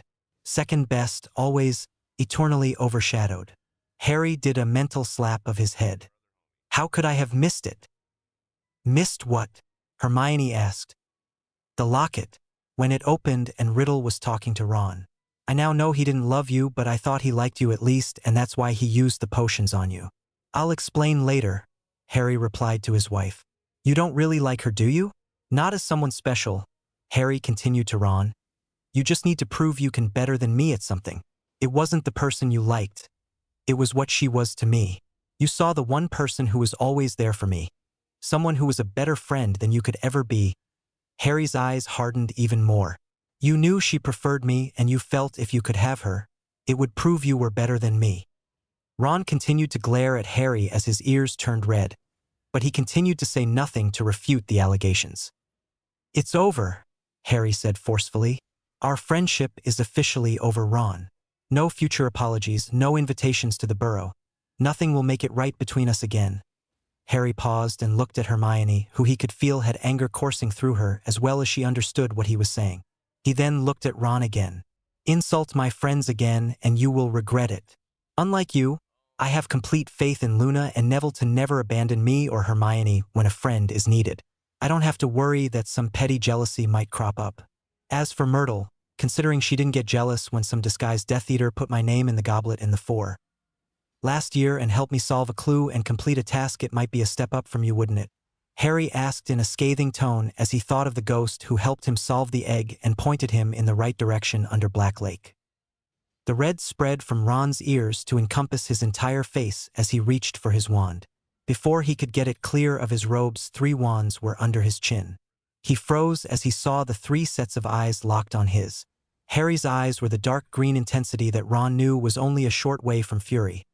Neville's eyes were a determined and focused look that Ron had never seen, but it was Hermione's eyes that really disquieted him. Her eyes were steeled with a glare that made the term scary seem like something pleasant. If looks could kill, Ron knew at that moment he would be dead.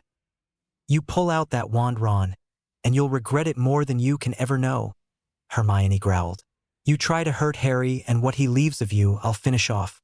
Is that clear enough? All Ron could do was nod as the red in face and ears had turned ashen. Oh, don't worry, love, Harry said to Hermione. I'll leave plenty for you, but if he were to try to hurt you, I can't promise anything will be left. The 3 of them put away their wands and brushed past Ron on the way to the common room. As Hermione was walking out the door, she turned around and looked at the boy who she had been tricked into liking as more than a friend. Ron, if it helps, I heard Lavender Brown talking about you in a nice way. Lavender? Are you putting me on? No, Ron, I'm not, but I really don't care if you believe it or not, Hermione replied and then followed Harry and Neville down the steps. As the evening progressed, Ron stopped seething about Harry and Hermione and started thinking about Lavender and how she had looked at him in divinations in the last class. She's better looking than Hermione is anyway, he thought, especially since she has bigger knockers. So Ron never even liked me? Hermione asked Harry when they were arranged around a table with Neville studying. Did I ever tell you what the locket said to Ron when we opened it? No. Harry brought up the memory and pushed it toward Hermione. She saw the locket open. I have seen your heart, and it is mine. I have seen your dreams, Ronald Weasley, and I have seen your fears. All you desire is possible, but all that you dread is also possible. Least loved, always, by the mother who craved a daughter. Least loved now by the girl who prefers your friend. Second best, always, eternally overshadowed. Hermione saw the images of her and Harry rise out of the locket, and it continued. Why return? We were better without you. Happier without you. Glad of your absence. We laughed at your stupidity, your cowardice, your presumption. Riddle, Harry said. Presumption, echoed the Riddle Hermione. Who could look at you, who would ever look at you, beside Harry Potter? What have you ever done compared with the Chosen One? What are you, compared with the boy who lived? Hermione swallowed as the image came to an end. His desire wasn't me, was it, but not to be second to you? Harry nodded. I realized that upstairs. It just came to me. When it happened, He had just pulled me out of the pond, so I was thinking of Ron differently, and that made me interpret the locket differently.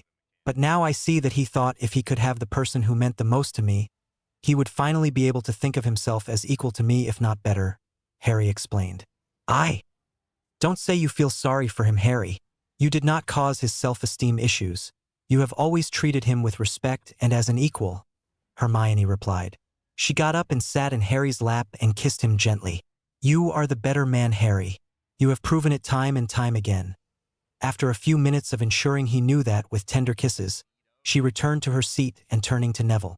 Now the color-changing charm is going to be on the OWLs, so make sure you have. When they had been studying for several minutes, the portrait hole opened and Umbridge and Malfoy came charging and talking to each other with McGonagall following behind them. Now Minerva, Umbridge said to the trailing professor. When you see Potter and Granger are out after curfew, you'll have to agree that they need to be. Her voice trailed off as she saw Harry, Hermione and Neville arranged at the table studying. Harry and Hermione could see the relief spread over McGonagall's face as she also saw the trio of students. Is there anything we can do for you, Professor McGonagall? Hermione asked. That's all right, Ms. Granger, McGonagall replied. It seems our High Inquisitor was under the impression that you were out after curfew. In fact, Mr. Filch and Mrs. Norris are at this moment combing the castle looking for you. Well, as you can see, we are here studying since tonight isn't one of my nights to make rounds, Hermione replied. Umbridge was staring at Draco and hissing something to him under her breath. They could see the blonde Slytherin turn red as he retreated out the portrait hole. The toad-like woman took one last look at the Gryffindor trio. Then, without saying a word, she turned and followed her Inquisitor squad member out of the tower. McGonagall turned back to her favorite students and her normally pursed lips were almost smiling. Good night, Ms. Granger, Mr. Potter, Mr. Longbottom. She turned to leave, then stopped and turned back, and 10 points each for diligent studying. Once McGonagall had left, the trio smirked amongst themselves. They continued to study for a couple of hours before finally heading to bed. Harry and Neville found Ron fast asleep on his bed with his face plastered in his History of Magic book drooling on the pages. Harry grinned at Neville. Well, he tried to study too. Asterisco asterisco asterisco e asterisco asterisco asterisco.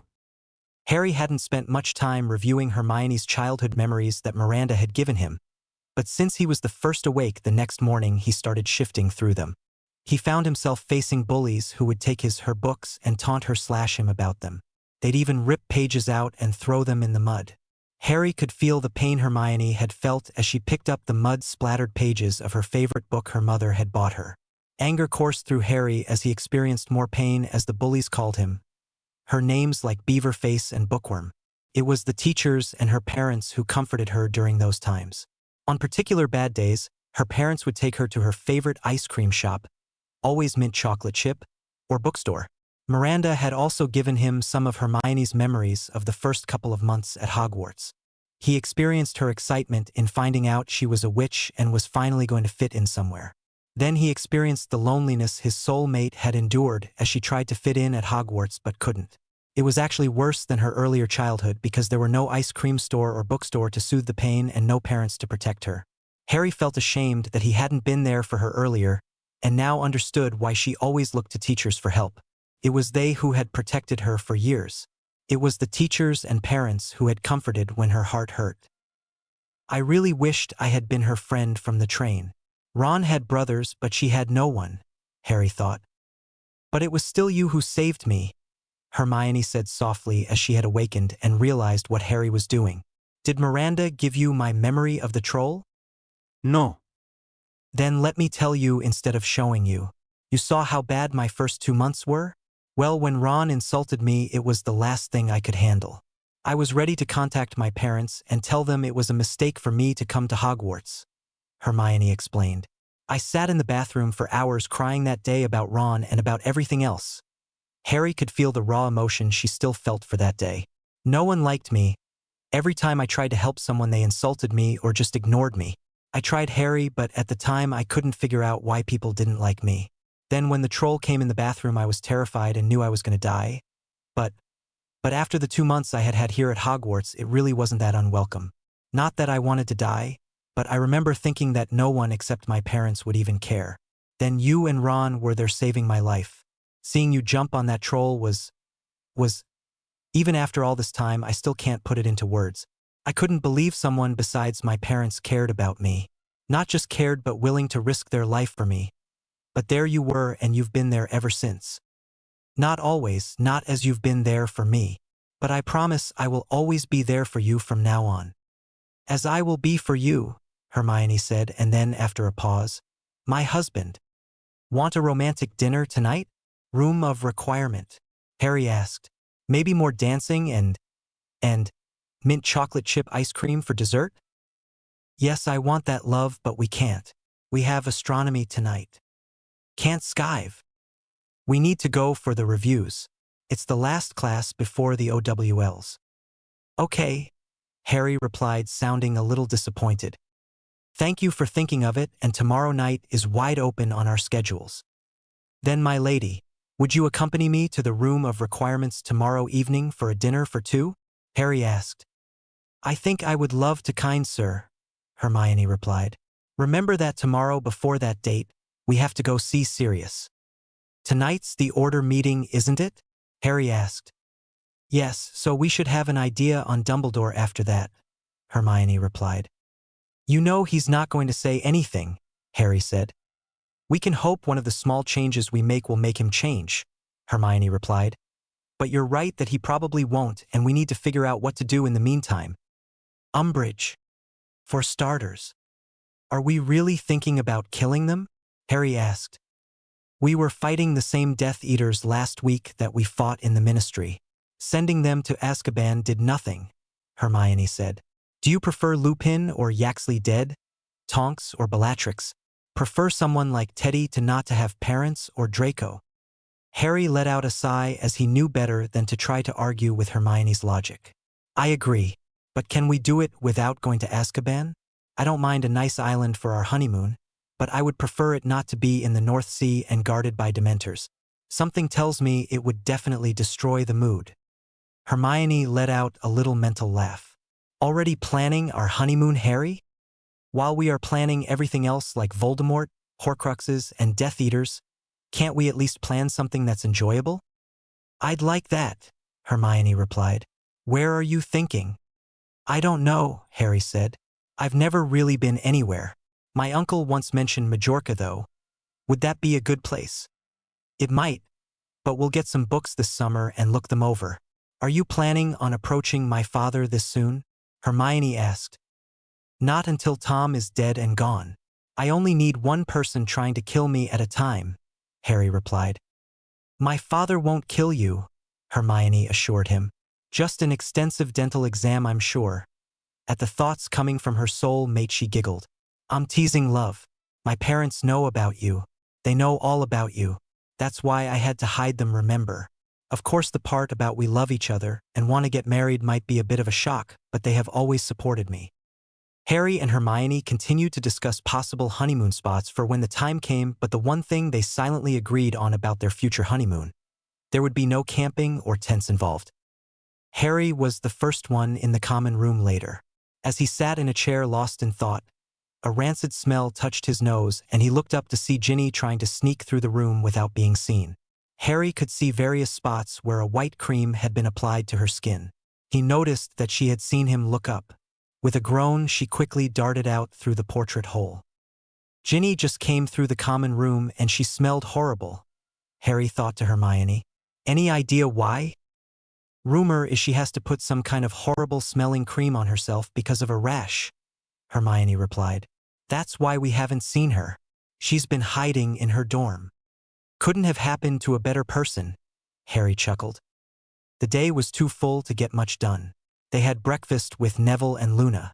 Ron seemed to have taken the warning seriously and sat as far away as he could. Hermione noticed also that, between shoveling forkfuls of food into his mouth, he occasionally looked over at Lavender.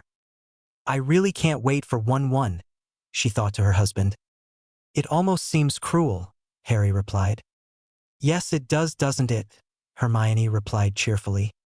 Now all we have to do is worry about Ginny. One wrong move on her part and she is toast. Hermione thought, the iciness she felt toward the youngest Weasley coming through. I know she's going to eventually try something, but will she go for the jealousy potion this time or something else? We'll just have to be careful until she shows her hand. Miranda says we are safe from potions, but I don't trust Ginny to not to attack you magically if they fail. She'll regret it if she does, Hermione replied. I don't want to hurt her, but I will if I have to. I know you will, Harry replied. I just wished she wasn't so set on me. I don't like to be the reason for her doing what she's doing. You aren't the reason, Hermione argued.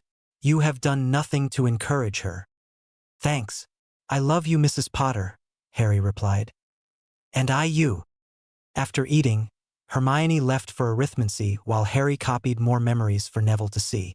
Later, the two of them, along with Neville, had their final Transfiguration class of the year. McGonagall praised Harry and Hermione for the perfect work and assured them they should have no trouble with the OWLs. She requested Ron to stay behind after class for a word. Later, Harry heard from Seamus that Ron had to spend the next couple of days reviewing for the OWLs personally with McGonagall. Double herbology and care of magical creatures took up the afternoon. Time slowed to a crawl at dinner. Harry and Hermione knew the order meeting would be starting soon, and they kept wondering how the meeting between Dumbledore and Sirius would go. Once astronomy started, Harry had a hard time following the review as he kept his hand on the communication mirror the entire time waiting for it to heat up. It was after the class ended and they were walking back to the tower that the mirror started to heat. Harry pulled Hermione into a broom closet where she quickly put up a locking charm and the Muffliato charm. Harry pulled out the mirror and saw his godfather looking at him. The first words he said set the tone of the conversation. That old goat, Sirius snarled. That good of a meeting? Harry asked lightly. Meeting was boring enough, but afterwards, when I told Dumbledore Creature's story of Regulus and showed him the locket, he didn't even blink an eye. He told me it was probably nothing, but he took the locket to give it, as he said, a closer examination just in case. It's what we expected, Hermione said. We'll just have to see if he comes to me now, Harry said. We'll bring the pensieve and memories of the Department of Mysteries tomorrow in the early afternoon. We have our last class of the year tomorrow morning. Potions, of course. Then we are going to make a quick trip to Diagon Alley. Diagon Alley? Sirius said. What are you going there for? A friend of ours needs a new wand and we want to warn Ollivander. What are you going to tell him? Just enough that should make him want to leave, Harry replied. Be careful. Don't get caught. Oh, Sirius, Hermione said. We have told 2 students about the future, and they are willing to help with whatever we do at the Ministry. It's Neville Longbottom and Luna Lovegood. They were with us the last time. We'll talk about that tomorrow after I see those memories. Chapter 7. The last class of the year just happened to be potions, and Draco Malfoy was still smarting from Potter and Granger making a fool of him the previous night. He could see the mudblood talking to Potter and decided to incite a bit of panic into her. With a sneer at Hermione, he leaned over to Crabbe and Goyle and said loudly, of course, it's not what you know, it's who you know. Now, Father's been friendly with the head of the Wizarding Examinations Authority for years, old Griselda Marchbanks. We've had her round for dinner and everything. The same exact words he used last time. Hermione grumbled as she remembered the panic that had coursed through her 2 years ago when he'd said them. You'd think with what we've changed they would be a little different. Then again, small minds have little imagination. Harry glanced at the ferret and turned back to his wife. He could feel her anger at Malfoy. Hermione had to bite down the retort she wanted to say to the pompous Slytherin. She knew it wasn't time yet. I really hate that ferret, she growled to her husband. Neville placed a hand on her shoulder and smiled at her in support. Hermione smiled back. One of the things they had talked about Tuesday night after Umbridge and Malfoy had left the Gryffindor common room was how nice it would be when Neville did better than Malfoy on his OWLs. How about if I put him on the spot by betting him you, a Muggleborn, will do better than he does on the tests? Harry asked Hermione. Hermione was about to agree when a reason not to struck her. No, you better not. His father might be able to bribe someone to make a difference in yours or my grades if his son's honor is on the line. Lucius wouldn't do that, Harry replied. Do you really want to take that chance over something as petty as this? Hermione chided him. Besides, by the time he gets the results, he will have most likely taken the mark and he won't care. Do we try to save him? Harry asked. Keep him from taking the mark this time? If you have some brilliant plan to do so, I'll listen, but he's not high on my caring about list at the moment. Hermione huffed as she shot another glare at the blonde-haired idiot. There are too many other people who suffered because of him and his father. Those are the ones I'm more concerned about. I'd prefer to see him under the same curse his aunt performed on me. Harry could feel her anger surge, and then it subsided. Being the target of his crap again, after all we did, just brings back all the wrong he did. Think of Bill. Remember his face? Just because the ferret thought his family was more important than the whole wizarding world. He's a coward, and I'm not going to waste effort on keeping his arse alive. Wow, Hermione, language. His mother did save me in the forest. Only to save her son, which only proves his mother cares for him even if he is lower than scum. Hermione retorted. Remember how much your aunt loves your cousin. It doesn't mean he or she is a good person, does it? If your aunt had saved your life for the sole reason of protecting your cousin, would that have made up for all the years previously? Harry stopped to think about the analogy and realized the truth of the statement. True, but let's see where that one leads. If we have some way to keep the mark off Draco without too much effort, we'll try it. Fair enough. Let's get through this class and get things rolling. You and Neville to Ollivander's after class, and then you and I to Sirius later today. Then dinner with your husband? Don't forget the dancing. I would never forget. Give me any reason to have you in my arms. The thought of being in Harry's arms again shot a shiver of delight through Hermione as she gave him a smile. You don't need a reason, Harry. The smile Harry had on his face the entire potions class infuriated Snape.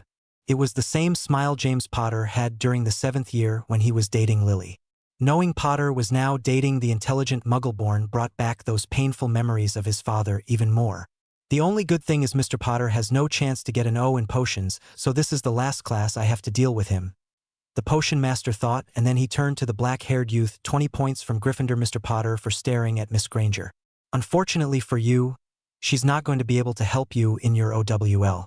Without her help, I presume you'll have a tea waiting for you at the bottom of your cauldron. The whole Slytherin side of the classroom laughed at the comment. Yes, sir, Harry replied, continuing his smile. Sir, I was thinking of getting her some flowers. Do you think she would like lilies? The last stated as he stared straight at the potions master, daring him to try legilimency again. Harry, what are you doing? Hermione said. I don't need flowers? Oh, and you really shouldn't pick on Snape, well, too much anyway. Yes, dear. Your love life is no concern of mine, Mr. Potter, Snape sneered. Just keep it out of my classroom. Really, sir? Harry asked in a confused voice. I thought my love life was part of your class. I mean, you read that article in which Weekly Out Loud last year. I thought you'd be happy for me. I mean, I'm dating the smartest, which who happens to be a Muggleborn in the school, aren't I? In fact, I've had several people tell me how much she's like my mother. The abrupt change in Snape silenced the entire class. Even the very air seemed to freeze as Snape advanced on Harry's desk with anger seemingly pouring off of him in waves.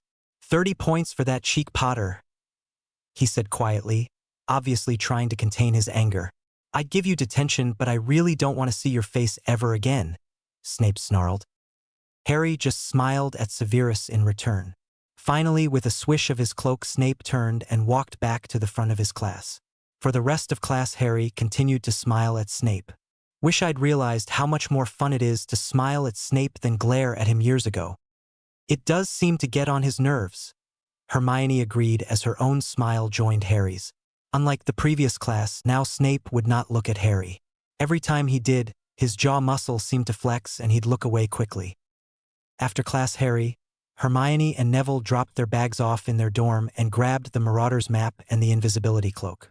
Leaving Gryffindor Tower, they made their way to the Room of Requirements.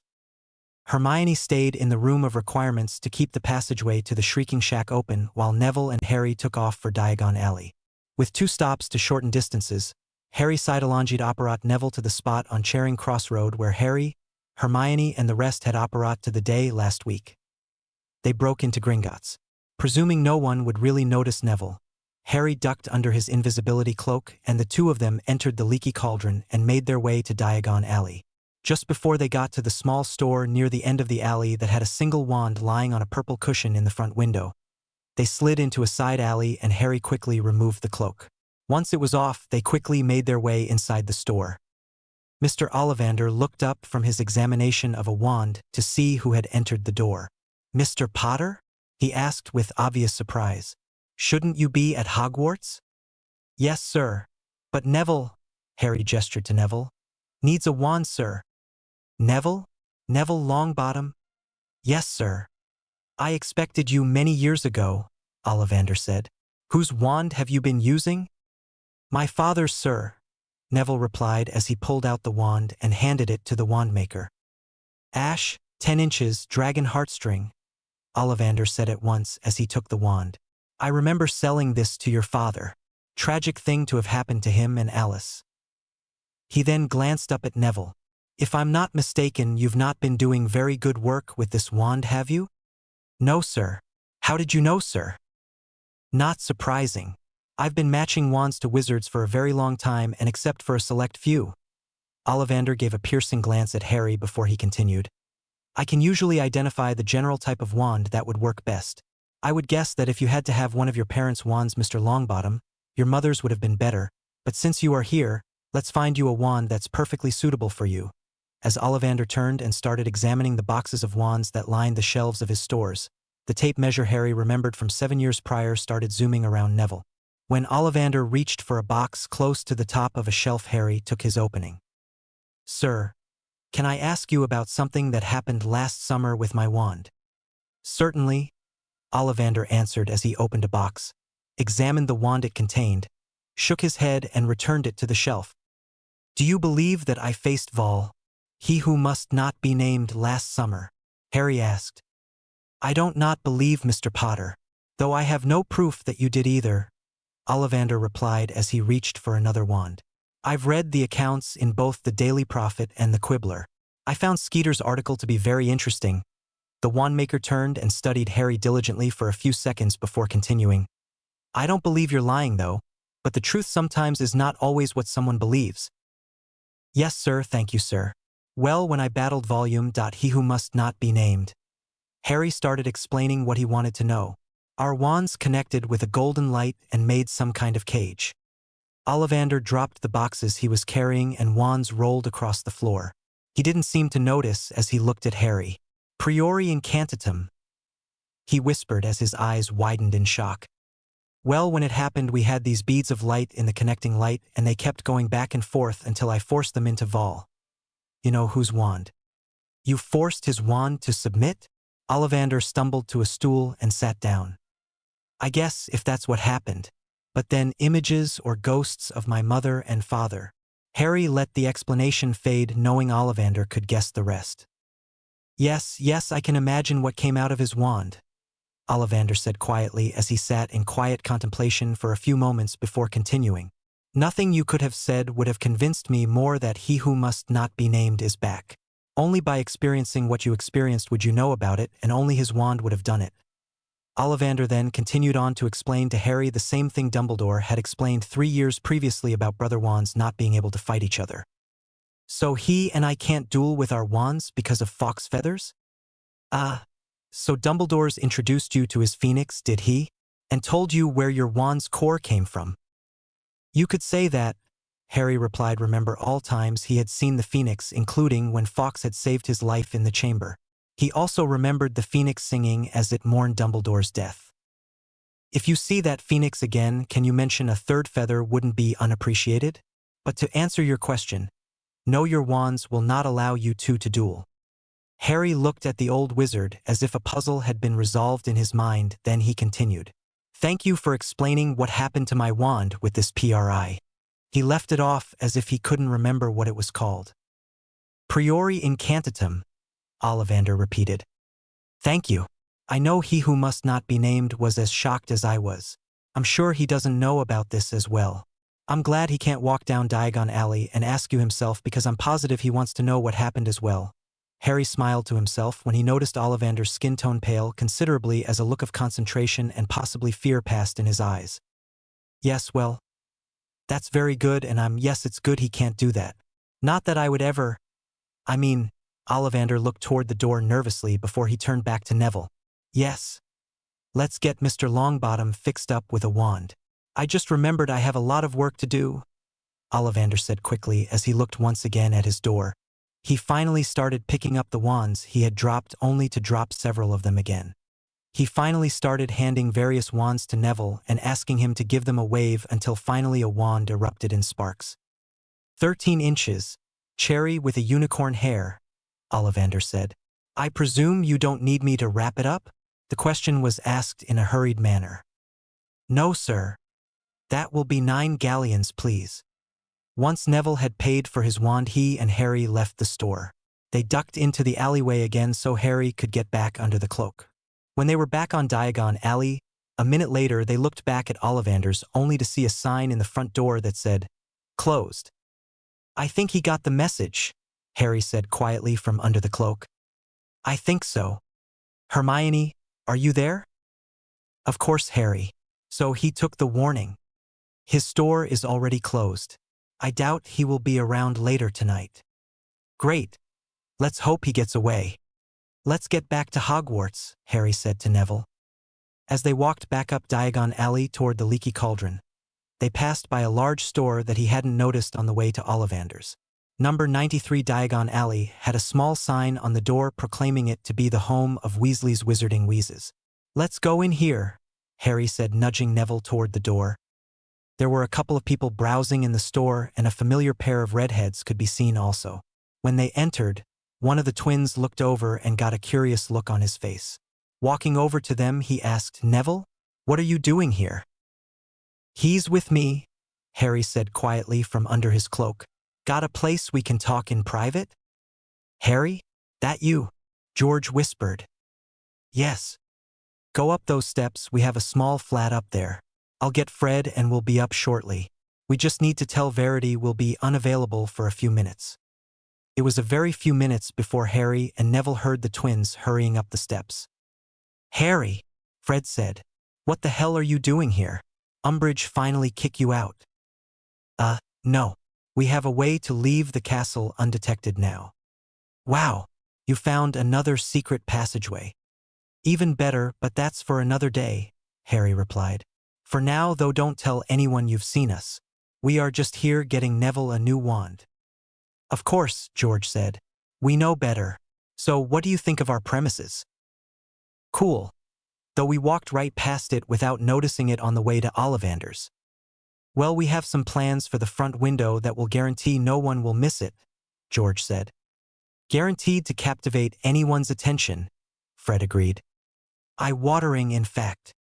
But we do sell glasses that keep your eyes from watering. But for now, we are working on getting our inventory up to par and filling mail orders. We are incredibly busy. Great, guys. So what kind of stuff have you been working on? Come on down and we'll show you. I'd prefer not to be seen by too many people, Harry argued. Not a problem, Fred replied. The good stuff is down the other staircase. Our latest inventions. No one else is allowed in that room, George added. They lead Neville and Harry down a different staircase where they quickly made their way to a room that the twins obviously used for experimentation. Harry recognized some of the stuff from his tour before his 6th year. This might look like an ordinary hat, Fred said, picking up a hat, but it's got a shield charmed into it. It'll reflect a couple of minor to moderate hexes. Of course, it won't stop an unforgivable. We thought it would be a great gag. You know, have a friend try to hex you and watch his face when it bounces off of you. Of course, we got the idea from DA. So it's something else we owe you, Harry. Anyway, a senior ministry official was in here with his youngest kid a couple of weeks ago and saw it. He took one of them to show his boss. We might have a huge order for these for the ministry soon. If we get that order, we'll probably start looking at other things like shield cloaks and gloves. Harry looked at the hat and thought of the upcoming ministry battle. Think I could buy some of these from you? For you, Harry, it's free. I need actually. One for Hermione. Let me guess, Ron and Ginny? Fred asked. Actually, guys, no, Harry replied. We've had a falling out with the two of them. Really? George asked. What did our younger siblings do? Ron was upset that Hermione and I started dating. You and Hermione? Fred asked. Well, it's about time, mate. She's an excellent young lady. Though she must be a living terror with the OWLs coming up. Not really. She's calmed down quite a bit. You calmed Hermione down before her OWLs? George asked in amazement. It must be true love then, he continued with a grin. I think it is, guys, but no, I would like one for Neville here and Luna Lovegood.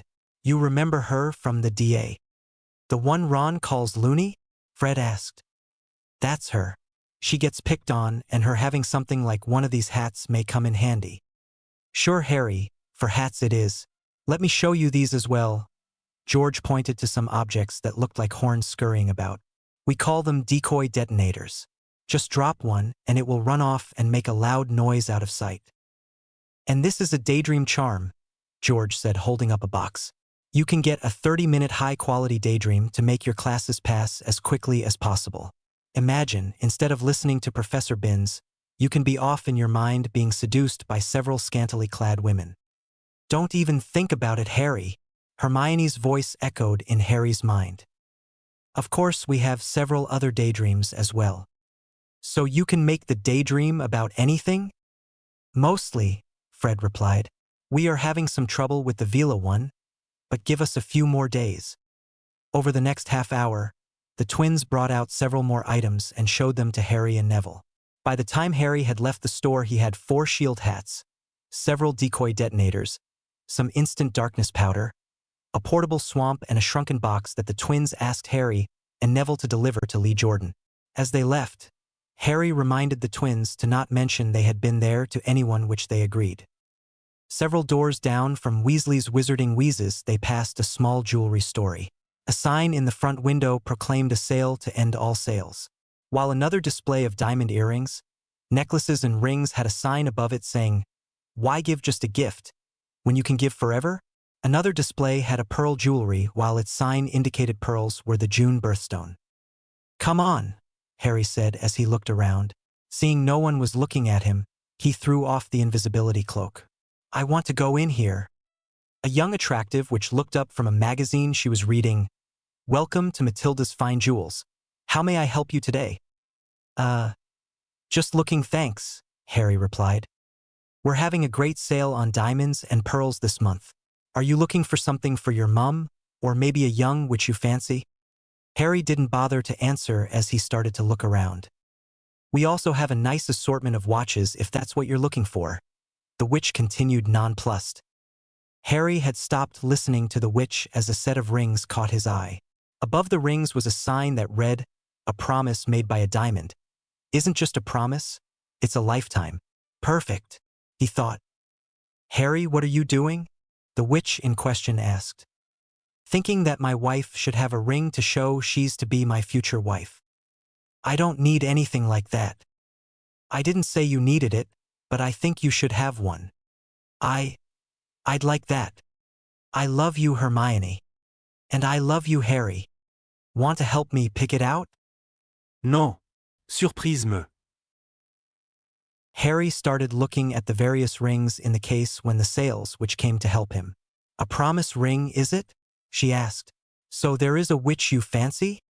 Well, I wasn't looking to give it to him, Harry replied, pointing to Neville. Sorry, Neville, but you're just not Hermione. Neville turned red as the attention of the witch turned to him, but he stammered out. Harry, and I thought that was why you dragged me in here.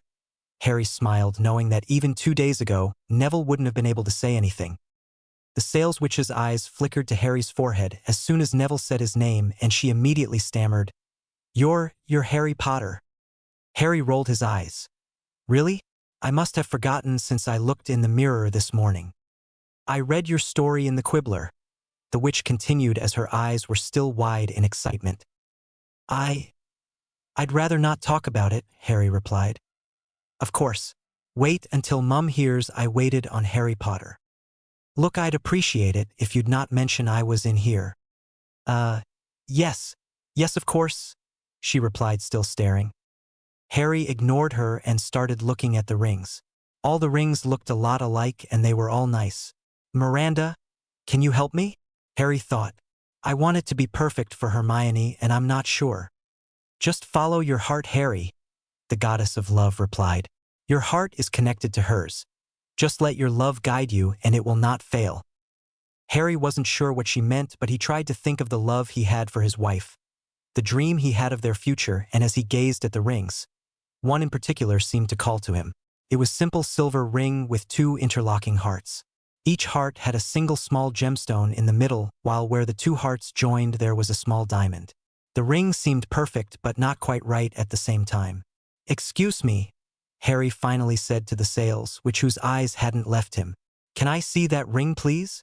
He asked, pointing at the one he had identified. Of course, she replied and quickly opened the display and removed the ring that Harry had identified. Most people change these stones to be the birthstones of the young woman and man, she explained as she pointed to the two stones inside the hearts. But of course they can be anything. What are the birthstones of July and September? Harry asked. July is a ruby while September is a sapphire, at least in the modern era. The sails replied as she pulled out a birthstone display rack. But many of our customers still believe in the ancient era stones. She pulled out another birthstone display. July was onyx then, while September was peridot. As Harry contemplated the different jewels, another gemstone caught his eye, the emerald birthstone of May. As he remembered Hermione comparing his eyes to that particular gem, an idea struck him. He quickly scanned the rest of the stones in both displays, but none of them seemed to match Hermione's eyes. Do you have a light brown gemstone? I'm thinking of my girlfriend's eyes. It took 20 minutes to find the exact shade of brown in a chrysoberyl stone. When Harry picked it up and put it beside an emerald that the witch said was the same color as his eyes, he liked what he saw. The witch took the ring in the back and had the jeweler magically sized the stones to fit and put an auto-sizing charm on the ring. How does this look, sir? The witch asked as she passed the ring back to Harry when it was complete. Harry looked at the ring and knew it was perfect for Hermione. It's perfect, Harry replied and quickly paid it. She's going to love it, Harry, Neville said as they left the jewelry store. I hope so, Harry replied. A few minutes later they were back in the Shrieking Shack, where they were relieved to find the door back into the castle still there. It was lunchtime when they arrived back in the room of requirements and found Hermione reading her History of Magic book. Want it now? Harry asked after receiving her welcome back kiss that was passionate enough to cause Neville to blush. Harry knew she was trying to not ask to see it. I can wait if you want a but, Hermione replied, looking down and blushing. I want you to have it, to wear it, to let everyone know what you mean to me. Harry pulled out the ring box and opened it, showing the ring to her. The look on her face instantly told him he had made an excellent choice. Allow me, Harry said as he took the ring from the box. He took her left hand in his, and as he gazed into her eyes he said, I know we are married in the magical world, but this is my promise that you will be my wife in all ways someday. It is my promise that you are my future. And he slid the ring on left ring finger. Hermione lifted her hand and studied the ring. Earlier she had pulled out her History of Magic book and started revising just so she wouldn't see the ring in his mind. But as she looked at it now, she realized how perfect it was. The emerald matched his eyes perfectly when he looked at her. The other stone was the color of her eyes, and the diamond, though small, was brilliant and flawless. Tears crept into her eyes as she looked at it. She realized how much effort Harry had put into selecting the perfect ring for her, and the thought of how close she had come to having her life screwed up by a couple of the Weasleys crossed her mind. She had to mentally laugh at the thought of Ron putting any effort into picking something out like this. That bad, huh? Harry asked as he waited for her to say something. You know perfectly well these are happy tears. Hermione sniffed as she shoved him in his shoulder. She then pulled him closer and showed him just how happy she was. Asterisco asterisco asterisco e asterisco asterisco asterisco. It had been a better day for Ginny Weasley. With her rash finally cured and the end of the smelly paste, her happiness had returned. Currently she was sitting in the Great Hall eating lunch while trying to devise a perfect plan to get her Harry away from the bookworm. I can be patient, she thought to herself as she took another bite of salad. More than likely Harry will realize just how plain and boring she is.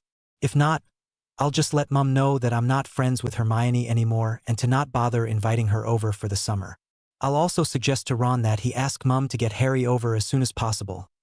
Ginny smiled as she thought of so much time of having Harry all to herself away from the know-it-all. She took another bite of salad. Definitely let them have their fun. It isn't like he's going to propose to her or anything. Her thoughts were interrupted when Colin Creevey jostled her elbow as he sat down next to his brother. "Hey Dennis, did you see the ring Harry gave Hermione?" Ginny didn't hear the reply as she had immediately stared down the table where Hermione was sitting next to her Harry, showing a ring on her left hand to Luna and several other people. Ginny's fork slipped out of her hand and dropped with a clatter onto her plate. The noise caused Hermione to glance down in her direction, and the smile she had for Ginny caused the youngest Weasley's blood to boil. That backstabbing boyfriend-stealing bitch," she mentally fulminated, with a final glare at her nemesis who was still smiling at her. She rose from her seat and stomped angrily out of the great hall with enough heat rising from her that people might swear that steam was pouring out of her ears.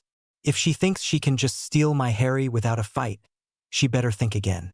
That ring will be mine. A few minutes later Ginny was in the library pulling various potions books off the shelf. What did my book say? Love potions and jealousy potions. I'll give her both and have her so confused she'll swear my brother is Merlin himself. Ginny declared to herself. Once again the images of a dumpy Hermione with 6 or so kids pulling at her dress while she slaved away in front of a stove brought a measured calm to Ginny. As for you, Harry, my love, I think it's time you realized how much you love me. It worked for Mum, so it should work for me. Ginny hesitated as she considered Hermione will probably see through a love potion and warn Harry. She quickly dismissed it as she thought, I'll give her so much jealousy potion she won't even think about my Harry. Asterisco asterisco asterisco e asterisco asterisco asterisco. Did I forget anything? Hermione asked herself as she looked inside her book bag.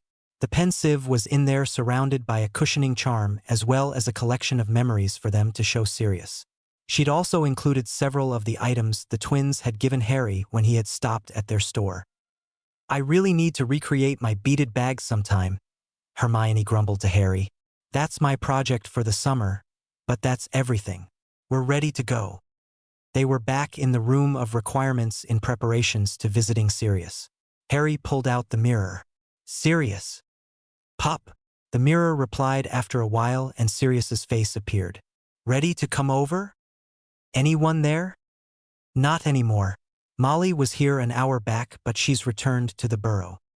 What did she want? Making plans to move back in, of course, Sirius said. Like last year, Dumbledore wants a full house to protect you when you show up.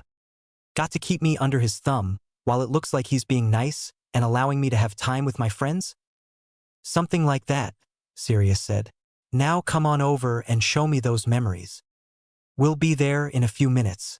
Takes a little time to walk out of the castle.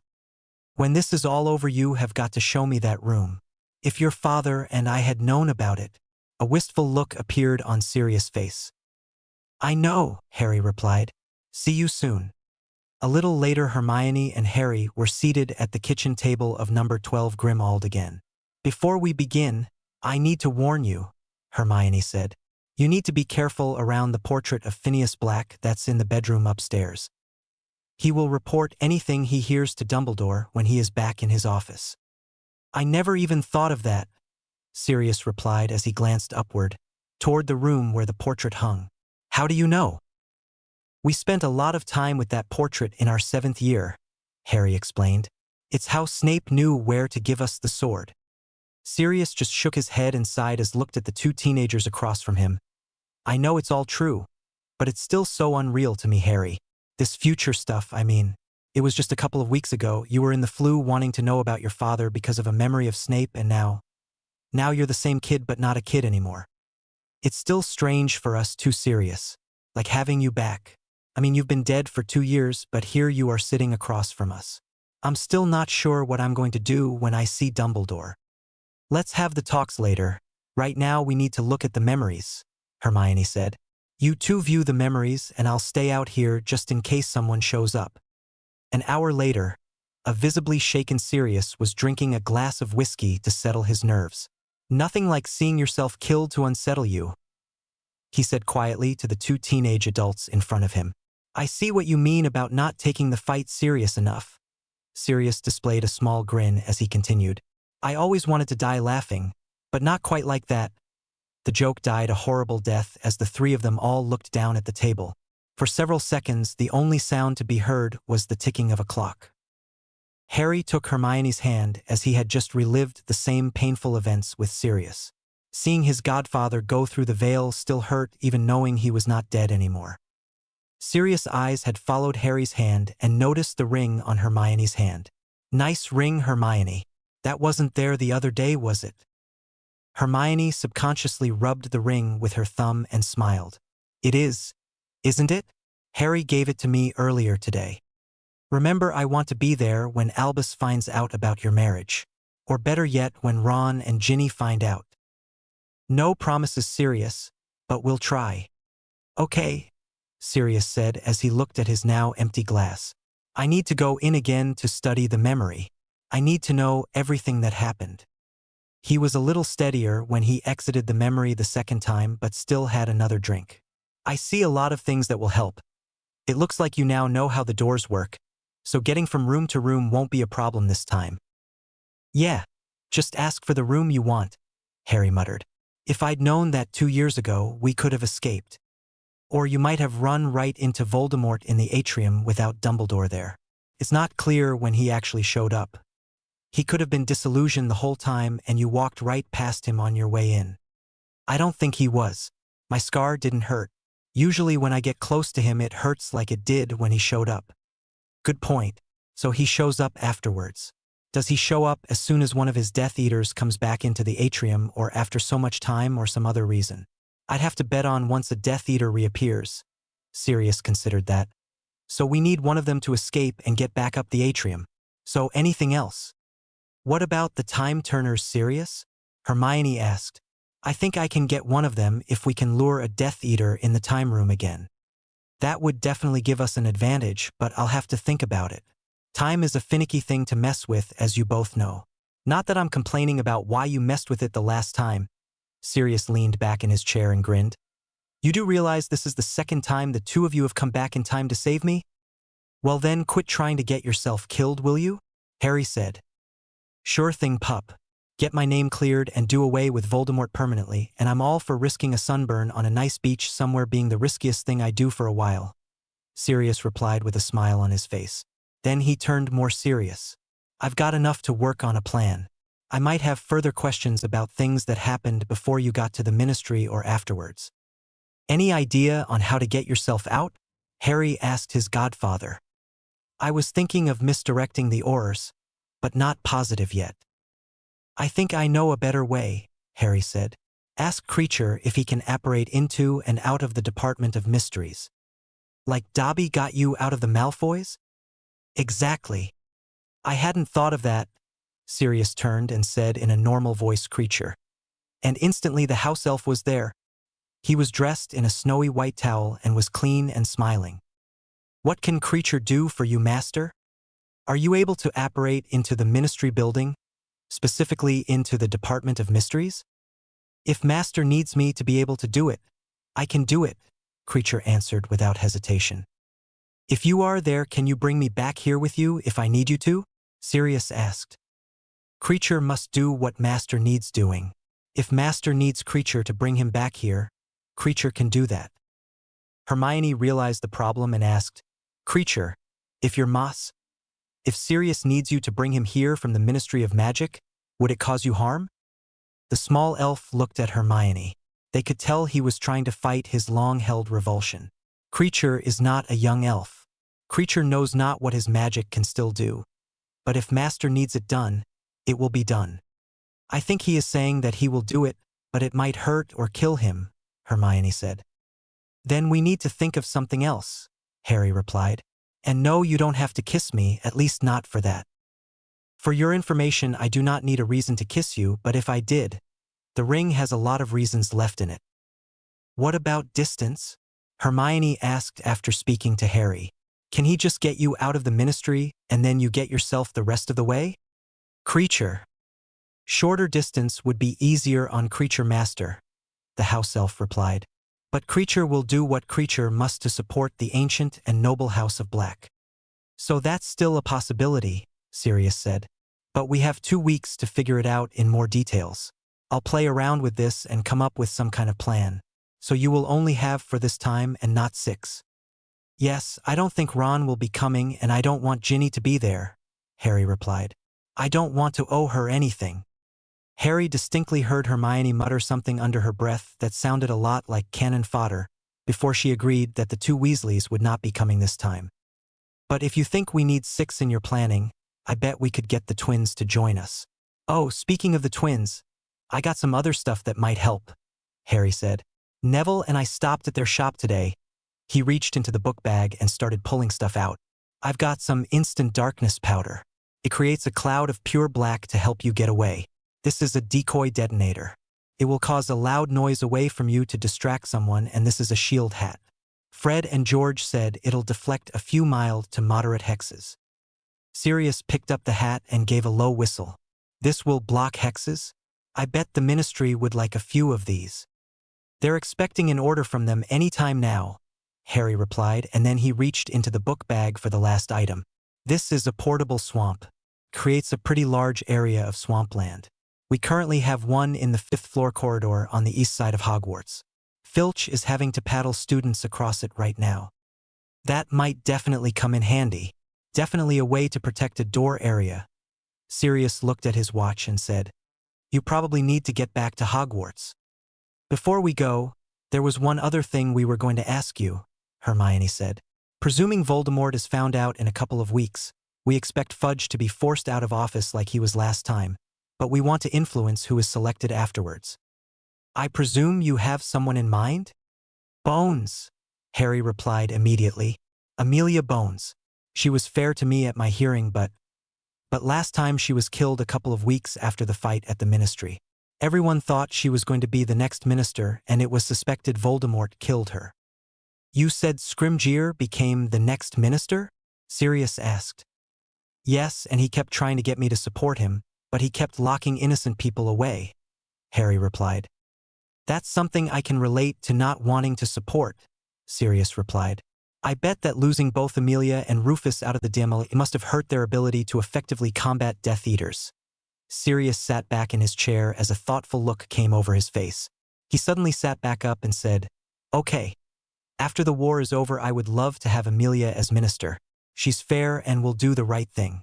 But during the war, I would want her still in charge of the DMLE. Continuity will be crucial in the fight. For the same reason Scrimgeour should stay head the Oars. Besides, we can't afford to have either of those positions fall into Death Eater's hands. So who do you think should be minister? A smile crept onto Sirius's face. I think I'll vote for Fudge. Keep him in office. What? Harry and Hermione yell simultaneously. You can't be serious? Hermione asked. Actually, yes I am, and yes I am, Sirius answered with a wry grin. Let me explain. If after Voldemort returns you can save Fudge's political arse Harry with some concocted tale of having been working with him to help lure Voldemort into the open, Fudge will bend over backward to appease you. You can manipulate the bastard for everything he's worth, especially if his buddy Lucius is caught. You'll have the Ministry on your side instead of against you this time. Yes, you'll have to play some politics, but it will be worth it. Wouldn't that make me as bad a Malfoy? Or Dumbledore? Plan on doing anything for personal gain? If not, then no, you're not as bad as Malfoy. And as you've pointed out, the real problem with Dumbledore is his inability to share information and trust people. Your whole purpose of manipulation is to effectively give information as quickly as possible. I doubt very seriously once this war is over, you're going to continue trying to manipulate people. Okay, I see your point, Harry said, and then a thought struck him. If we have Fudge, we can get you a trial? Hell, Harry, you could probably just get him to sign a bloody pardon as long as we can make it look good for him. I'd prefer the trial to clear my name, but I'll take any way to get my freedom. We were thinking about you and your freedom. Has Dumbledore ever tried to find Peter? Hermione asked. He has a spy in the ranks of Voldemort. Can't Snape let someone know where Peter is and grab him? Snavelis, do something for me? You're dreaming, right? Sirius snarled. You've seen the way he acts around here, like he's the only person doing anything important, especially when it comes to me. Well, you did try to get Remus to eat him, Hermione replied. I can see where someone might hold a grudge for that, but you would think Dumbledore would try to get you freed. I mean, you'd have to be a much more valuable asset being able to get out than being stuck around here. He's never mentioned it. I guess I presumed there's nothing he could do to help me. We were wondering if Dumbledore is purposely not trying for Peter to help you, Sirius, Hermione explained. Peter owes Harry a life debt, and we suspect that Dumbledore wants to have Peter near Voldemort just in case Harry needs help. He wouldn't do that, Sirius cried out, then followed with a much quieter, would he? As we've said and you just mentioned earlier, Dumbledore thinks he is the sole decider of all things. He can and will throw away lives if it means getting done what he thinks needs doing. He let Draco stay in the castle knowing he was dangerous just so his soul could still be saved. It almost cost two very innocent people their lives, not to mention everyone who would have died the night Dumbledore did if Harry hadn't given us his Felix Felicis. The Death Eaters were in the castle because of Draco, and he was there because Dumbledore thought he knew best. Hermione blushed as she finished her rant. She's been worked up about Draco all day, Harry explained. He was playing pompous ass again this morning, and it hit Hermione the wrong way. Harry looked over at Hermione's watch. Okay, Sirius, Hermione and I need to head back to Hogwarts.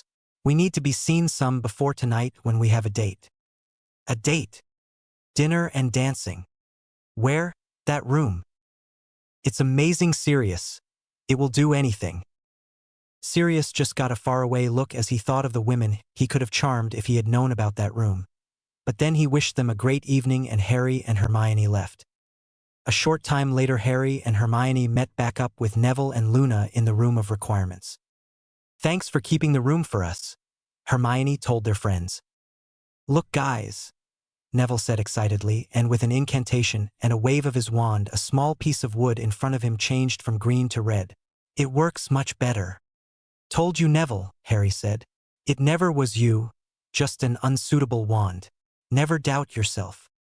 Neville nodded and smiled as he changed the wood's color to blue. I think Neville has been doing very well, Luna said dreamily, looking up from her book. He's working. Most of the charms you say are on the OWL with no problems. Excellent, Neville, Hermione praised. Tomorrow we'll work on transfiguration. Now you still need to get the theories down behind the spells, but it looks like your practicals will be much better. All because of you too, Neville exclaimed. We just knew what you could do, Harry said. You're the one doing it. Now we need to head out of here and been seen. Harry turned to Hermione. Shall we go to the common room? Luna, you can come too. If it's all right with you guys, Neville said as he looked at Luna. Luna and I were planning on going to the library once you got back. She's going to study with me for a while. Hermione glanced at Harry as she raised an eyebrow. Could there have been more going on in here besides studying? I doubt it, but if we leave them alone enough, Neville just might get up the courage now. They'd make a nice couple, but we are not playing matchmaker, Hermione said. Sounds great. Harry, check the map and see if anyone is waiting for us outside of the room. A familiar name was under the dot that was pacing back and forth in front of the room of requirements. Ginny's out there, Harry said. I'm glad that after that crap with Draco and Umbridge I asked for a room that made the door disappear once we were in here. We can go out another door like we did then, Hermione suggested. Wait, Harry said. I want to see what she's asking the room to be. He glanced at the map again and found an empty corridor not far away. He quickly requested a door to that location. When it appeared, he threw on his cloak and dashed through it. When he'd retraced his steps back to the room of requirements, he saw the young witch with 2 cauldrons in her hands. She was currently staring angrily at the blank wall. She then started pacing again while saying, I need a room to brew potions in. I need a room to brew potions in. Love, Ginny wants a room to brew potions. Think she is planning on the jealousy potion now. Let her, Hermione snarled. I have a few ideas of how to deal with it this time. But she better be back out of this room before it's time for our date. I'll be royally pissed if I don't get my time with you this evening. Hermione, Neville and Luna all left the room using the same door Harry had used to exit without being seen by Ginny. As soon as Ginny got the room she wanted and disappeared, Harry and Hermione left for the Gryffindor Tower while Neville and Luna started toward the library. It was just before dinner when the portrait hole opened and Ginny Weasley climbed through. Her hair was matted and her face was red from heat exposure. Harry nudged Hermione when he saw her, and they both felt very uneasy when she gave them a smile and continued past them to climb the steps to the girls' dorm. "Remind me to buy 2 Bezoars the next time we are in Diagon Alley. I don't trust her not to poison you," Harry thought to his wife. "Good point." Asterisco asterisco asterisco e asterisco asterisco asterisco. Harry and Hermione were relaxing on a sofa in the room of requirements later that night. It had been a spectacular date. Dobby had provided them with the special plates that had been used at the Yule Ball, the ones that were spelled to allow the elves to remotely take food orders by request. It had taken a few minutes to persuade Hermione that it wasn't causing any additional work for the elves since the food was being cooked anyway. The room itself had done wonders. Harry had asked for a romantic room for dinner and dancing, and they had entered into a room that had a quiet table that sat next to what appeared to be a window looking out over the castle grounds. On the other side of the room, a cleared area was obviously meant for dancing while soft music played quietly in the background. Hermione had enjoyed a dinner of pan-roasted sea bass served with rice and steamed vegetables, while Harry had asked for grilled pork chops with roasted potatoes and green beans. When the dishes had been cleared, the music increased in volume, and for the next hour, they had danced. Again, the dancing had been more of Hermione in Harry's arms as they swayed to the soft music, but to Hermione, it had been the most perfect way to end a day that had started with Malfoy's idiotic comments. When they grew tired of dancing, they sat down to relax on the sofa. "We better get back," Harry said softly as he stroked Hermione's hair. Neither of them wanted the evening to end. "Stay with me tonight, Harry," Hermione suggested softly. "What?" "I want to sleep with you tonight." "No, not that. Not yet anyway," she said as she picked up his thoughts. "Just want to feel your arms around me tonight." "Are you sure? You're my husband, my boyfriend, my best friend and my soulmate. I've never been more sure about anything in my life, love," Hermione replied. Their eyes continued a silent conversation that spoke more of emotions than of words. Finally, their lips joined in and expressed their love of each other as well. Later, they returned to the Gryffindor Tower where Harry asked Neville to cover for him in case something came up. He closed the curtains around his bed and filled his book bag with a change of clothes and pajamas. Harry and Hermione met back up in the common room where they said a few words to make it seem like they were making a last-minute dash to the library before returning to the room of requirements. The room that was created for Hermione was a small bedroom with a fake window filled with moonlight, a bed with a down comforter, a couple of bed tables with flickering candles, and a bathroom with a shower and a WC. After they showered separately, they found themselves in bed under the covers. It didn't surprise Harry when Hermione pulled out a book to read before falling asleep. He enjoyed watching her profile as she read, occasionally turning a page. She smiled when he would think how beautiful she looked in the candle and moonlight. She'd glance over at him and see him staring at her with his green eyes aglow with the feelings he had for her. It wasn't long before she closed the book and looked at Harry. "Are you going to stare at me every night I read before bed?" she asked. "When I have the chance, yes," he replied honestly. "I love you, and a book in your hand is the way I've seen you most of the time I've known you," Harry explained.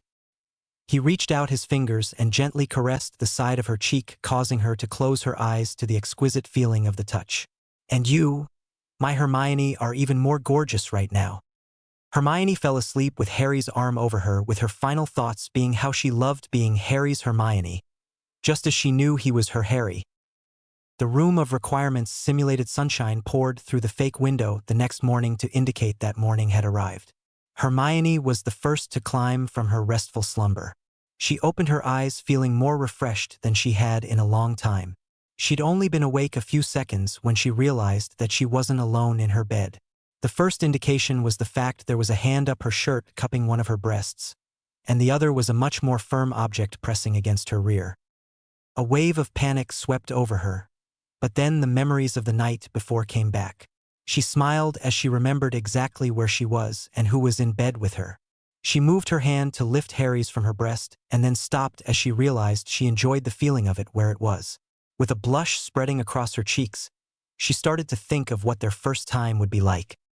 Harry awoke several minutes later to the pleasant smell of vanilla that seemed to tickle at his nose.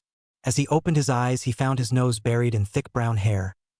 His memories of the night before came back to him, and he pulled Hermione even closer to him, and that's when he realized where his hand was. Panic coursed through his mind as he pleaded for Hermione to still be asleep, while at the same time, he started to move his hand slowly out of her shirt. "Don't," Hermione whispered, but he was already moving it. "But, I'm sorry, Hermione. I didn't mean to," Harry exclaimed as his hand came out of her shirt. "Harry, I've been awake for several minutes now.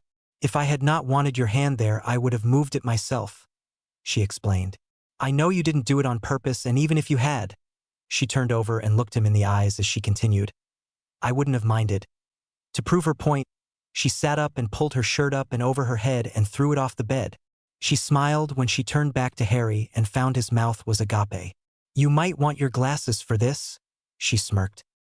Harry was a teenage boy, older in mind than in body, but still a teenage boy who had very little experience with viewing the female body. Once he had his glasses on, he tried to look Hermione in the eyes. He really tried to look her in the eyes, but his eyes kept wandering lower to the perfect breasts that were right there in front of him. "I'll give you this morning, love," Hermione said with a knowing smile. "But I do expect more eye contact once you get over this part." Harry's eyes looked up at her face for a short time as he nodded. But it wasn't long before they made their way back to those beautiful, perfect breasts. It was one thing to get a glimpse of her breasts when they met Miranda, but for them to be right in front of him, with her permission to look, was entirely something else. It only got better when the next words she spoke were, "You are allowed to touch." Are you sure?" Harry asked. "I don't want to." "I'm sure, Harry. No further than touching this morning. But I am sure I want this." Hermione relished the touch of Harry's hands as he gently and hesitantly started caressing. He started awkwardly, but it wasn't long until his hands were gentle but firm in their movements as he grew confident that she was enjoying what he did and really wanted it to happen. After a while, she had him remove his own shirt, and she ran her hands over his chest, bringing a whole new meaning to the word pleasure to Harry's vocabulary. She had seen an older Harry's shirtless body many times in the tent, but now she explored that body and the scars that permeated his torso and arms that were uniquely her husband's. From those scars that were made by his uncle during his childhood, to the bite from the basilisk, to the cut made by Wormtail to take his blood in the graveyard. She traced each one with first her fingers and then her lips. As she did that, she let him know how much she loved him, how each one was a part of that person she loved, and how she wanted to share the pain each had caused him. Finally, she ran her fingers and lips gently over his heart, knowing there were still scars there that she hoped to help him heal.